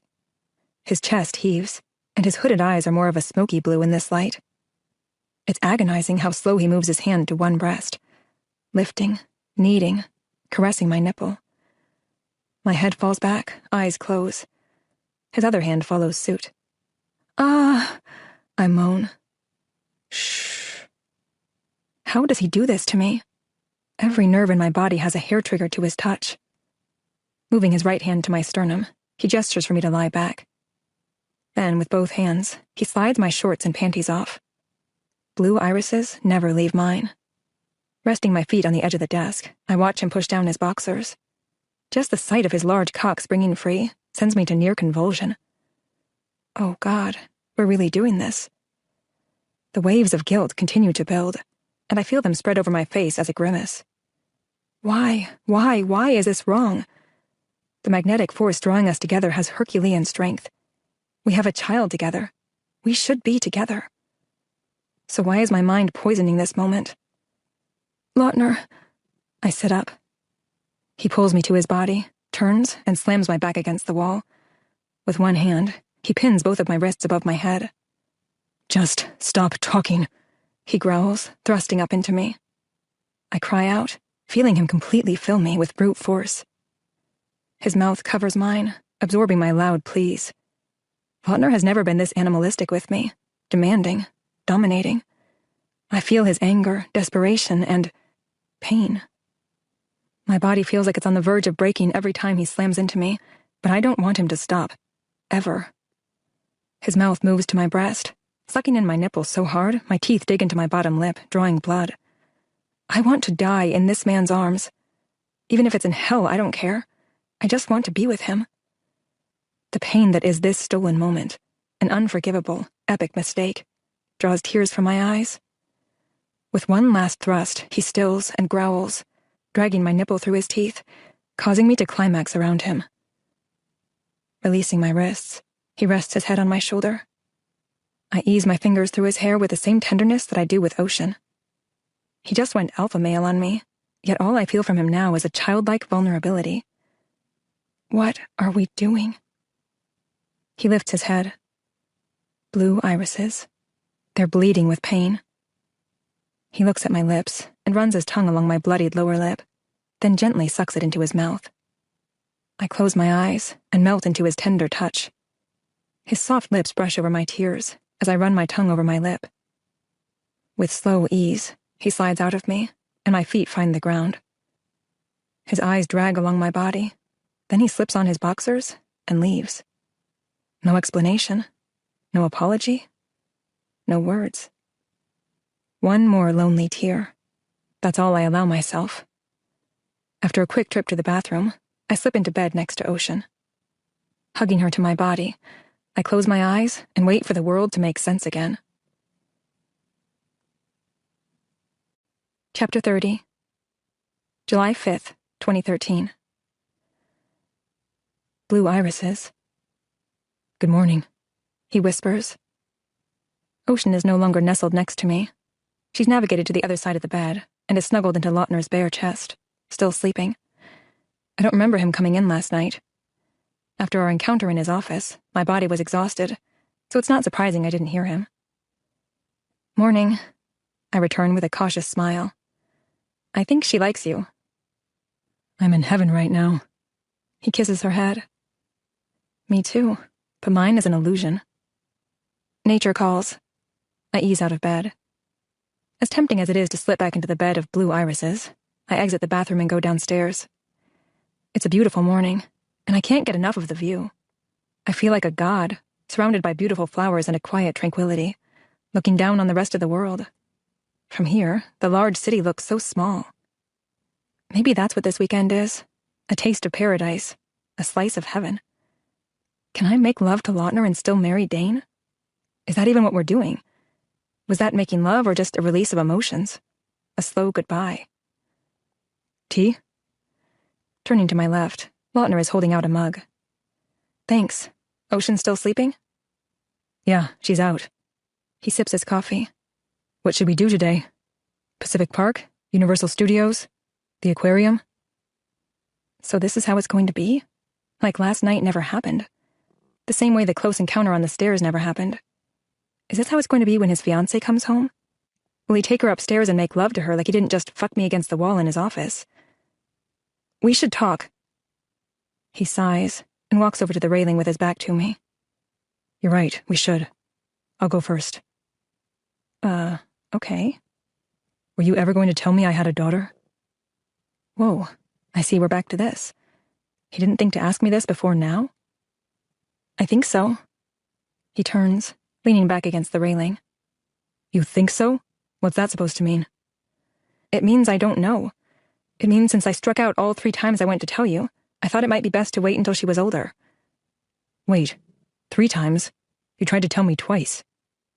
He frowns, squinting his eyes. I stare down into my mug, shaking my head. 3 times. Shortly after my first doctor's appointment, I went to your apartment. I laugh. Honestly, I wasn't exactly going to tell you right away that I was pregnant. At the time, I assumed you were with Claire. The last thing I wanted was you leaving her to be with me because I was pregnant. But I knew if you did, you'd never admit that was the real reason. I take a calming sip of my tea. I didn't want to settle. I thought that's what my mom had done, and I didn't want that to be me. You felt like being with me was settling? Yes, or no. I wanted to be with you. But I wanted you to want to be with me, too. Just me. For me. Not because I was having your baby. I knew I wanted you. I just didn't know if you still wanted me. He rakes his fingers through his hair. So it was okay for you to decide you wanted to be with me after you found out you were pregnant with my baby, but I had to choose you before knowing it? Oh, shit. He has a point. I never thought of it that way. Stupid pregnancy brain. He laughs. The laugh that keeps someone from tipping over the edge of insanity. Jesus, Sydney. I chose you. I chose you before you ever left in the first place. I chose you before either one of us knew you were pregnant. You, however, did not choose me. I would have, I whisper. He bends forward slightly, placing his cupped hand behind his ear. Excuse me? What did you say? He can't seem to shake the sarcastic tone from his voice. My eyes find his. I said I would have if I'd known that everything I thought was true about my parents was just a lie. My mom slept around, got pregnant, had an abortion. I wasn't a honeymoon baby. I was a child conceived out of wedlock, and my mom was going to abort me. All I've thought about for years was making something of myself so I felt a sense of accomplishment and would never have to rely on a man like my mom did. I knew she loved us, but I've always thought she lived in regret. But now I know she didn't. Having me and Avery changed her life, but in a good way. We gave her life purpose. With us, she made her mark in this world, more than any job or any amount of success ever would have. I close my eyes, take a deep breath, then open them. I know it doesn't matter now, but my heart chose you. My brain just didn't listen. His mouth opens, then closes again, as the sweet sound of ocean chimes through the open kitchen window. I jump up and head inside. Good morning, sweetie. She grins, holding her arms up.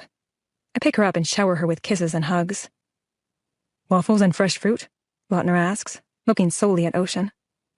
Her happy, sparkling eyes and irresistible smile is the only answer he needs. Pacific Park, here we come. Will this be her first time at an amusement park? Lautner asks as we pull out of his driveway. Yes, mine too. What? You can't be serious. Lautner's eyes bug out and his jaw is resting on his lap.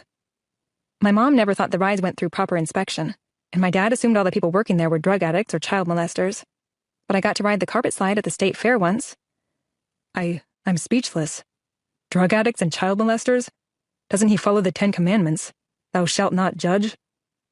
I laugh. That's not one of the 10 Commandments. Well, it's in the Bible somewhere. Luke 6:37. Preacher's daughter's show off? I roll my eyes. Well, I'm honored to be the one who takes both of you to your very first amusement park. Don't be. The carpet ride made me vomit. Well, I've dealt with your vomit before. I can do it again. Keeping my gaze out the window, I can't help but smile. I think that's when I knew Lautner loved me. There has to be some pretty strong feelings to clean up someone's vomit and stick around to tell them about it. We find our parking spot, and sure enough, Ocean is asleep. Do you mind if we let her sleep for a little bit? She'll stay in a better mood if we let her have a small nap. Lautner cracks the windows and shuts off the vehicle. Fine by me. The two of you are my plans for the weekend, so I'll do whatever you want. I slip off my Keens and rest my feet on the dash. Lautner's phone vibrates on the console. Hi, he answers, in a voice that says he knows who it is. Miss you too. How's your mom? My heart speeds as my body stiffens. It's Emma, and he misses her too.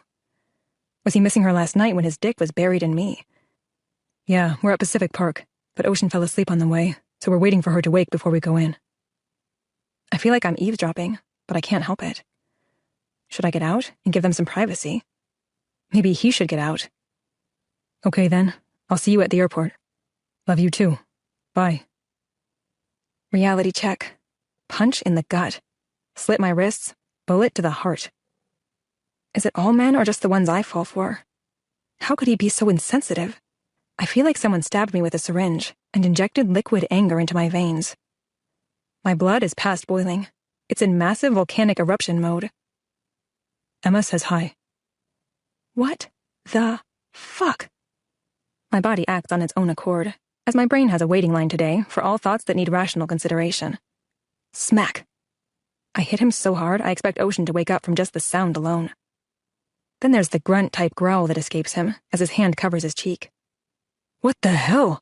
He whispers, at the highest possible decibel to still be considered a whisper. Emma says hi? Really?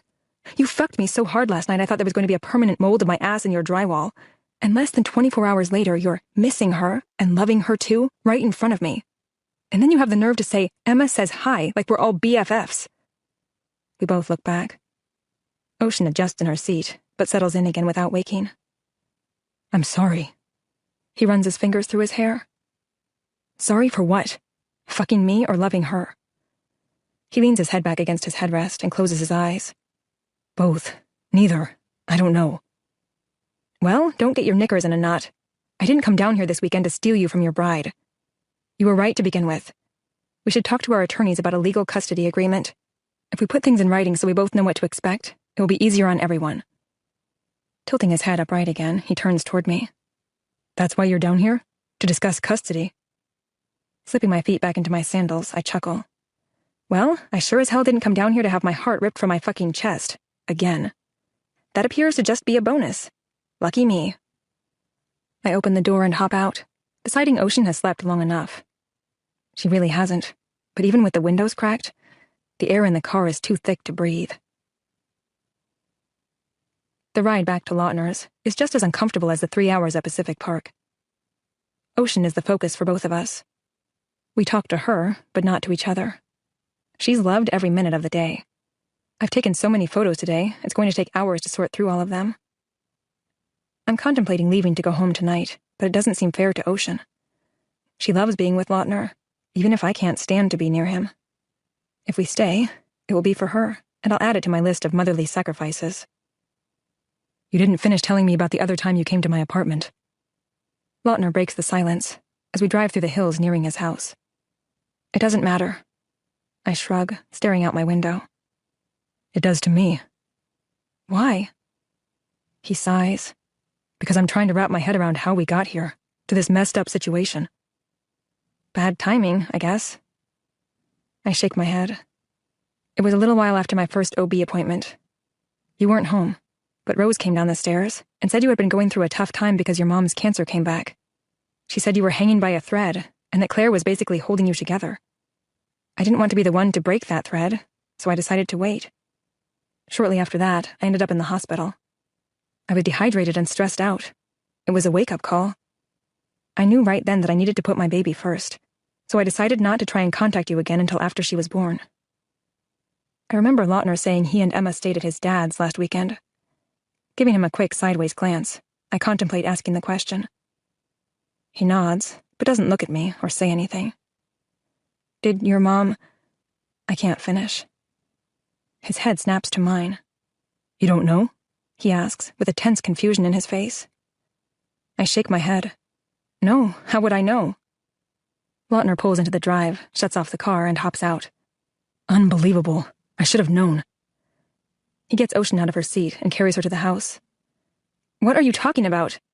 I chase after him. He sets Ocean down and goes into the kitchen.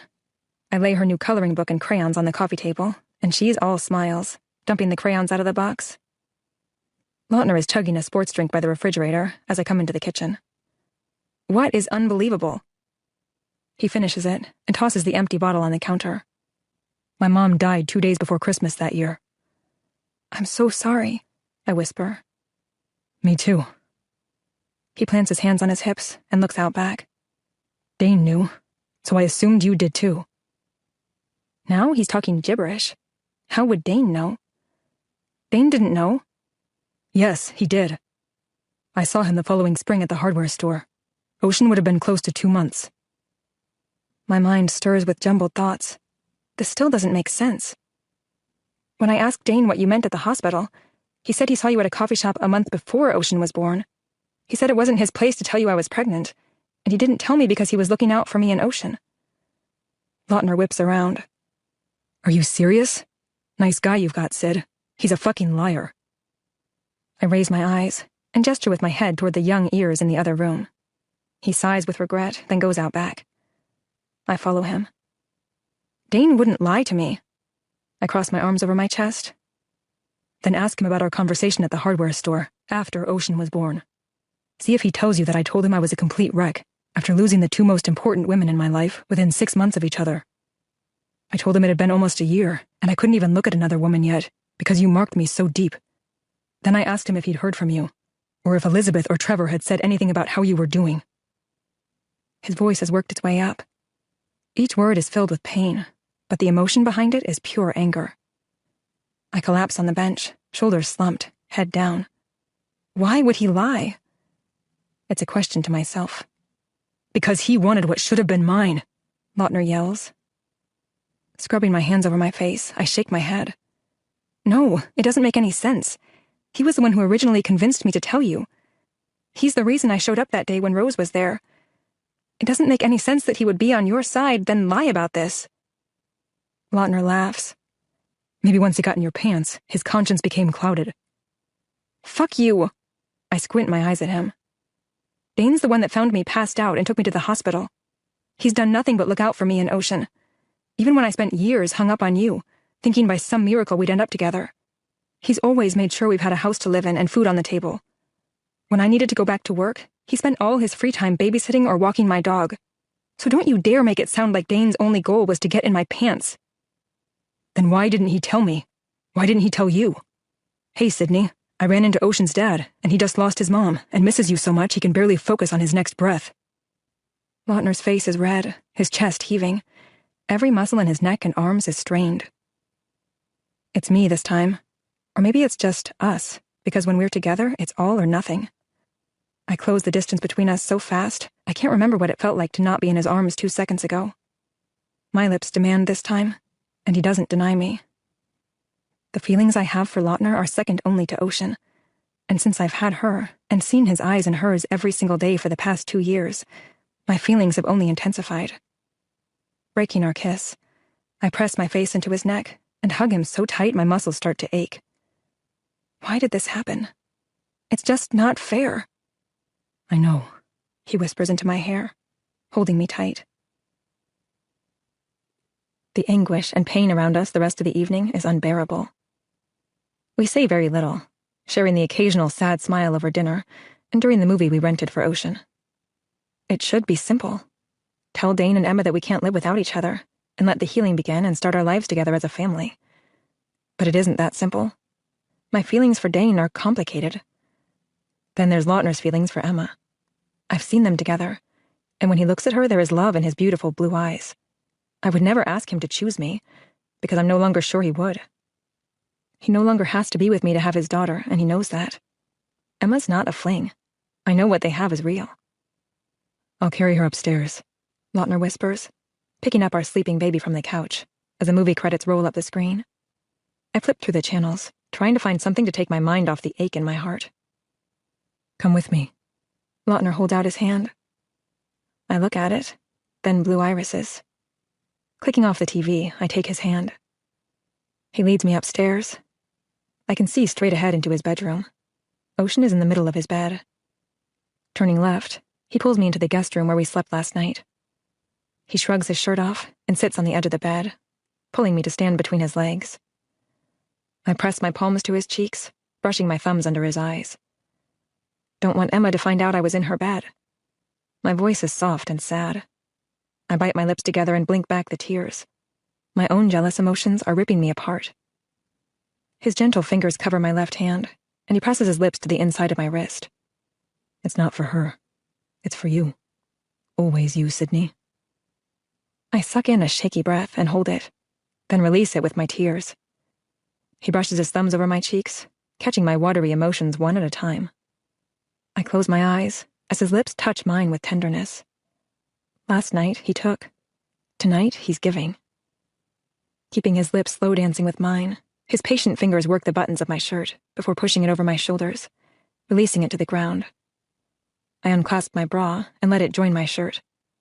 My arms wrap around his neck, and his around my waist as we fall onto the bed. Our tongues slide together, tasting, teasing. His hands skim up my back and tangle in my hair. You're a fucking goddess. His lips move down my neck as he flips me on my back. The carnal appreciation in his voice drives me crazy. Arching my back, I moan as his mouth covers my breast. My fingers curl into his hair, my pelvis rocking into him. He continues to move down my body, stopping to unfasten my shorts, then standing to pull them off with my panties. I love the way he looks at my naked body. It's a slow perusing of his eyes over every inch. He wets his lips, like a hungry predator ready to attack. How does he do that? I can physically feel his eyes on me. This will never go away. What we have is longer than time and deeper than eternity. Even if we live out our lives in the arms of another, I have to believe we will be together again. Somewhere, someday. I start to squirm, but he doesn't move. Is he having second thoughts? God, I hope not. I'm halfway there. He has to touch me. Soon. Maybe he's waiting for me to beg. Am I that desperate? Yes. Sliding my hands under my hair, I fan it out over my head. That's right. Come get your goddess. Touch me, damn it. I move my hands to my breasts, rolling my nipples between my fingers. Holy shit, that feels good. I've never touched myself like this. I'm good. His mouth opens, and his breaths are coming closer together. My eyes are on his, but his are on my hands. He's getting close. This nipple stimulation is playing havoc with a certain area a little lower. Lautner, I say in a needy whimper. His eyes flash to mine, and he smiles. Cocky shit thinks this is a game. I've gone from tears to touching myself in a matter of minutes. That's the effect he has on me. Screw it, I've come this far. I slip 2 fingers into my mouth, and with slow control circle them with my tongue, eyes on him the whole time. Then I drag them down my neck, between my breasts and lower, all the way. Sliding them between my legs, I rub them over my clit. His smile is gone, eyes hooded, hands working the button and zipper on his shorts. Good Lord, I'm really good. Who knew? All these years I didn't touch myself because my parents told me masturbation caused blindness. I've always looked judgmentally at blind people, wondering if they felt shameful. If he doesn't hurry up, I'm not going to need him. Oh, God, I moan, closing my eyes. I open them as I feel him crawling up between my legs. He grabs my hand and stops my motions. With his eyes on mine, dark and hungry, he sucks my 2 fingers into his mouth. Sydney Ann Montgomery, you're quite the little temptress. He grins, kissing his way up my stomach, stopping to give my breasts equal attention. Lautner, I can't wait.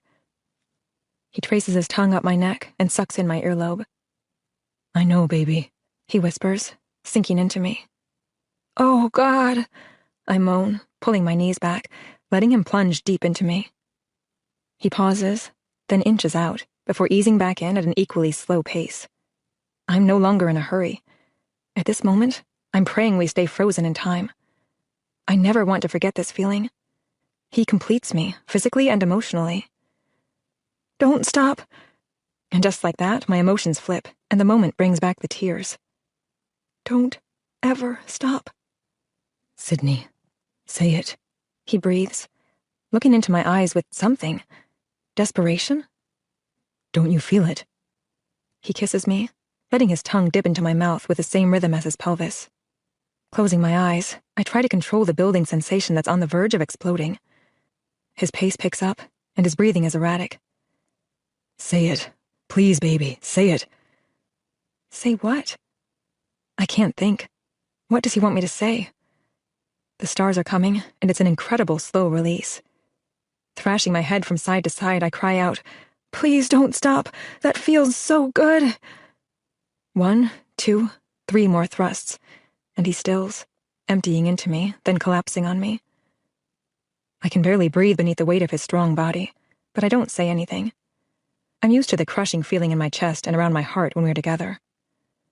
My fingers trace the muscles of his back, and I turn my head and kiss the side of his.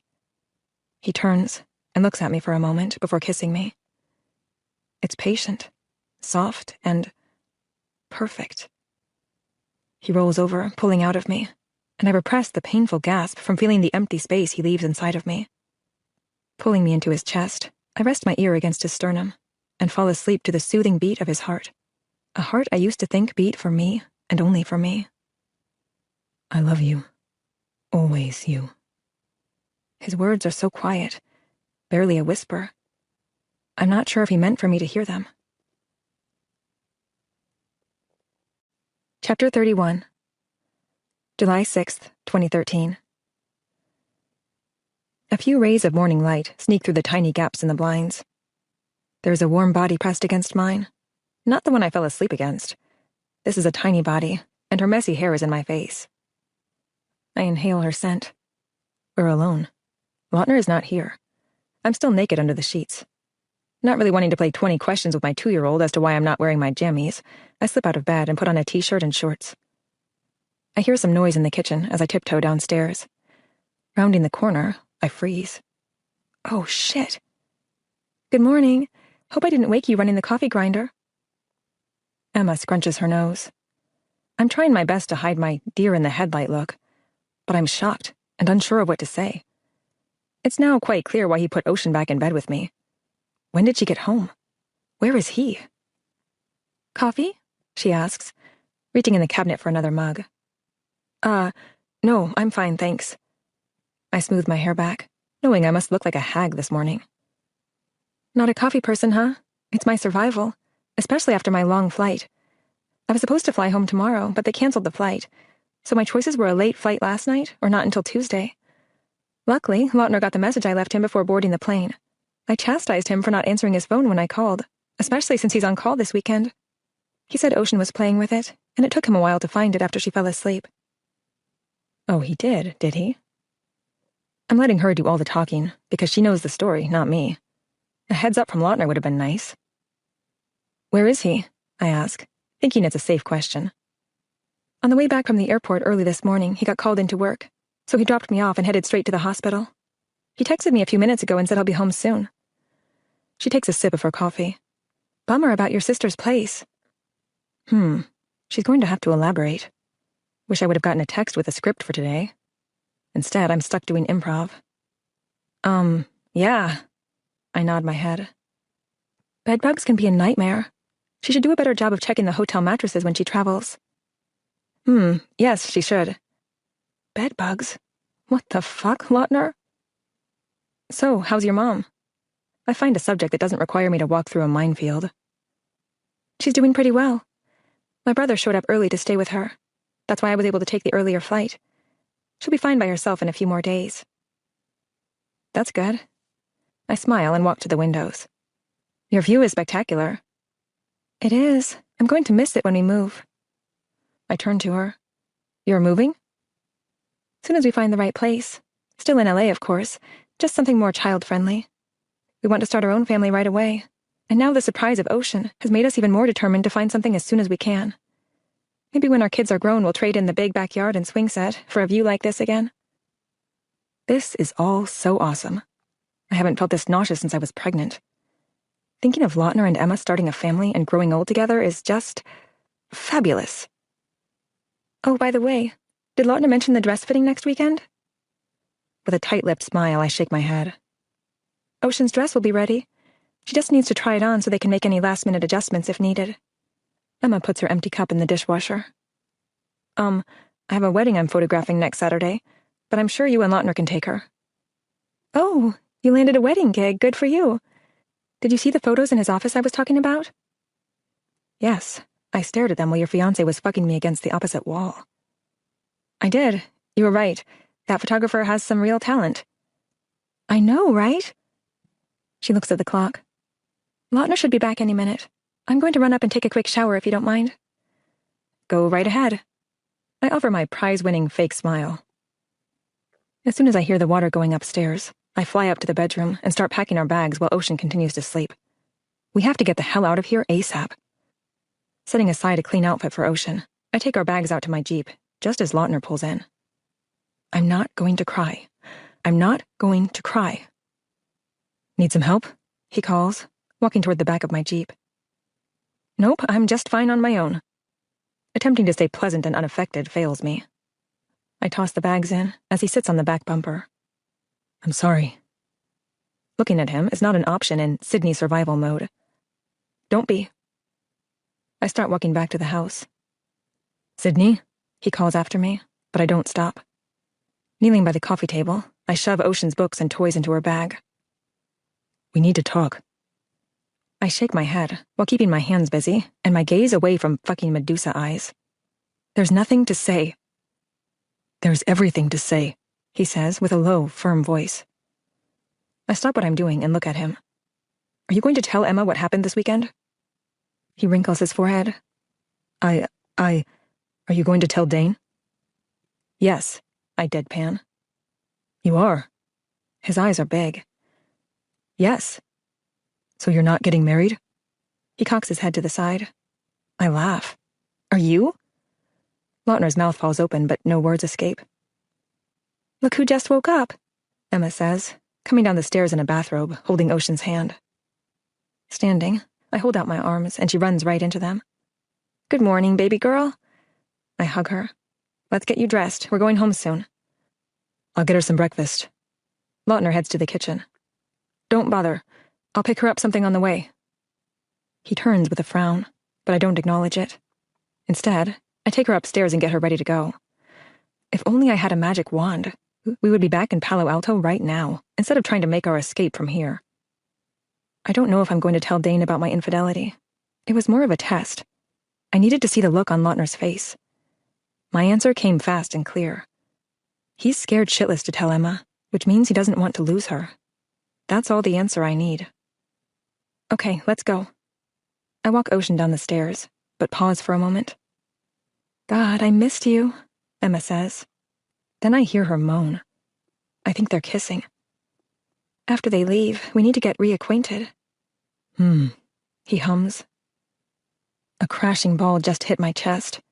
It's the feeling I had in the restaurant. I can't breathe. Tears swell in my eyes, and I can't breathe. Go down. I'll be right there. I struggle to get the words out to Ocean.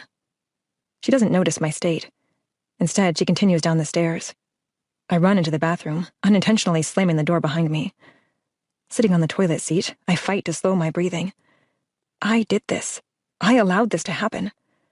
Now I'm paying the painful price for a weekend of pleasure. The door cracks open, but before I can push it shut or say anything, Lautner comes in and closes it behind him. Breathe, baby. Breathe. Slow it down. He squats down in front of me, resting his hands on mine. I hold my breath, then try to control the release, searching for my toes, feet, and fingers, focusing on one breath at a time and connecting it to the rest of my body. As I begin to calm down, he wipes away my tears. I should not have... Don't you dare say it. If you say you regret what happened this weekend, I'll hate you forever. So just don't. My voice is still shaky. He puts his hands on my face and kisses me. I put mine on his and kiss him back between broken sobs and a flood of tears. I rest my forehead on his. You love her? It's not a question. I love you, he whispers. You love her too. He doesn't say anything, but I feel his head nod against mine. I'm going to leave, and he's going to make love to her. He's going to marry her, and I'm going to have to watch the two of them live happily ever after because we share a child. Go put Ocean in the car. Sydney. Just go. He stands while I wad some toilet paper and wipe my eyes and nose. Grabbing my purse from the floor, I dig through it and find my sunglasses. Go. He leaves, and I finish cleaning my face before donning my sunglasses. I look into the mirror. Epic, Sid. If you're going to dive down to rock bottom, might as well do it in a fucking fireball of flames. Emma is still in her robe, standing by Lautner, who is talking to Ocean through the open back door of the Jeep. I hop in and buckle up. We'll check with you about next weekend. I've got to go dry my hair, Emma calls back with a wave, heading to the front door. Bye, my little princess. Lautner gives Ocean one last kiss, then shuts her door. I start my Jeep and try to shove it in gear, but I'm not quick enough. Lautner opens my door. Sydney. Shut the door. Say it. Why won't you say it? What is he talking about? Say what? I don't know what you mean, so shut the door. I think Emma's inside waiting to get reacquainted. He shakes his head, clenching his jaw, then shuts the door. It's an agonizing drive back to Palo Alto. What did Lautner want me to say? Leave Emma? Choose me? Don't go inside and make love to her? I'm sorry. What? It's sending me over the edge of insanity that I'm always teetering on with him. We're home, baby girl. I lift a groggy Ocean out of her seat. I'm surprised Dane isn't rushing out to greet us. The garage door is up, and his Lexus is here. Ocean walks to the house while I get our bags. Hey. I smile at Dane, who is sitting on the couch with a frown on his face that he manages to disguise with a small smile just for Ocean. Hi, doll. He gives her a big hug, then she runs out back to see her doggies. I set our bags by the stairs, then sit next to him on the couch. What's wrong? He rests his elbows on his knees and runs his fingers through his hair. How's Avery doing? The cold tone of his voice tells me he knows. Dane? Did you sleep with him? This is a new side to Dane. I've never seen him look so angry. His fists are clenched, and his jaw muscles are twitching. We should talk. Did you sleep with him? Biting my quivering lips together, I nod and blink back my tears. He stands and takes the stairs 2 at a time. Dane? I chase after him. He's changing into his biking gear. Aren't we going to talk about this? Pulling his shirt over his head, he laughs. Talk about what? You lying to me? You cheating on me? There's nothing to talk about. He brushes past me, and my tears cannot be held back. Dane, wait! Before I get to the top of the stairs, I hear the front door slam shut. Mommy? Ocean calls. Wiping my tear-streaked face, I suck in a deep breath and hold it for a moment before releasing it. Ocean doesn't need to be in the middle of this mess.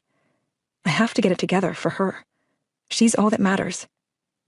Coming, sweetie. After getting her a snack, I greet the dogs. It would be easy to regret what happened with Lautner, especially if I lose Dane and Lautner marries Emma. However, I don't regret it. Not one moment.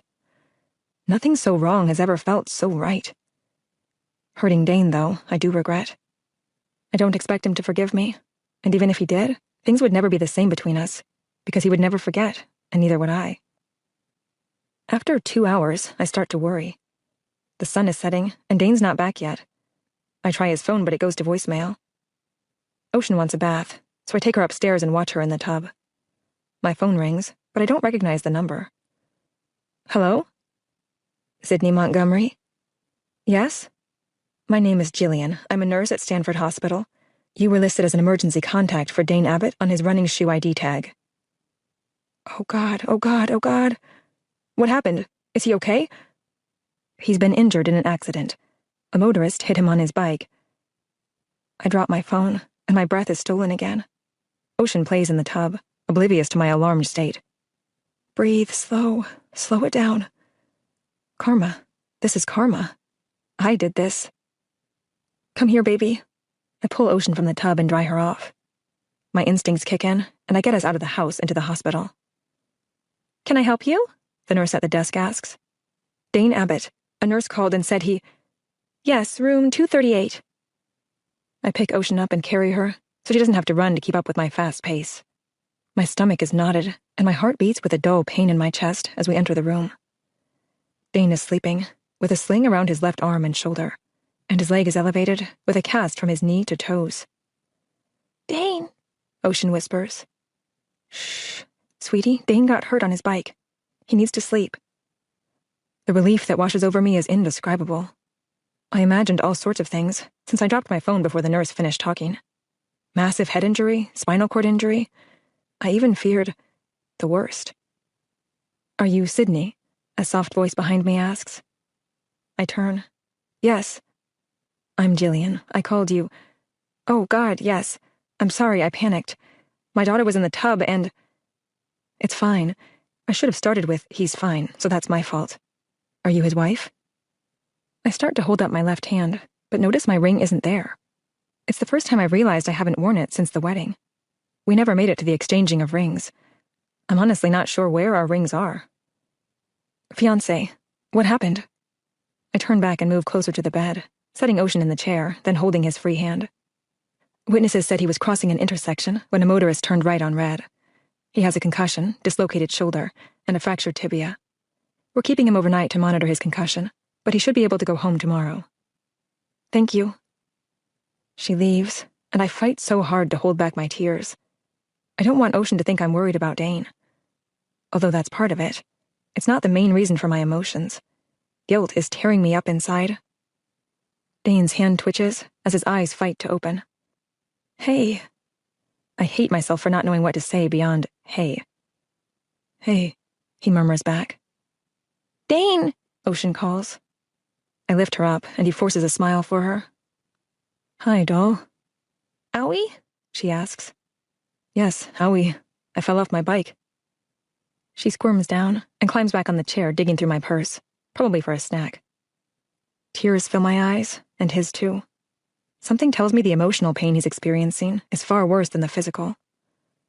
I'm sorry, I whisper, wiping away a tear. He shakes his head, moving his eyes to Ocean. Not now. I nod. Do you want me to call your parents? I'll call them tomorrow when I get home. Do you want me to see if Heather next door can take Ocean for the night so I can stay with you? He closes his eyes and shakes his head. Just go. A few more tears spill, and I wipe them away and sniffle. He's angry and hurt. I can't blame him or expect him to feel any other way. The rejection I feel from him is painful as well, but I deserve it and then some. I squeeze his hand. Okay, I'll be back in the morning to get you. He nods once. Tell Dane good night, sweetie. He has to stay here tonight, just like when you stayed at the hospital. But he'll be home tomorrow. He cracks open his eyes for her. Night, doll. I lean her down and she gives him a kiss. Night. Chapter 32. July 7th, 2013. Dane didn't want me to call his parents last night, but I did anyway. It's the mother part of me. I can't imagine ever not worrying about Ocean or wanting to know if something happened to her, whether she's 2 or 32. They left early this morning to get here in time to be with Ocean while I picked Dane up from the hospital. Are you sure you don't want us to go get him? his mother, Shirley, asks. No. Since he didn't want me calling you, I don't think you showing up at the hospital to pick him up is such a good idea. I can tell him in the car on the way home. I grab my purse and open the door. I'll be back soon, hopefully. Okay, dear, drive safe. I will. I get to the hospital, and Dane is awake and watching TV. Good morning. He looks at me. The corners of his mouth try to curl into a smile, but I can tell it's a struggle. Brought you some clothes. I hold up a bag. Thanks. He doesn't want my help getting dressed, but it doesn't take long for him to realize he needs it. After he's discharged, I pull my Jeep up as he waits at the entrance in a wheelchair with the nurse. His left arm and leg are out of commission, so he has to use one crutch under his right arm. The nurse helps me get him in, and we head home. Don't be pissed, but... God, Sydney, what now? He grumbles. I called your parents last night. They drove up early this morning. That's who's staying with Ocean right now. Great, whatever. He turns his head and looks out the window. I called Kimberly, too. She's canceled your appointments for the next week. He laughs. For the next week? Look at me, Sydney. It's going to be a hell of a lot longer than a week before I'll be able to do my job again. I fight back the emotions, because I deserve his wrath. He went from finding out I cheated on him to getting hit by a car, and now he can't do his job. To top it off, he's going to be stuck at home with me, relying on me, needing me, when I'm sure he'd like nothing more than to tell me to take a hike. The words, "I'm sorry, I didn't mean to hurt you, will you ever forgive me?" are dying to escape, but I know how generic and pathetic they'll sound. Lautner tried to apologize to me, and it pissed me off more that he was trying to say them than had he not said them at all. Dane's dad, Phil, helps me get him inside. Shirley over-mothers him, propping pillows behind his back and under his leg, fixing him food, lining up the TV remotes near him. Ocean crawls up next to him, and he wraps his good arm around her. He thinks of her as a daughter, and I know she loves him too. As time ticks on, I continue to feel worse about everything. After lunch, I take Ocean upstairs for a nap. As soon as she's asleep, I go to my room, Dane's room, and call Avery. Hey, Sam. Hey, you busy? Nope, I don't have any more clients until tonight. What's up with you and Dane? Did you guys get your signals mixed this past weekend? He left a message on my phone and said you weren't answering yours. I called him back and told him I was in Vegas. He apologized and said it was just a miscommunication. I took Ocean to see Lautner. This past weekend? Yes. That was nice of you. Dane didn't go? No, he couldn't. But he thought I was visiting you, so... Oh, shit! Sorry, Sam. I didn't mean to out you. Why didn't you tell me? I don't know. Things are such a mess right now. I sigh. What happened? The short version is I went to LA so Ocean and Lautner could spend time together, and so we could talk about some sort of visitation or custody arrangements. Emma was in Hawaii with her mom, and we ended up staying at his place, but I didn't tell Dane. Well, he can't be too upset. It's not like you... Jesus, Sam, please tell me you didn't... Yes, we had sex. Oh my God! What does this mean? Does his fiancé know? No. But Dane does? Yes. He asked me and I couldn't lie to him. What are you going to do? Her voice is soft and sympathetic. That's just it. The story gets better. I admitted to him what had happened and he took off on his bike. A few hours later, I got a call from the hospital that he'd been hit by a car. Oh my God! Is he... He's okay. It could have been so much worse. He has a dislocated shoulder and a fractured tibia. They kept him overnight last night because he had a concussion too. Sam, I don't know what to say. Do you want me to come up? His parents are here. I don't know how long they're going to stay. He can't work. I don't know how long it's going to be before he can. I've messed up so bad, and for what? Love. You messed up for love. I shake my head and lean back on my pillow. It doesn't matter. Lautner loves Emma. He's going to marry her. The reality of it makes this past weekend seem so selfish. And now, seeing what happened to Dane... You and Ocean should come stay with me. I can't. That's just it. Dane's parents aren't going to stay here forever. They don't know what's happened between us. Dane needs my help, as much as I'm sure he doesn't want it. He needs it. I can't leave him. I owe him. Have you told Dad? What? No way. Avery doesn't know about the personal and very revealing conversation I had with our dad. The last thing I want to do is tell him I've turned into my mother. A whore. And I'd appreciate it if he wouldn't say anything right now either. Hey, your secret's safe with me. Promise me, though, that you'll call me if you need anything. I promise. Thanks, Ave. Love you, sis. Love you, too. I stay upstairs waiting for Ocean to finish her nap. If I go downstairs without Ocean there for a distraction, Shirley and Phil will easily pick up on the tension between me and their son. My phone vibrates. It's Lautner. I don't want to answer it, but I can't avoid him forever. Yes? I answer in a somber voice. Hey, you okay? Yes, I'm great. Why wouldn't I be? What do you want? We should talk. His words are slow. About? Us. A sarcastic laugh escapes me. Us? Really? What us? The us that you couldn't wait to forget about while fucking Emma after I left? The us that Dane found out about after I got home? Or the us that landed Dane in the hospital after he took off on his bike, hurt and angry? Which us are you referring to? Geez, Sid, is he okay? Okay? Yeah, he's definitely okay. He's out of the hospital, but pretty banged up. We're not sure how long it's going to be before he can work again. Oh, and let's not forget, I'm pretty sure he hates me, but he needs my help, so we're stuck with each other until his leg heals and he can physically kick my ass to the curb. So, how are the wedding plans going? There's a natural progression from anger to sarcasm, and sometimes it goes even further to complete insanity. That's me right now. Sydney. Sydney, what? Did you call to tell me you told Emma? Did she leave you? He doesn't say anything. That's what I thought. I'm sure the dress fitting is still on. No problem, whatever. You know where we'll be. I press end and toss my phone on the bed. Chapter 33. July 12th, 2013. Dane's parents decide to stay the week. I take his lead on everything. He's decided to play the happy couple, and I go along. The truth needs to come out on his terms when he's ready. The anger in his eyes has faded a bit, but the pain is still there. Ocean has been a nice buffer, and I've found plenty of time to escape since the role of dog walker has fallen on me. I'm not complaining. A big part of Shirley and Phil's decision to stay is the wedding I have scheduled to photograph this afternoon.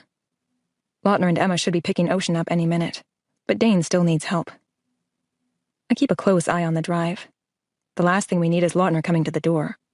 A face-to-face encounter might be the final straw for Dane. His black 4Runner appears in the driveway. I pick up Ocean and head outside. Hi, Ocean. I missed you. He takes her from me and gives her a gentle hug and a kiss on the cheek. The passenger's seat is empty. Where's Emma? I ask, as he fastens in Ocean.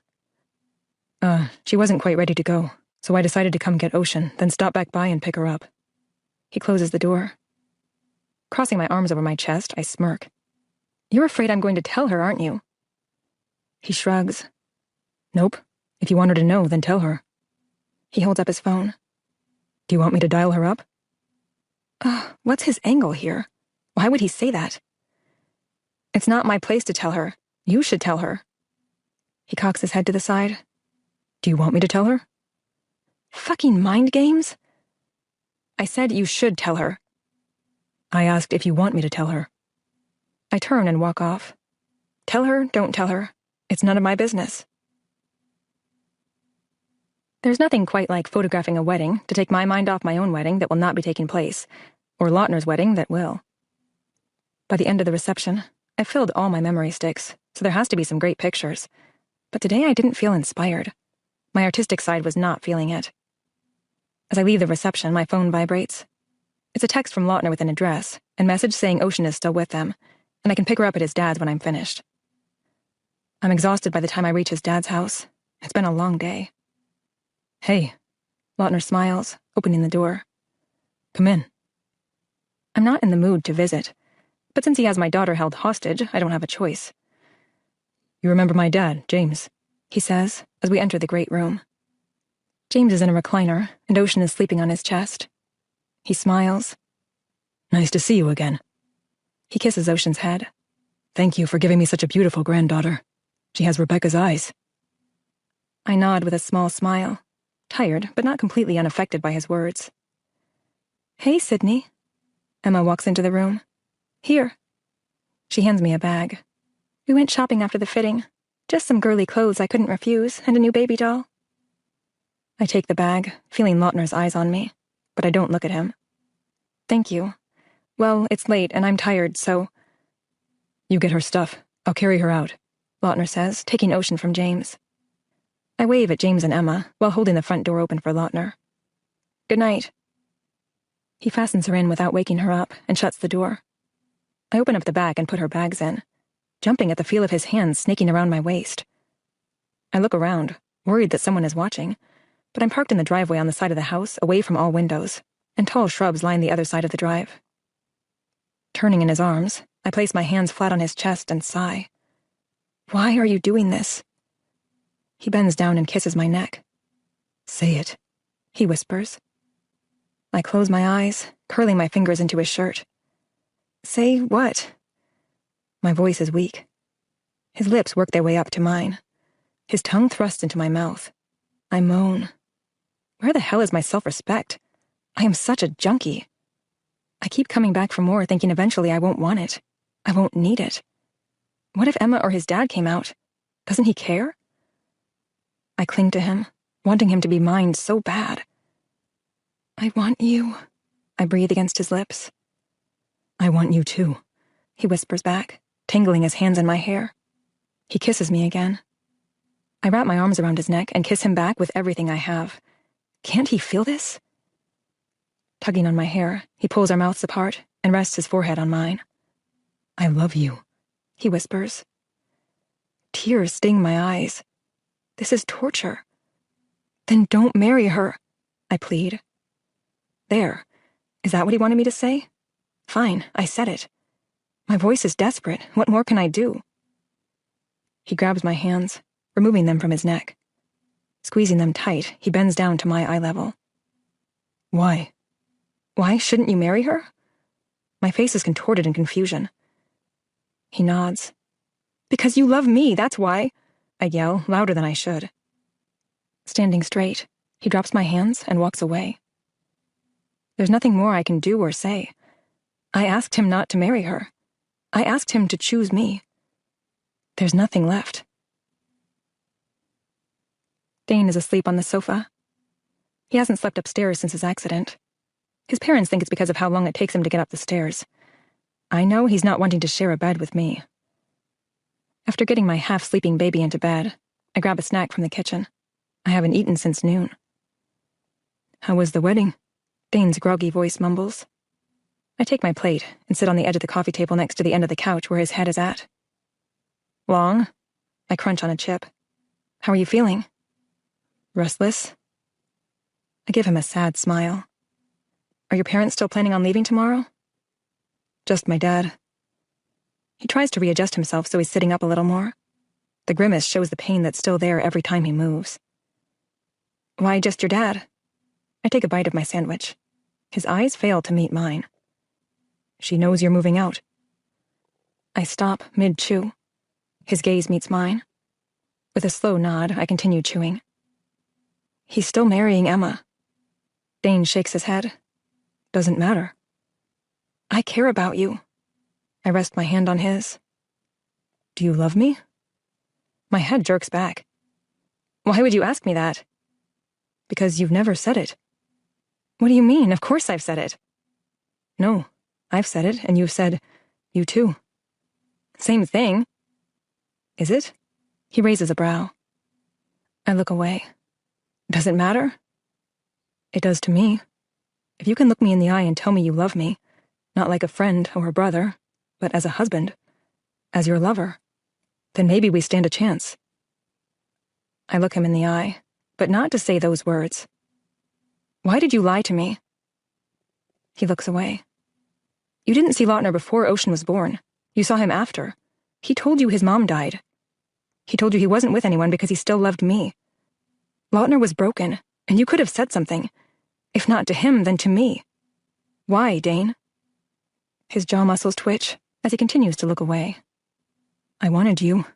Then I saw Ocean, and this protective side of me took over. But I did it because I loved you.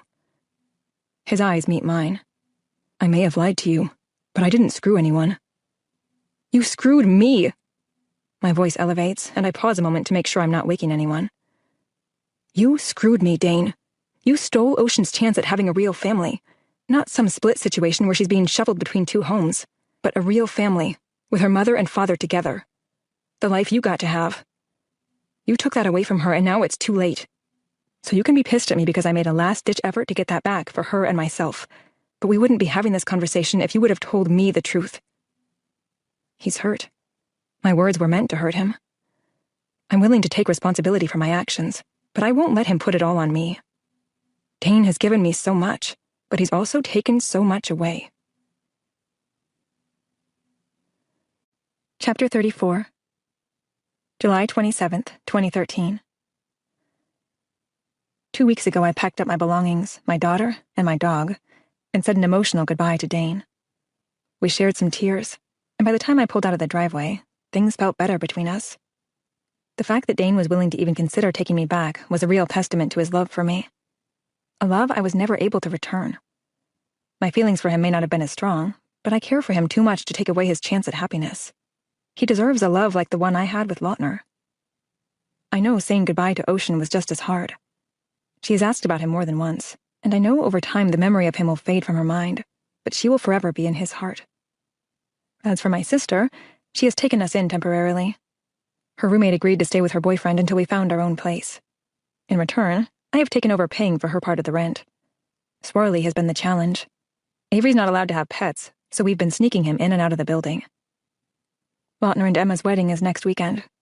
I've only communicated with him through texts, and those have been about Ocean. He hasn't seen her either in 2 weeks, and I know it's killing him, especially since he won't get to see her while he's in Bali, doing stuff with Emma. Somehow, I failed him. I saw it in his eyes that night at his dad's. I'm not sure if he was looking for an apology, a promise to never lie to him again, or what, but my words weren't good enough. I've come to the conclusion that since he's going through with the wedding, then he's meant to be with her. I won't show up and barge through the doors in Hollywood-fashion drama and beg him not to marry her just before the minister makes everyone hold their peace forever. Since Dane's out, who are you taking to the wedding? Avery asks as we eat our breakfast. Actually, I'm not going. What do you mean you're not going? She gives me a disapproving glance over her coffee mug. I shrug and hand Ocean part of my toast. I wasn't invited. What? Of course you're invited. Ocean is the flower girl. Which means Ocean is invited. Lautner texted me, and I'm supposed to drop her off at his dad's house late Friday afternoon. She's going to the rehearsal, then rehearsal dinner, and then she's staying overnight with them at his dad's, so she can go with the other girls to the salon in the morning. And you're okay with her spending the night with them? I reach over and brush Ocean's hair out of her eyes. No, but I don't have much of a choice. After all, she's going to be doing it in the near future anyway. So what are you going to do while all this is going on? I laugh. That's the fun part. Apparently, Emma's rich family is putting me up in a nice hotel, and even throwing in some fancy spa treatments for me and a friend of my choosing. So what do you say, friend? Heck yeah. I'll live it up on someone else's tab. Avery's grin is enormous. You think room service is included? I grin. Well, I'm not giving them my credit card number, so I'd say yes. Food, champagne, whatever we want. Watch out, world. The Montgomery sisters are going to get hammered. I shake my head. Chapter 35. August 2nd, 2013. We're a few blocks from Lautner's dad's house. I'd like to say that my anxiety over Lautner and Emma stealing Ocean has subsided, but it hasn't. The overnight part is what has me worried. She could wet the bed, have a bad dream, and be crying for me. What if she gets sick like she did at my wedding? Knock it off, Avery says with a smirk on her face. What? I reply with a quick sideways glance. Stop obsessing. What? I don't know what you're talking about. My voice jumps an octave. I can hear the cogs turning in your head. You're worried about leaving her, and who's going to cut up her food tonight, and what if she doesn't get a bedtime story? Tomorrow she could get sick, or scared, or stolen by her father and his new bride?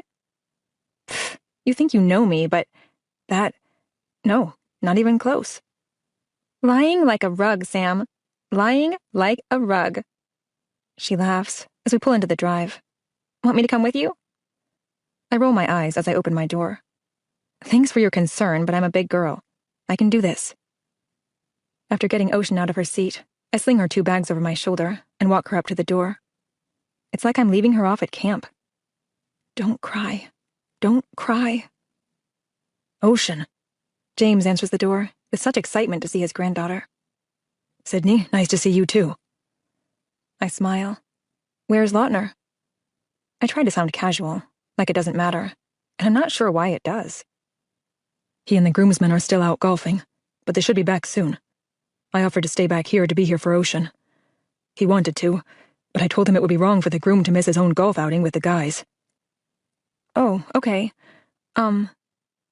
James pats me on the shoulder. She'll be fine. I'll guard her with my life. I blink back the tears and swallow hard with a hesitant nod. Come here, baby girl. Give me a hug and kiss. Ocean hugs me, and a little too willingly walks into the house. So you'll call me after the reception and I'll pick her up here? You bet. We'll see you tomorrow. He goes to shut the door. And you have my cell phone number? Got it. The door closes, and I know I'm going to receive a ration of crap from Avery for my pathetic, watery eyes, but she can just kiss my ass. Holy crap! This is where we're staying? Avery gasps as we pull up to the valet parking. Close your mouth, you're embarrassing me. I laugh, getting out of my Jeep. The valet greets me as if I just pulled up in a Bentley. Nice. Check-in is simple because everything has been handled ahead of time. I wonder if it's a distraction. Keep the deranged Sydney preoccupied so she doesn't show up at the wedding and ruin everything. Looking around at the posh surroundings, I inwardly smile. For the first time in my life, my craziness pays off. Would you look at this? Avery runs over to the windows as we enter the room. I dig in my purse to tip the bellboy, but he holds up his hand. It's all been taken care of, ma'am. Thank you. I smile. It's not a room. It's a luxury suite, larger than the house I rented from Dane. Get over here, now! Avery calls. French doors open to a massive private balcony, overlooking the bay and part of the city. Not bad. Not bad? Okay, miss, I've traveled the world. But for those of us who haven't, let me tell you, this is unbelievable. I grin and nudge her. I'm kidding. I have seen a lot of the world, but this is still amazing. She turns and skips inside to check out the rest of our palace for the night. I check my watch. We need to get going. We have spa treatments in half an hour, I call to her. She waltzes out of one of the bedrooms, jabbering in her ridiculous British voice. Ah, yes, we should most certainly participate in a little pampering. I roll my eyes and open the door. Shall we? We arrive early and fill out our necessary forms while being offered any beverage imaginable.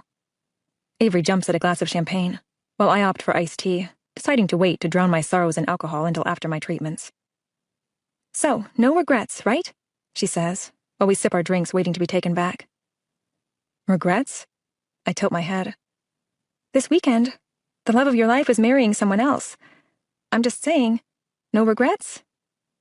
I laid it on the line, told him not to marry her, yet here we are. I don't know what else he wanted me to say. Avery nods and sips her champagne.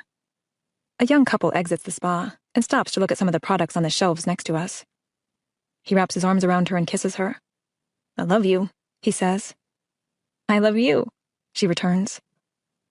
I smile and try not to stare. How sweet, I think to myself. Tomorrow we are scheduled for massages. Tonight we're having manicures and pedicures. Avery goes for wild, hot pink polish with glitter. I do sex red on my toenails and a French manicure. Did you bring a cocktail dress for the fancy restaurant here? Avery asks, as our nails are under the heated dryers. Yeah, but it's probably not fancy enough. Your eyebrows could use a little touch-up. Want me to see if they can fit us in for a quick wax? I shake my head. My eyebrows are fine. You thin yours out too much. Must be an LA thing. Well, I'll be up in a little bit then. I'm not passing up free treatments. I wave my hand at her as I exit. Enjoy. Don't be too long or I'm going to dinner without you. As I leave the lobby of the spa, I think back to the couple we saw earlier and my short conversation with Avery. Regrets. Entering our suite, I set my purse down and dig out my phone. Regrets. Say it. The couple downstairs. I tap the letters on the screen. What the hell are you doing, Sydney? I ask, still crazy, still talking to myself. With one hand, I hold my phone, and with the other, I mess with my hair. Screw it. My thumb grazes over the send button, and off it goes. I toss my phone on the couch, grab my dress and makeup bag, then head in the bathroom. After applying my makeup, I slip into my silver sequined cocktail dress and look in the mirror again. Oh shit! What did I do? The reality of my impulsive text hits me. I hear the door to the suite shut. Ave, you're not going to believe what... I open the bathroom door. Oh, dear God. Flowers. Dim lights. Soft music. Lautner. He's about 10 feet away wearing a black suit and a titanium tie. I've never seen him dressed up like this. He's perfect. Holding up his phone, he shakes his head. Got your message. Finally. My newly applied makeup is in serious danger. There's a lump in my throat the size of Saturn, and it's making my eyes water. A lot. He takes a step closer. So here's how this is going to go. I'm going to drain you of all your tears because that's what I do best. Then you're going to say these 3 words to me. He holds up his phone again. Then I'm going to get down on one knee and ask you a very important question. Then you're going to say yes. After that, I'm going to remove your clothes and make you scream until the Golden Gate Bridge collapses. Then we're going to make slow, passionate love for the rest of our lives. Okay?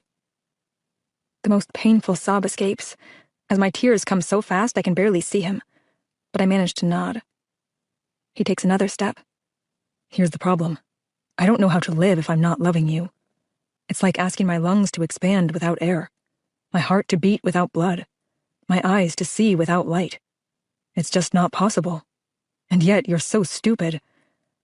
I laugh and sob at the same time, eyes swollen, nose sniffling. How could you ever think I would love someone the way I love you? He takes a step closer. Reaching into the inside of his jacket, pulls out a hanky and blots my face, one gentle pat at a time.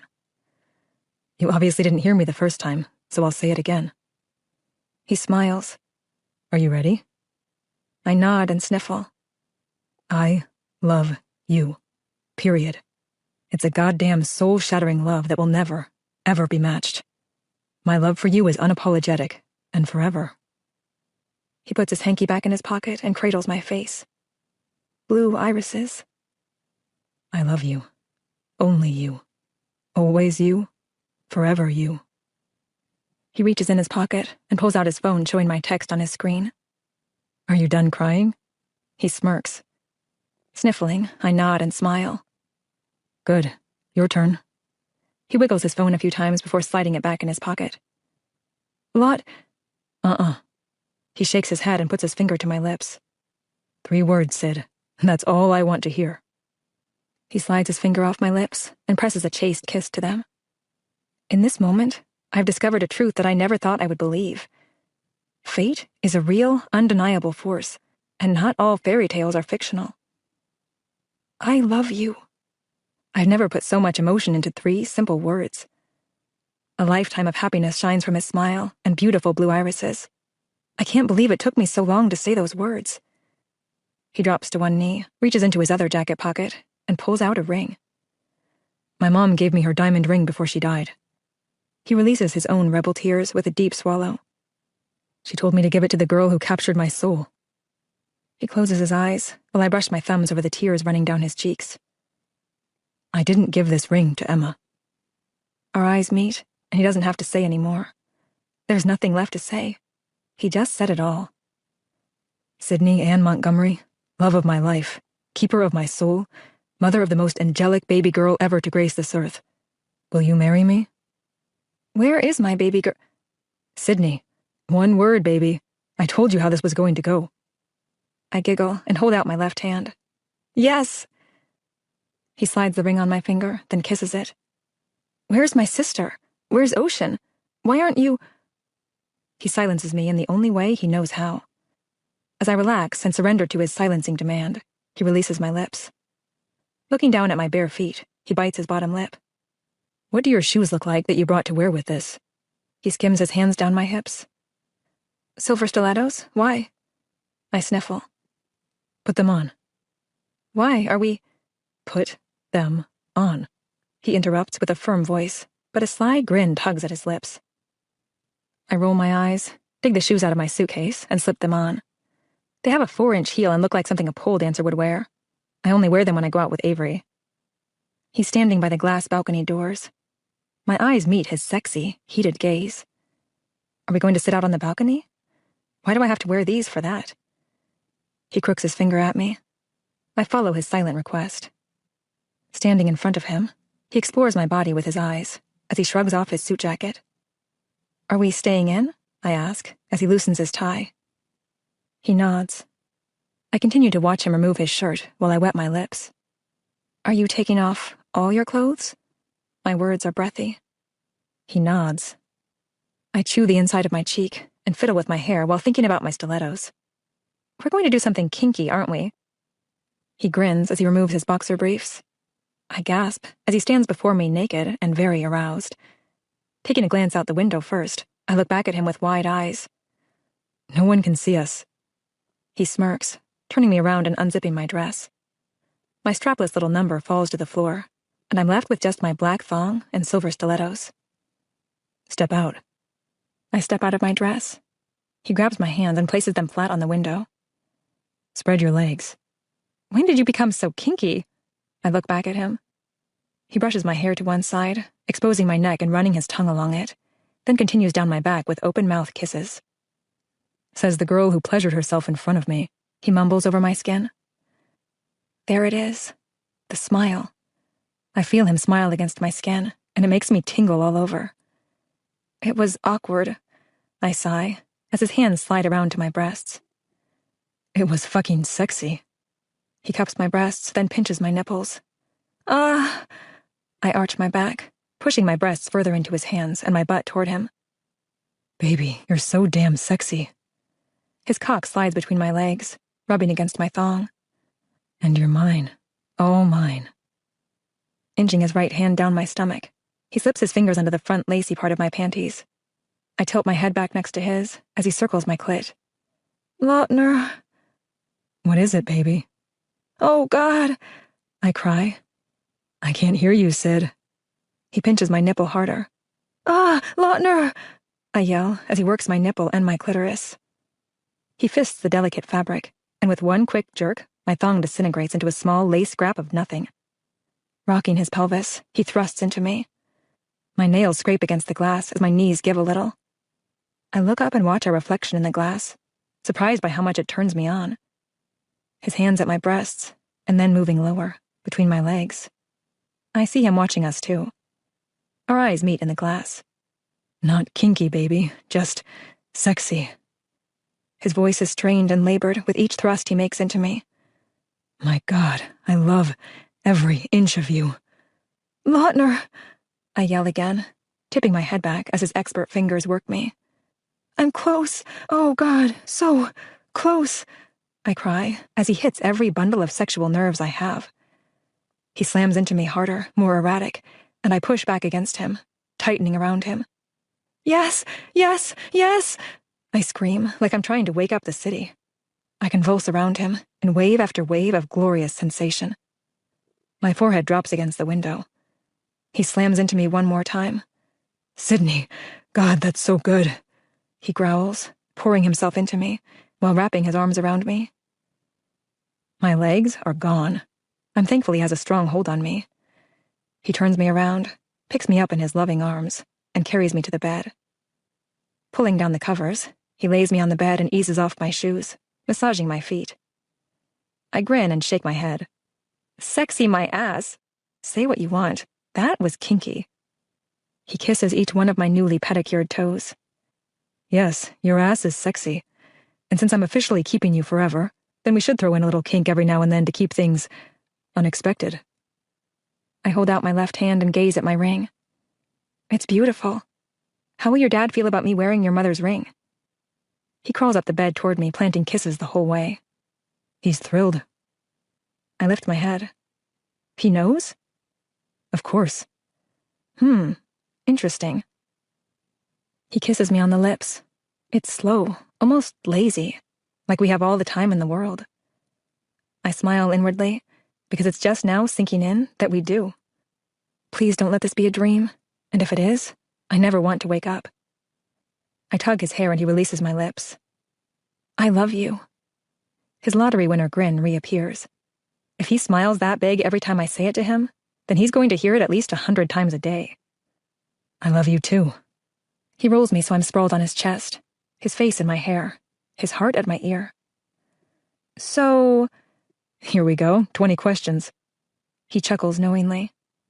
Okay, smarty pants. I dig my nails into his chest, eliciting a slight jump from him. Then don't make me ask, just tell me. Where to start? Let's see. Ocean is at my dad's tonight with, let's just say, family, and you'll find out more tomorrow. I start to lift my head, but he puts his hand on it, pressing it back to his chest. Just listen. The wedding was canceled 2 weeks ago, right after I last saw you. He keeps my head pressed firmly to his chest, knowing I'm dying to look at him and ask for more details. But I think I knew I wasn't going to marry Emma the moment I found out you hadn't married Dane. So to answer your next question, I plead temporary insanity for not breaking it off sooner, and I'm quite certain I'd better hang on to my current job, because I know a certain chief of staff who will no longer be giving me a glowing recommendation. However, Emma doesn't hate me. She said she envies what we have, and knows she'll find a guy that looks at her the way I look at you. I relax, although my next question is not one I should want to know, and no good can come from asking it, but... He releases his hold on my head, and I look up at him with mixed emotions. No, he says. I furrow my brow. I haven't even asked you anything yet. You want to know if I had sex with Emma after you and Ocean left my house? I look away and nod. He tugs my chin, forcing me to look at him. Let's just say I had some unusually bad headaches and long hours at work. He winks. Biting my lips together, I fight to hide my pleased smile. I love you. I know you do. I've always known it. Then why the drama? Why make me say it? He tucks my hair behind my ears. I needed you to know it. Admit it to yourself. I didn't want your love for me to be a hidden emotion or a guilty pleasure. I wanted you to say it, feel it, show it. Surrender to it. To me. To us. I kiss him. I surrender. It's about time, he mumbles. I smile against his lips. You planned this without knowing I was going to text you. What were you going to do if I didn't say it first? Let's just say you'd still be in your heels and plastered up against the window. My mouth falls open. You were going to pound a confession out of me? Something like that. Squeezing my ass, he rocks his hips into me. What was next on the list? I wet my lips and wiggle my hips over his erection. He flips me on my back, settling between my legs and sinking into me. Making slow, passionate love for the rest of our lives. Chapter 36. August 3rd, 2013. I love you. Kiss. I love you. Kiss. I love you. Kiss. Baby, what are you doing to me? Lautner's groggy but sexy voice vibrates. He hasn't opened his eyes yet, but his mouth is twisted into a grin as I kiss the back of his legs, along the firm muscles of his ass, and the bumpy terrain of his sculpted back. Sorry, I couldn't sleep. Had to make sure you were still mine, I whisper in his ear. Well, don't stop. I'm yours, baby, all yours. I straddle his butt and massage his back. So I probably should have mentioned this last night, so you knew what you were getting into, but I'm sort of homeless right now with a child and a dog. Is that going to be a problem? He chuckles. Got it covered. Found a new place for us to live after we get married. Oh. I bite my tongue. No need to press my luck. However, I need a place to live, like, now. It's only a matter of time before Avery gets in trouble for having a dog at her place. Breakfast then sex? Or sex then breakfast? Or sex for breakfast? He asks. I pinch his sides, and he rolls over, bucking me off his back, then pinning me to the mattress. What's it going to be? He interlaces our fingers above my head. How about sex for breakfast, therefore breakfast, then, well, more sex, and by that time we might actually need some food. He grins. Sex in bed, the tub, or shower? Yes, yes, and yes. I smile. God, I love you, Sid. As promised the day before, I get a massage, and even my hair done at the salon. Although I feel more guilty knowing that Lautner is the one paying for this elaborate overnight stay and spa services. I'm itching to get back to Ocean, but Lautner wants to keep me to himself for a few more hours after we check out of the hotel. We drive down the coast and enjoy the view and each other's company. He holds my hand, occasionally playing with the diamond ring on my finger. You do realize my dad is going to kill you when he finds out you proposed without asking him first. He laughs. Now, I know thou shalt not kill is one of the 10 Commandments. What religion did you say your dad is? I grin. He's going to freak. When I told him it was over with Dane, he suggested I try it on my own for a while and not rush into a new relationship. He'll just have to deal with it. Someday, that's what Ocean's boyfriend is going to say about you. Lautner frowns. Yeah, well, we'll discuss that when she's 30. Marriage? Dating, he says with a serious tone. We pull up to a familiar, empty dirt parking lot. Our beach. My suit is at the bottom of my bag and back. He leans over and kisses my lips, then slides his hand up under my sundress, massaging my thigh. I'm pretty sure we're not going to need our suits for what I have in mind. His deep, seductive voice has me squirming in my seat. He hops out and comes around to open my door. Why, Dr. Sullivan, I didn't know you were into public fornication. I step out and he smacks me on the butt. Remember, a little kink is a good thing, baby. Oh, I remember. The muscles in my legs are still burning. Next time, you wear the stilettos. A roar of laughter escapes his chest as he grabs my hand and leads me to the path around the grassy knoll. Our private beach comes into sight, and I stop. He squeezes my hand and looks at me with adoration and love. I look back at the beach. His dad, my dad, Avery, Ocean, and Swirly. Our dads are dressed in nice shorts and button-down shirts. Avery and Ocean are wearing sundresses and holding flower bouquets. Mommy! Ocean runs to me. I pick her up and hug her tight. Flowers! She hands me a small bouquet. Of course, I'm crying. Lautner kisses Ocean and then me. We'll make it legal later. But marry me. Today. Right here. Ocean squirms, so I set her down and she runs back to the beach. I have no words. Lautner pulls me into him and wipes my tears. Marry me, Sydney, he whispers. I nod. Yes. He kisses me, and it's all-consuming. Ahem. I hear my dad walking toward us. I haven't given you permission to kiss the bride yet. Lautner releases me and shakes my dad's hand. Tom? Then my dad pulls me into his arms. How? When? You're here, I stutter. I got a call 10 days ago. Some guy claiming to be Ocean's dad wanted to know if I'd marry him and this girl he's crazy about, on a beach. Lautner walks toward the beach, but turns and gives me a smile and sexy wink. I shake my head, wiping my tears. My dad kisses my forehead. Happy, baby girl? I nod. All my dreams have just come true. Shall we? He offers his arm and I take it. Numerous hearts have been carved in the sand, and there is a trail of rose petals leading to where Avery, Ocean, James, Swirly, and Lautner are waiting. My dad gives me away with a kiss on the cheek, and Lautner takes my hands, and my whole heart. My dad keeps it short and sweet, then Lautner says his vows to me. Sydney Ann Montgomery, I promise you a long life of flowers, chai tea lattes, and cherry almond galettes. I promise to teach you how to surf and play real football. Everyone laughs. I promise to listen to your every word, even though most of the time you're talking to yourself. I squint my eyes and shake my head. He clears his throat and lowers his gaze to our hands for a moment, then looks back at me with teary blue irises. I've wanted many things in my life until I met you. Then I wanted nothing, except you. My existence is for you. He looks at Ocean. Every part of you. Never doubt my love for you. If I'm breathing, I'm loving you. Only you. Always you. Forever you. I reach up and brush my thumb along his wet cheek, and he leans into my hand. The love I feel for him cannot be expressed in words, yet it's my turn to form something that I know will fall so short of my true emotions. What if you wouldn't have taken a wrong turn for the right reason? What if the moment would have slipped away? What if, for the rest of our lives, we would have to live with the excruciating agony born from the soul-snatching what if? I shake my head and smile. Best pickup line ever. Lautner grins, and in this moment it doesn't matter that nobody else understands our vows. It's just us, and the rest of the world has always ceased to exist when we're together. Blue irises. You were right. I see my reflection in your eyes. My whole, entire world is in your eyes. My past, my present, my future. It's all there.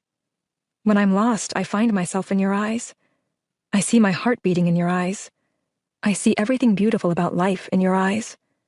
I see an ocean of infinity in your eyes. I look at ocean.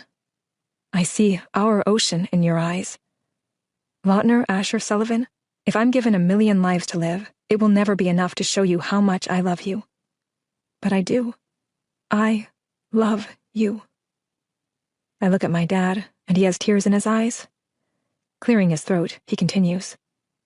Lautner, do you take Sydney to be your wedded wife, to love and cherish so long as you both shall live? I do. He grins and squeezes my hands. Sydney, do you take Lautner to be your wedded husband, to love and cherish so long as you both shall live? I do. My giddy smile rivals his. I now pronounce you husband and wife. You may kiss my daughter. Lautner looks at my dad and laughs. Thanks, I think I will. We kiss, and our small gathering cheers as ocean squeezes between us. Lautner lifts her up, and we both hug her between us. Congratulations! Avery pulls me from Lautner and into her arms. You are a real sneak. I hug her and shake my head. How long did you know? Releasing me, she grins. Not that long, maybe a week. But I've been dying watching you sulk around, knowing your Prince Charming was getting ready to sweep you off your feet. I brushed my finger over her eyebrows. Did you really get them waxed? Heck yeah, free treatments. I roll my eyes. James touches my back. I turn, and he grabs my left hand and smiles. Perfect. Rebecca would be elated. I blink back a few tears. Thank you. We embrace, until I'm once again being pulled away, literally. Lautner scoops me up in his arms and carries me toward the water. Lautner! I squeal, as he carries us into the crashing waves until we're completely drenched. He kisses me, taking his time to explore every inch of my mouth. As he releases my lips, I wrap my arms around him, and he leaves my face cradled in his loving hands. So, Mrs. Sullivan, I hear you have a housing issue. Epilogue. September 3rd, 2013. My sexy, doctor, ex-wide receiver husband is charitable enough to take in his homeless bride, our angelic love child, and rambunctious Weimaraner. We have a huge backyard framed in large trees, a swing set, and a pool. I have to mention that my pool guy is off the charts hot, some days even a little naughty. My wedding present from him is a bonus room above the garage that has been converted into a photography studio. I feel a little guilty that I haven't found the perfect gift for him yet, but I'm sure I'll know it when I see it. Lautner's birthday is tomorrow, so Avery picked up the kids, Ocean and Swirly, and is keeping them overnight. He should be home any minute, and I have dinner on the table, candles lit, and Ed Sheeran plays through the speakers. My red dress is tight, short, and paired with black heels that could lead to some kink. Originally, I had my hair up, but Lautner loves the long-haired goddess look, so it's down again. My stomach is unsettled. It has been all day. We've been intimate in every way possible, so I don't know why my nerves are knotting my stomach so much. He's here. I dim the lights and hop on the kitchen island with my bare legs crossed and my hair flowing over my ample cleavage. He opens the back door and freezes. Happy birthday, Dr. Sullivan, I say in a low, sexy tone. Hungry blue irises peruse my body as he wets his lips. Tossing his keys on the counter, he grins in appreciation, sauntering toward me like a jungle cat. Mrs. Sullivan. He uncrosses my legs and settles between them, hiking my dress up farther. His hands skim down my bare legs. Nice shoes. Hope they're comfy, because I think you're going to be in them for a while. Full, greedy lips take mine. I tug his tie, holding him close, and moan as our tongues dance. A welcome greeting after a long day apart. Dinner? I try to say over his lips. It can wait. His hands slide back up my legs and under my dress. I don't want it to get... Oh, God. I shove him away, hop down, and sprint to the bathroom, somehow managing to avoid turning an ankle on the way. Loving hands pull back my hair as I heave into the toilet. Lautner sits on the floor, straddling his legs around me, pulls me back into his chest, and hands me a wet washcloth. How's my baby? Ugh, I'm not feeling so good. He laughs. I can see that. But I meant, how's my baby? I feel his hand rubbing circles on my tummy. What are you talking about? I'm not pregnant. I lean my head back against his shoulder. He kisses my neck. We've had sex every night since I proposed to you. I haven't seen any stay-away signs on the door or tampons in the trash, and your breasts are, well, let's just say I'm not complaining. Holy shit. He's right. For heaven's sake, why are you always trying to get me pregnant? Me? He chuckles. You're the one who takes her pill most of the time. I stand and give him a scowl, then brush my teeth. He leans against the doorframe looking cocky as hell. Spitting, I toss my toothbrush aside and turn. For a doctor, you're pretty irresponsible when it comes to birth control. I squint my eyes and poke my finger into his chest. If you've known I can't be trusted to take my pills, then why haven't you worn a condom? Grabbing my hand, he kisses my accusatory finger. Because you seem to be hell-bent on having my babies, and you know I can't deny you. You wanted me to get pregnant, both times? My voice escalates with each word. He shrugs with an "I'm the ultimate stud" smirk. I brush past him. You have a twisted mind, Dr. Sullivan. Grabbing my arm, he spins me around and into his chest. The playfulness is gone, but his eyes sparkle with love and adoration.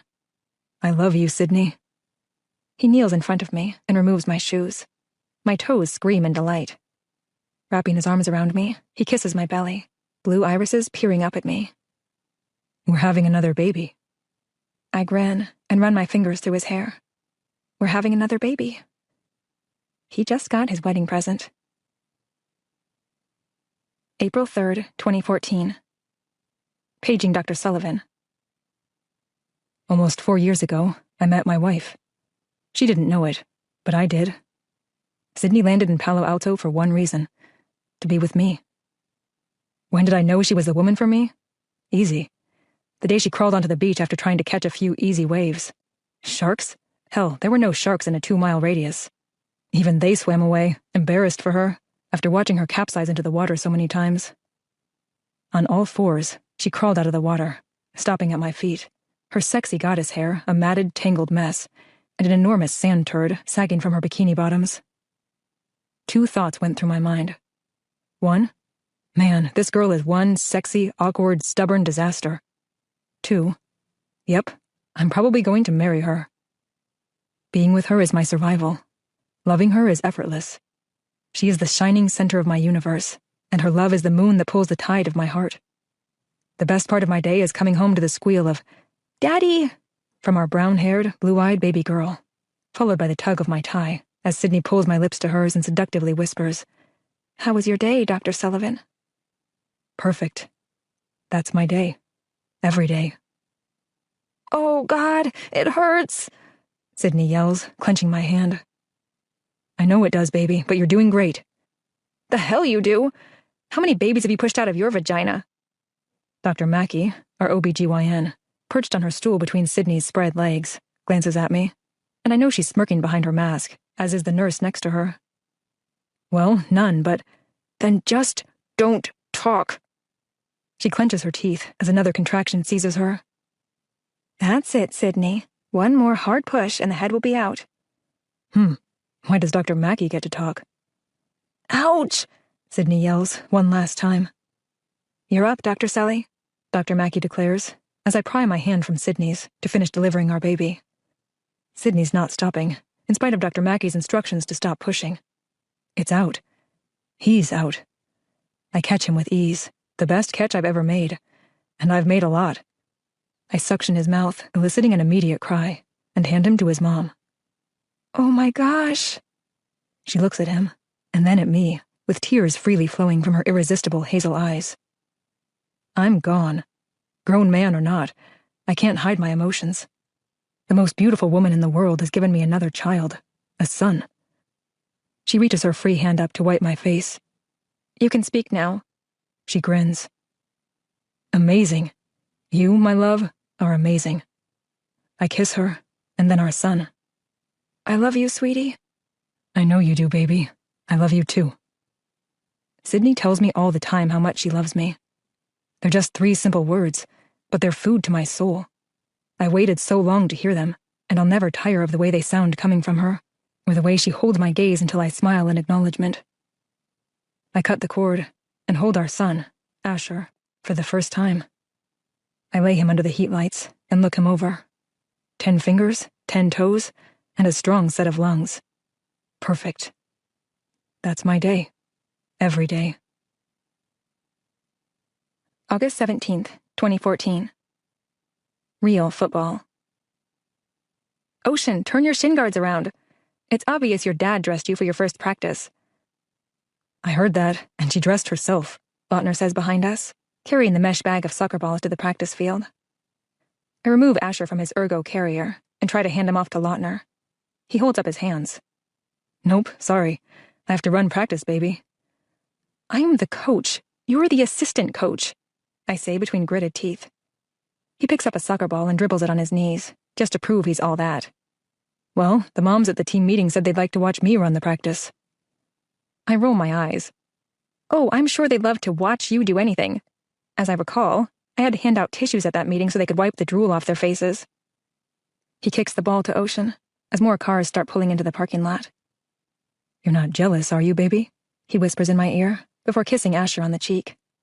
Because after the way you touched yourself for me last night, you have no reason to be— Lautner! I glare at him with raised brows, as I look to see if anyone can hear. He chuckles at my red face. Now, if you'll excuse me, the kids are waiting. I shake my head, but my smile contradicts the mock annoyance I'm trying to show. Lautner has given me nothing I thought I wanted, and everything I can't live without. In the past year, he's mastered the art of making cherry almond fillets and concocted a top-secret chai tea latte recipe, which led to him learning firsthand why I drink them down with the satisfaction of an orgasm. When he's not donning his scrubs as Dr. Sully, he's fulfilling his role as Father of the Year by teaching Ocean about American football, preserving our waters to make Grandpa Sullivan proud, and balancing on a surfboard in our swimming pool. Asher, Lautner's mini-me, isn't as demanding of his time yet, since Mommy's still the food source. However, they bonded in the delivery room. I, apparently, did the easy part by pushing him out. Lautner caught him, cut the cord, and checked him over, eliciting his first scream. For once, I wasn't the only one in the room with tears trailing down my cheeks. Blue irises were watering hard that day. Mommy! Mommy! Ocean yells. I did it! Goal! She's already an athlete at the tender age of 3. Awesome! Good for you, baby girl. I stroke her hair as she hugs my legs. Pizza! She grins at me. Ah, did Daddy promise you pizza? She nods as my assistant coach walks our way, having given the kids an hour of fun and the moms a visual to use with their vibrators. So, how'd I do, Coach? He smirks, taking Ocean's hand as we walk to the car. There was too much tackling. They weren't tackling. Sometimes they just get tangled in each other's feet. He shrugs. Tackling, I murmur. We fasten them in their car seats, and before pulling out of the parking lot, we both look back at them, and then at each other. They're amazing, just like their mommy. Lautner leans over and presses a slow kiss to my lips. Blue irises. Lost in the eternity of his eyes, his love, his heart, I smile. They're you. Undeniably you. This has been Undeniably You. Written by Jewel E. Ann. Narrated by Tracy Marks. Copyright 2014 by Jewel E. Ann. Production copyright 2016 by Jewel E. Ann.